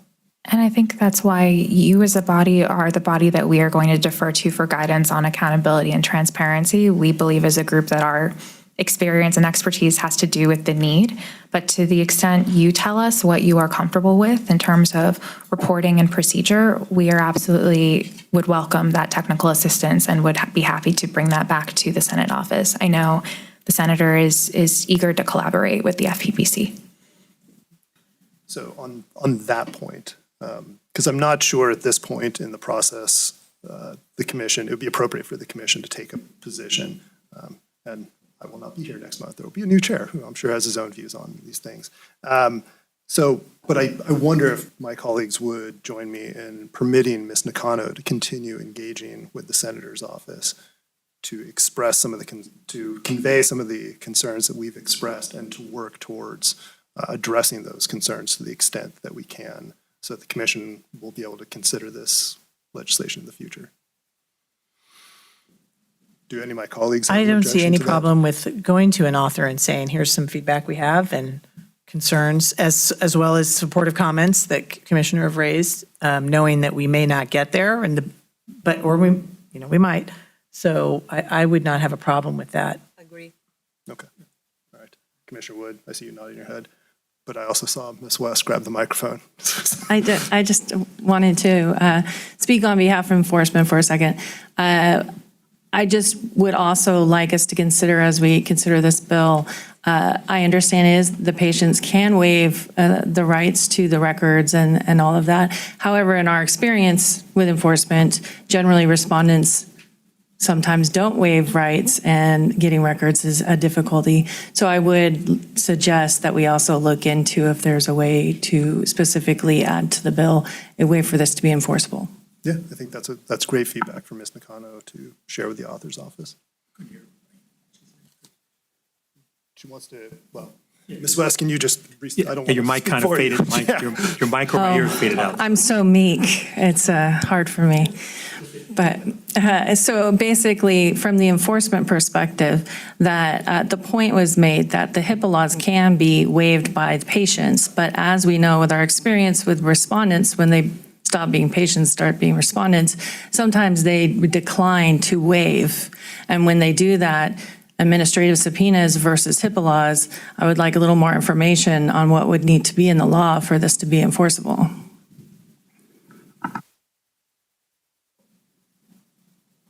Any final comments?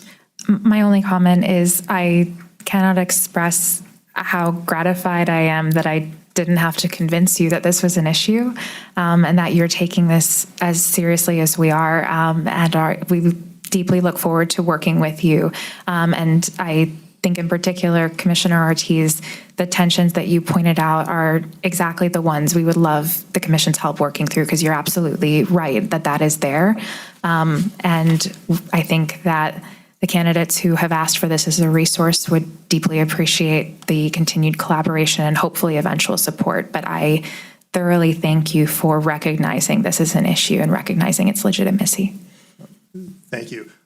Sorry, I just have one other question for you. I noticed in your report, you actually had another recommendation related to our agency. It is that the state legislature empower the FPPC with the authority to redress campaign tactics that constitute fraud, harassment, threats of incitement, or violence against candidates. Is that something that your organization is continuing to discuss with the legislature, or are you focusing on this for now?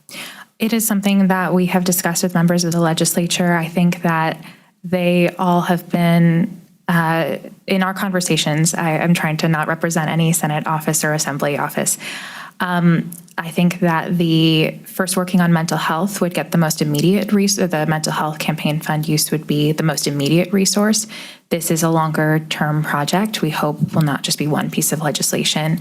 And I think that the offices that we have talked to are very cognizant that with that second recommendation, which would be significant, that would be an issue that, of course, I'm an attorney, so that would implicate significant, of course, First Amendment concerns.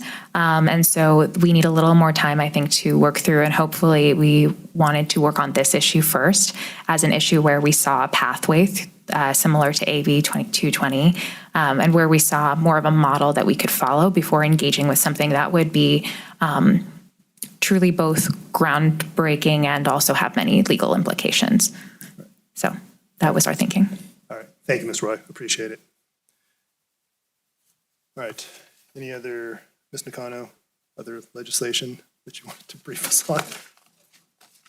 Do we have let's pause for public comment on this specific bill, Senate Bill 1170. Do we have specific comment on this bill? Hi, can you hear me? Yes, we can. Thanks so much. I'm Dr. Sarah Carson. The Zoom lady was talking, so I missed a little bit about what you said, but I'm commenting as the research consultant for California Women's List for Stories on the Campaign Trail Project, which, of course, as Marissa just described so well, surveyed 103 recent candidates for political office in California and found that, as we know, hostility towards candidates while they run for office is pervasive, especially for those from underrepresented groups like women, people of color, and LGBTQ plus candidates. And this hostility has significant and direct impacts on candidates' mental health as well as their campaign strategies. So I would like to just take these 2 minutes to provide a little bit more detail on the causal connection that Marissa brought up. The survey was developed in partnership with a political science PhD and a licensed mental health professional. We measured candidates' experiences of 13 specific types of hostility on the campaign trail, such as verbal abuse online, which I'm guessing this committee may unfortunately be familiar with, judging from the online comment guidelines, as well as harassment in person and stalking. And then we also asked respondents about 15 specific mental health symptoms, such as sleep disturbance, hypervigilance, and panic attacks. Both open-ended and closed-ended survey questions specifically measured the causal connection between these factors, asking whether these were existing mental health concerns, the extent to which each of their experiences of hostility affected their well-being, etc. More than 80%, as Marissa mentioned, of respondents reported experiencing online abuse. Over 50% experienced in-person harassment, with women, people of color, and LGBTQ plus candidates reporting these experiences at higher rates. So, for example, 2/3 of women experienced harassment during their campaign compared to 50% of men. Turning to mental health impacts, approximately 80% of all candidates reported experiencing new or worsened mental health systems that were directly attributable to the hostility that they faced during their campaigns. And again, candidates from underrepresented groups were affected at higher rates. So, for example, 55% of women compared to 27% of men reported frequent to very frequent excessive anxiety and worry. And 45% of women candidates reported having to change their campaign strategies due to their safety and well-being concerns, illustrating how entire campaigns are impacted by this. So today, I'm urging the commissioners to support SB 1170 as a data-driven solution to address this pressing issue that furthers the goals of the Political Reform Act by allowing candidates to use their campaign funds, if they so choose, for mental health care expenses that are not covered by their insurance. This bill acknowledges these unique challenges that are faced by candidates while they campaign and provides them with the resources they need to navigate those challenges. Thank you. Thank you very much. Appreciate your comments. Ms. Linker, do we have any additional public comment on this point? All right. Thank you. Ms. Nakano, please proceed. Thank you. Our next bill is SB 1476. This was introduced by Senator Blake Spear. The bill would clarify that the State Bar of California is required to adopt a conflict of interest code, and its designated employees are required to submit statements of economic interest. The California State Bar initiated this proposal. Staff are continuing to work with the author's office and the sponsor to effectuate the intent, which is to provide that the FPPC has authority to enforce the applicable conflict of interest rules against trustees and designated employees at the State Bar. The bill is double referred to the Senate Elections Committee and Senate Judiciary Committee and will be heard in the Senate Elections Committee April 2nd. Since the date of the written report, 5 additional bills were amended to amend the PRA, so there is no write-up for them this month, but I'm here to describe them verbally for you. I know it's been going a while. I don't know if everybody's good to keep going for now. Let's go ahead. All right. Powering through. Two of the bills amend the provisions relating to when agency officials must recuse themselves from certain agency decisions when they've received contributions from a party or participant in the proceeding. That's Section 84308, which many of you are familiar with. As some of you may recall, in 2022, the legislature passed a bill, SB 1439, by Senator Glazer that made changes to these provisions. The commission was in support of that bill. AB 2911 by Assemblymember McKinnon would reverse the changes made by SB 1439 back to prior law. In particular, the bill would re-add the exception for directly elected local government officials, such that the recusal provisions do not apply to them. It would shorten the contribution ban from 12 months back to 3 months after the final decision of the agency, and it would eliminate the cure provisions added by SB 1439 that allowed officials to cure unintentional violations within 14 days. There is a second bill that amends 84308. SB 1243 by Senator Dodd amends the same area of law to make several changes and would generally narrow the instances when the restrictions apply. Specifically, the bill would provide that a person is not a participant if their financial interest in the decision results solely from an increase or decrease in membership dues. The bill would also change the date range during which an officer of an agency is prohibited from accepting, soliciting, or directing a contribution. Currently, it is while a proceeding is pending and for 12 months after the final decision. The bill would change it to 9 months before and 9 months after the final decision is rendered. The bill also adds that the contribution prohibition does not apply before an application has been filed or before a proceeding has otherwise commenced. Notably, the commission changes the contribution threshold that triggers disqualification from $250 to $1,000. The bill also lengthens the cure period under which an officer may cure an unintentional violation from 14 to 30 days of accepting, soliciting, or directing the contribution. The bill also makes changes relating to aggregation. It provides that in determining whether a contribution has exceeded $1,000, the contributions of an agent shall not be aggregated with the contributions of a party or participant. There is also an exception to the disqualification requirements for certain housing development projects. I'll pause here for any questions about those two bills.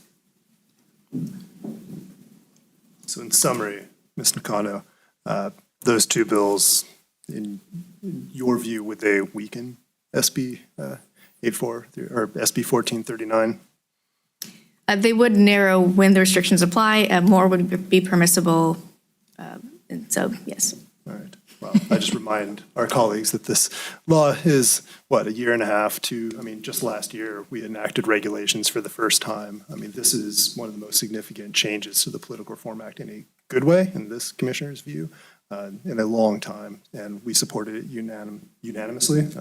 I will leave it at that. Commissioner Baker. I align myself with the remarks of the chair, and also wanted to ask a specific question on the very last point you raised about exempt certain housing developments. Can you say more, please? Yes. It cites certain types of housing development projects in code, and let me look that up. And if I can. well, maybe I couldn't have, but I probably could track. Next meeting, I could read the bill, whatever form it's in at that point.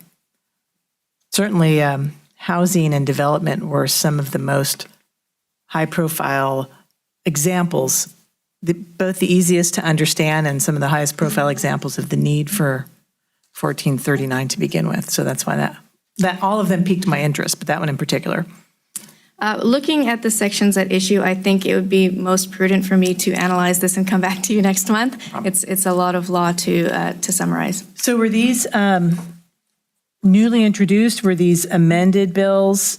And if I remember correctly, they're going to have to go through policy committees pretty quickly in the next, I guess they're about to recess, and then when they come back from break, the pace is fast. So just to put a time frame on this, we will have law and policy and full commission meeting in April, perhaps before the policy committee deadline, or are there any deadlines that we might miss if we're not meeting for this? They're still House of Origin. I mean, it's got to make it to the floor. So let's see. And actually, that's The the front of your memo. last day for policy committees to hear bills introduced in their house. The first house is April 26th. And we have law and policy and full commission before that meeting. So we'll be able to huddle again before this comes up, and that'll give you some time to see where it's gone. And then, so I'll leave it at that. Thank you. Did you have any questions? Yes. Commissioner Wood, any questions? All right, Ms. Nakano. All right, moving forward. SB 948, joint authored by Senator Limon and Assemblymember Zabur, relates to contributions received for general elections before the primary. This is the bill that was referred to in the regulation discussion earlier today. Would the commission find it helpful for me to describe the bill, or do you feel like you've gotten an idea of what it includes? I think at this juncture, unless the commission really wants to hear about this, I'm sure you could brief the commission more fully next month on that particular bill. Okay, all right. Is it fair to say that where we left it was to inquire with the authors about their interest in scenario 2? Yes. That we talked about a few hours ago? Yes. Just want to put that on the record that doesn't exist but is there. Thanks. Yes, good idea. All right. Okay, moving along. SB 1111 by Senator Min relates to Section 1090, which governs conflicts of interest in government contracts. The bill would, starting January 1st, 2026, add a new remote interest with the intent to provide that the public officer has a financial interest in the financial interests of their child, parent, sibling, or the spouse of a child, parent, or sibling, if those interests are actually known to the public officer. So for example, under the bill, if a public officer's child would financially benefit from a government contract and the public officer was aware of that financial benefit, the public officer would not be able to participate in making that contract. This would also apply to more remote relations, such as their parents, second husband, things like that, siblings, sibling spouse, child spouse, all of those spouses. Under the bill, a public officer would have a conflict in these circumstances, even if there is no financial connection between the officer and the family member or spouse of the family member. SB 1422 by Senator Allen was amended relating to nonprofit disclosure of travel payments disclosed on the Form 807. It was amended last night at 9 o'clock. The issue was highlighted in a Cal Matters article last year, and at that time, the commission directed staff to perform discretionary audits of some nonprofits that are paying for legislator travel to determine why they had not filed a Form 807 to disclose those payments. We expect to have the results of those audits, I believe, in May. Under existing law, a nonprofit organization that regularly organizes and hosts travel for elected officials and reaches certain spending thresholds must disclose to the commission the names of donors if they donated more than $1,000 to the nonprofit and accompanied the elected state officer or a local elected office holder for any portion of the travel. The disclosure requirement. So what was that bill number again? 1422. Thank you. The disclosure requirement applies only if the nonprofit organization's total expenses relating to travel are greater than 1/3 of the organization's total expenses, as reported on IRS Form 990. SB 1422 would alter who must report those travel payments, what must be disclosed, and would repeal the condition that disclosure is only required if those payments exceed 1/3 of the organization's total payments. Specifically, the bill would expand who must disclose. It would apply to any individual or entity other than governmental entities and higher education institutions. So currently only applies to certain nonprofits. It'd be expanded quite a bit. That makes payments for payments for travel by foreign elected state officer or a local officer if those payments meet those same thresholds. The bill would require information about the donor to be disclosed. If the donor knew or had reason to know their donations would be used for travel payments, and would require information about each travel event to be disclosed. That concludes my update. Happy to answer any questions. Any questions for Ms. Nakano on the recently amended bills? Commissioner Wood, anything? All right. Thank you, Ms. Nakano. Thank you. Thank you. Sounds like it'd be a busy month, next couple months for you. All right. All right. Any public comment on any other items from the legislative report? Ms. Linker, seeing none. All right, let's go ahead and move to the next item, our executive staff reports. Enforcement Division. Any commissioners have questions or comments for Chief Lindsay on the Enforcement Division report? Going once, going twice. Didn't even get settled. Great job, Mr. Lindsay. Thank you. Thank you, sir. Next up, Audits and Assistance Division, Chief Shaw. Good afternoon. Anything you wish to highlight from the audit report for us? All right, any questions or comments for Chief Shaw? All right, thanks, Chief Shaw. Mr. Bainbridge, Legal Division. I'm going to use their time that they didn't use. I was going to say. I've got some information about the telephone line, the advice line that I had been asked for back at the January meeting. So I'll answer the questions that were asked, provide a little more information, and then you can ask me more questions and I'll try to know the answers. So the telephone advice line is part of our comprehensive compliance advice services. We try to have them all work together, whether it be formal advice, email advice, or the telephone line. We have 4 PRCs that man the telephone line, and they have a supervisor. We have a phone system that can monitor call times and how many calls are on hold so that the people who are assigned can see how long someone's been on hold, how many calls are waiting.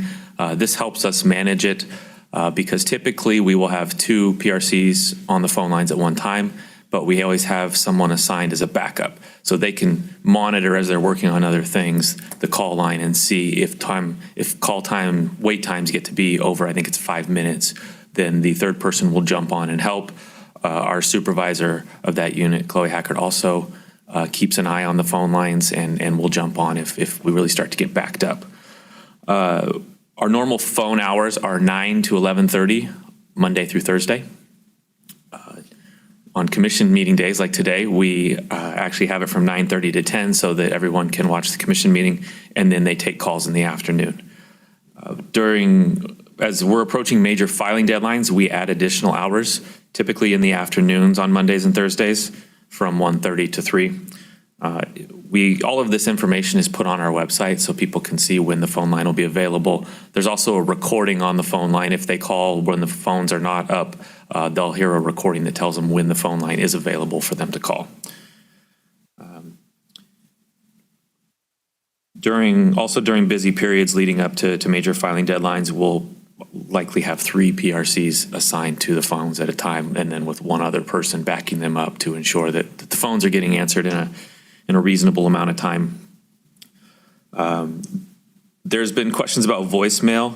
There is no voicemail when the telephone lines are down. When it's not within the period for telephone lines, you just would get a recorded message saying, call back during these hours, this is when the phone is available. If a call doesn't get answered during the phone, when the phone lines are up, they would have an option to leave a voicemail. This is rare. I think it would be when a call slipped through, because like I said, we have processes in place to make sure calls get answered quickly and have backup personnel ready to do that. If that were to happen, our policy is that one of the people assigned to the phone line, when they have time, would call the person back that had left a message. Yeah? Oh, okay. I was just quietly commending. Oh, okay. We'll do that louder. Commend louder. No, I mean, I think it's great that you only have a 5 minute, waiting time before someone's responded to. That's excellent. Well, thank you. Yeah, the people that answer the phones work hard to give a good answer and thoroughly answer people's questions, but also, there can be a lot of calls, especially during election years. We have numbers where in a typical non-election year, we're going to get, what are these numbers? I got to get the COVID one out of there because that screws things up. Maybe 5,000 on average in a non-election year, and then 8,500 during an election year. So you can see not quite double, but quite a bit more. Same amount of staff, all handling all these calls. So they have to get through quite a few calls. They do it on average. I have the averages for right now.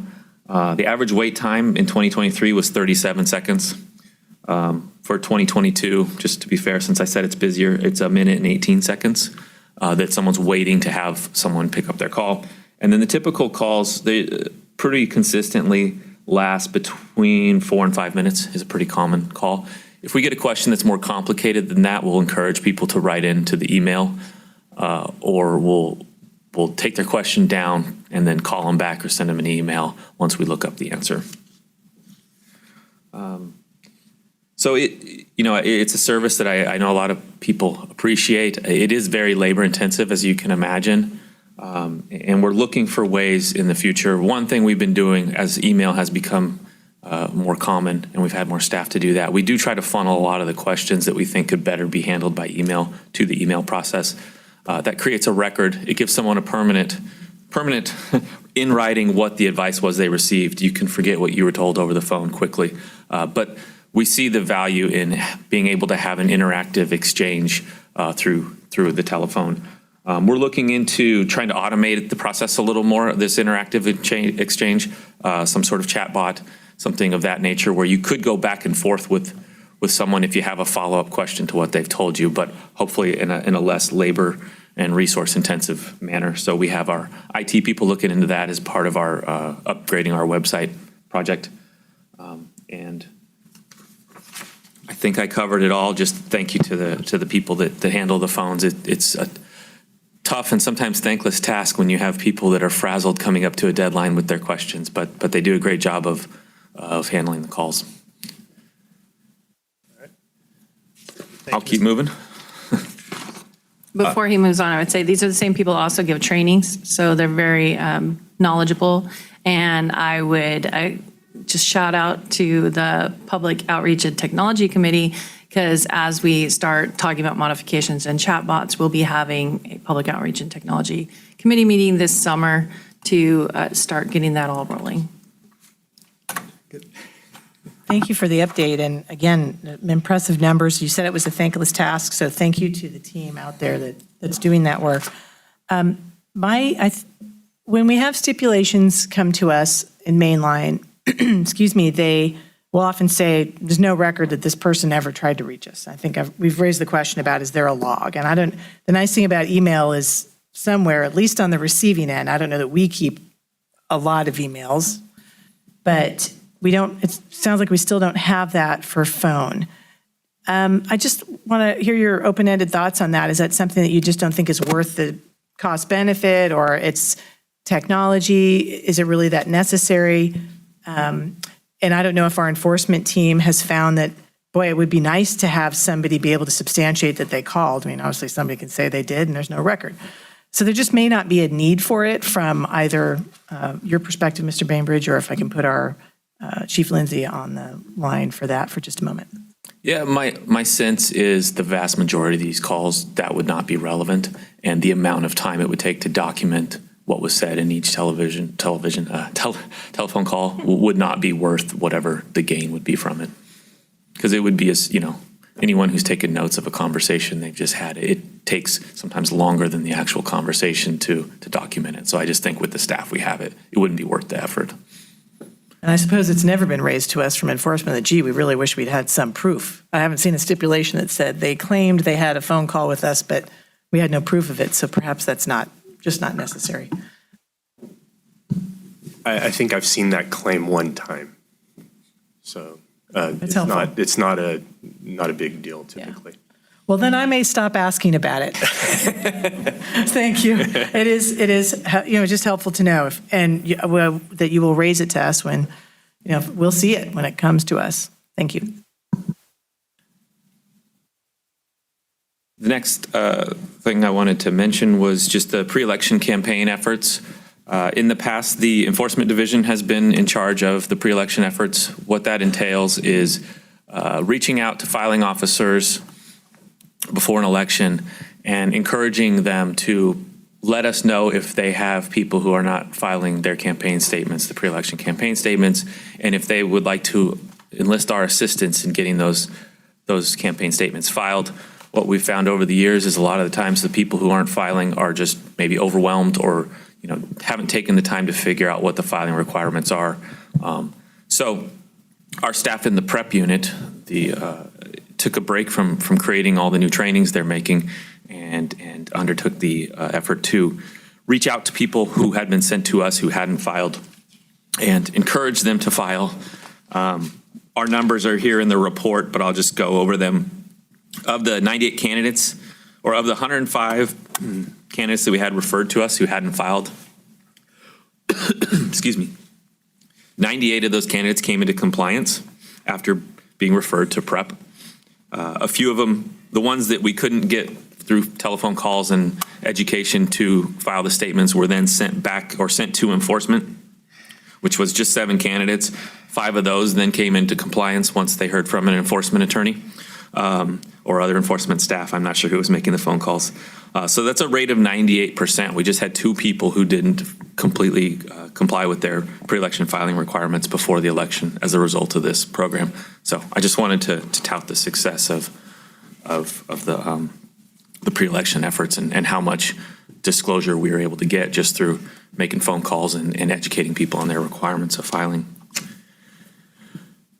And I'll add on to that before he moves on, that this was part of, you can see this in many ways that we've done, where the feedback from the commission was, how do we take some of these things that are kind of the stuff that enforcement typically was doing, and we could move it to different staff in order to free up more enforcement time. So this was one of the areas that we identified, and we almost entirely moved the project to the PREP crew, who's under the legal division. And then that took that capacity, gave it back to enforcement to deal with complaints, sworn complaints that came in for the election. So we're trying, constantly trying to restructure and take a look at our current practices and updating them. That's great. Thank you. And then kind of in the same vein, I wanted to acknowledge our email advice, political reform consultants who are, there's, I believe, 5 of them that answer all of the emails. So you see how many emails we get, especially, again, leading up to the primary election. And particularly, I'd like to mention Ivy Branneman, who is the manager of the email unit. She does an incredible job of answering all. She's in charge of making sure all these emails get answered and that they're answered correctly. She's worked here for longer than I have, which is 12 years. When I got here, there was a lot of PRCs, but they were all within 5 to 7 years of retirement. And then there was Ivy. And the reason I know that is because all of them retired within 5 to 7 years. So without Ivy, we would have lost so much institutional knowledge. And she has now trained up a new crew of PRCs who are younger and hopefully will be here for quite some time. So I think she'd be embarrassed if she were here and we gave her some sort of award, but I think she deserves to be acknowledged for the service she's given to this commission for quite a long time. Yeah. Thank you for bringing that to our attention. Yes. General Counsel Bainbridge, what's the, and I know it's quick, but what's the turnaround time in response to advice via email request? We try to do it in 24 hours. Our numbers are here. We can't get to all of them in 24 hours because some questions are more complicated and they have to go through an attorney and we have to research them. But the vast majority of them get responded to within 24 hours. Excellent, thank you. That's it from me. All right, great job, Mr. Bainbridge. Thank you. Thank you for taking the time to apprise the commission on the work of the various divisions. I appreciate that. All right, next, let's go ahead and go to Admin and Technology. Dr. Wong. Anything you wish to highlight? Yes, I just want to give the Commissioner the March 1st update. So the staff has been diligent working on the non-filer. So the non-filer number has been reduced from 170 to 23 as of today. So it's less than 1% non-filer. So we'll continue working on with those non-filer, and we are ready for April 2nd filing deadline. Yeah.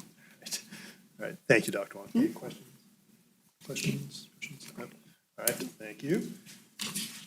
Executive Director West, I think Mr. Waringa has some information to share. I don't know if you want to go first. And then... He does. I'm just going to give a shout out to the annual report that was included with your agenda that has been published. And I want to shout out to the 3 staff members that made that happen. Yes, I said 3. I know it's a huge publication, but no, it's just 3 people. So it's Lindsay Nakano, who doesn't do anything else except the annual report, obviously, right?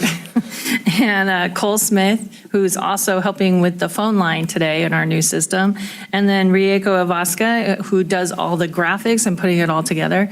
So just want to acknowledge them and all their hard work in getting this produced this year, and it looks great. And I'm here to welcome our communications director, who's going to give us another pre-election update. Thank you, Galena. Good afternoon, Commissioners, Chair. Jay Waringa, Communications Director, providing a brief recap of our public service campaign before the primary. And for our newest commissioner, a few years ago, we created a 15-second PSA in both English and Spanish, which basically touts how you can go to our website to find out information about the election and especially political advertising disclosure. We used two services, McClatchy and Google, this time around, each having its own type of audience and cost-benefit kind of ratio. Between the two, we had 255,000 impressions, so that's how many people eventually had it in front of them in some way, shape, or form. As we go to our first slide here, look at the McClatchy media, we had almost 166,000 impressions there. There we go, that one. 166,000 impressions, 943 clicks.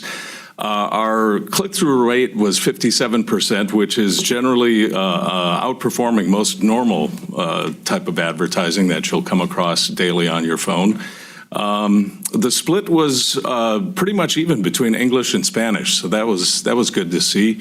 The click-through and the click rate was a little higher for English, but the completion rate was the same for both English and Spanish, so that was good for our Spanish outreach. The next slide shows that most of these impressions were, again, on mobile phones, an even split between mobile and desktop for the clicks. And I can provide you with some more information after on the breakdown of where people were watching, but for some reason we're really popular in the Central Valley. Fresno and Merced, again, far outperformed everywhere else in the state. And I just have to say thank you to the Central Valley for that, I guess, and we'll have to work on Northern California and Southern California. The next slide, we'll start taking a look at Google Analytics. We had almost 90,000 impressions, only 7 clicks, but the view rate was 65%, which was pretty good. And the difference here with the Google and McClatchy, as we go to the next slide, is that even though a large amount of impressions are made on mobile, as you can see, most of the people who view it see it on regular television screens. So it's like on your YouTube TV. And so people are looking at it that way. Google also breaks things down demographically and time-wise. This slide shows that we have slightly more male viewers on this than female, and our demographics go up as the age goes up, with our most popular demographic being 65 plus female. And finally, slide 7, most folks view this later in the day, but earlier in the week, save for a spike on Fridays just after 6 p.m. So I'm glad maybe we're giving people a nice video at the end of the week. And with that, I'll say we dedicated about 1/3 of our budget for the primary, and the other 2/3 will be used for the upcoming general election. So with that, I'll try to answer any questions, and hopefully we'll be done soon. Great. Thank you, Mr. Waringa. Appreciate it. Great job getting this program running a couple years ago and then getting it back again this year. I think it's a really valuable thing that we do. So thanks for your efforts. I don't have any other questions. Is this the one where the students from Laney College? No. No, this is the one we created ourselves about 4 years ago, I believe. Yeah. And then we made it purposely an evergreen video so that it could be used, it's probably good for another 10 years. Do we post it on our social media? Yeah, because I put it out. Retweet everything we put out. I try to put it out there. It's on our website and it's on our YouTube channel.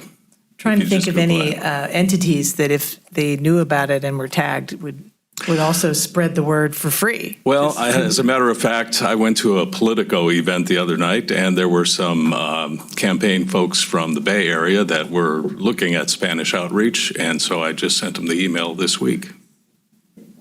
Thank you. I didn't get to see it in the Bay Area, but I need to be watching television at the right time, I suppose. So, yeah, thank you.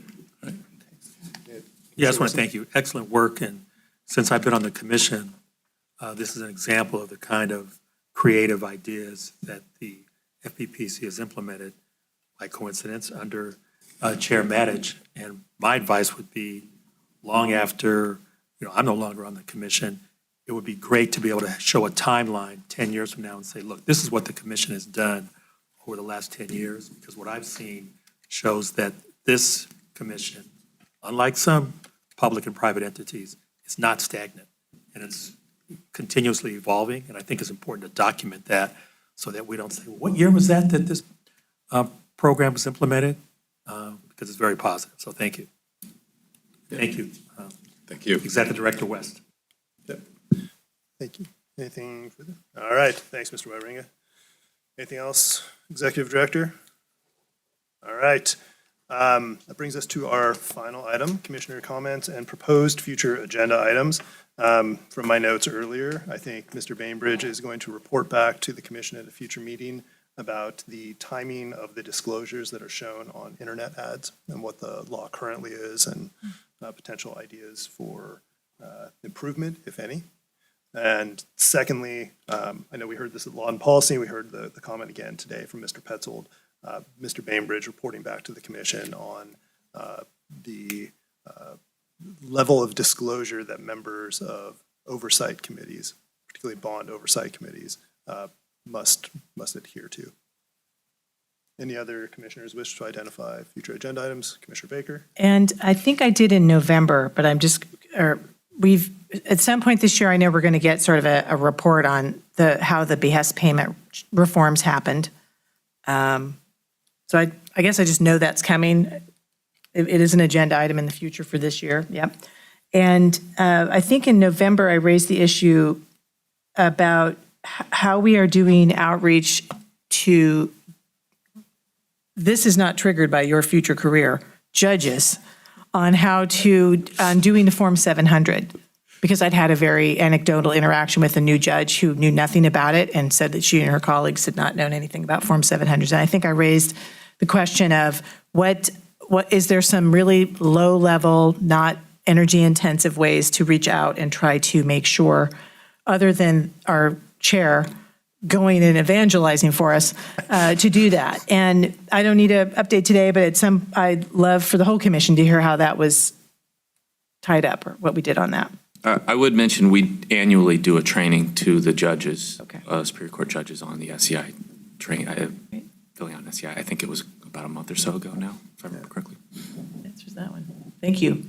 I guess that judge needs to attend, maybe, I don't know if it depends on the county they're in or what, but yeah. Yeah, and I can look into, I don't know who puts that on, so maybe it's maybe Chair Matich knows, but one of the organizations puts it on, so it may just be them getting the information out to their members about the training. But it's usually pretty well attended, is my understanding. Thank you. I think you raised an excellent point, but Commissioner Baker said she talked to a judge and the judge didn't know anything about it. There's someone who's administrator of every public entity, whether it's court system, legislature, city council, school board, and whoever's at the top of that apex in terms of the staff, county administrator, they should be the ones who are held accountable. And whether they delegate that responsibility or they assume it themselves, if someone that they work for says, I don't know anything about Form 700s, then someone is not doing their job. It was I'd gotten 3 emails. The California Judges Association, we put it on annually through them.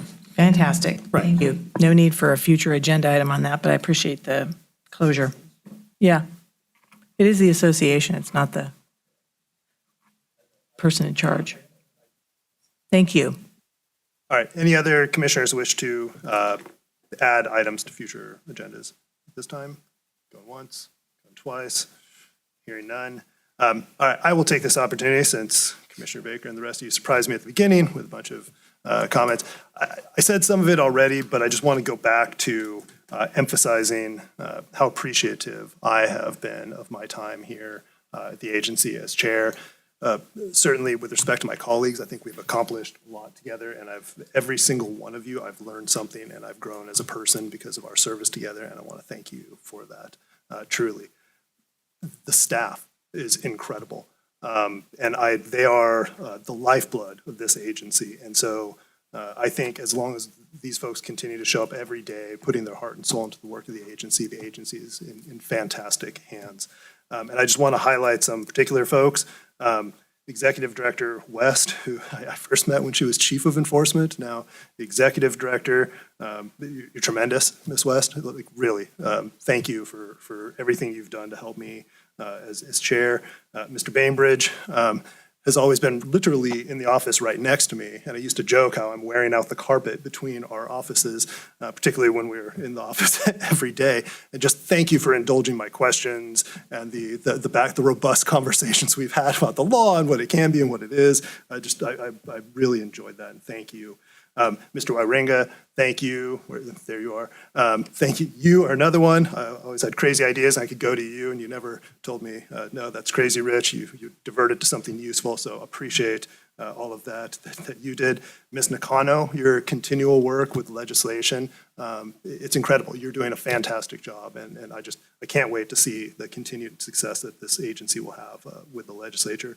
Jesse and Elwin and the rest of the IT team, these guys are incredible. I mean, between one of the first things we did with the digital public comment and then through COVID going to Zoom meetings, the IT team doesn't get enough recognition. They really don't. They're incredible. So thank you for all that you do. Dr. Wong, thank you for everything that you're doing currently.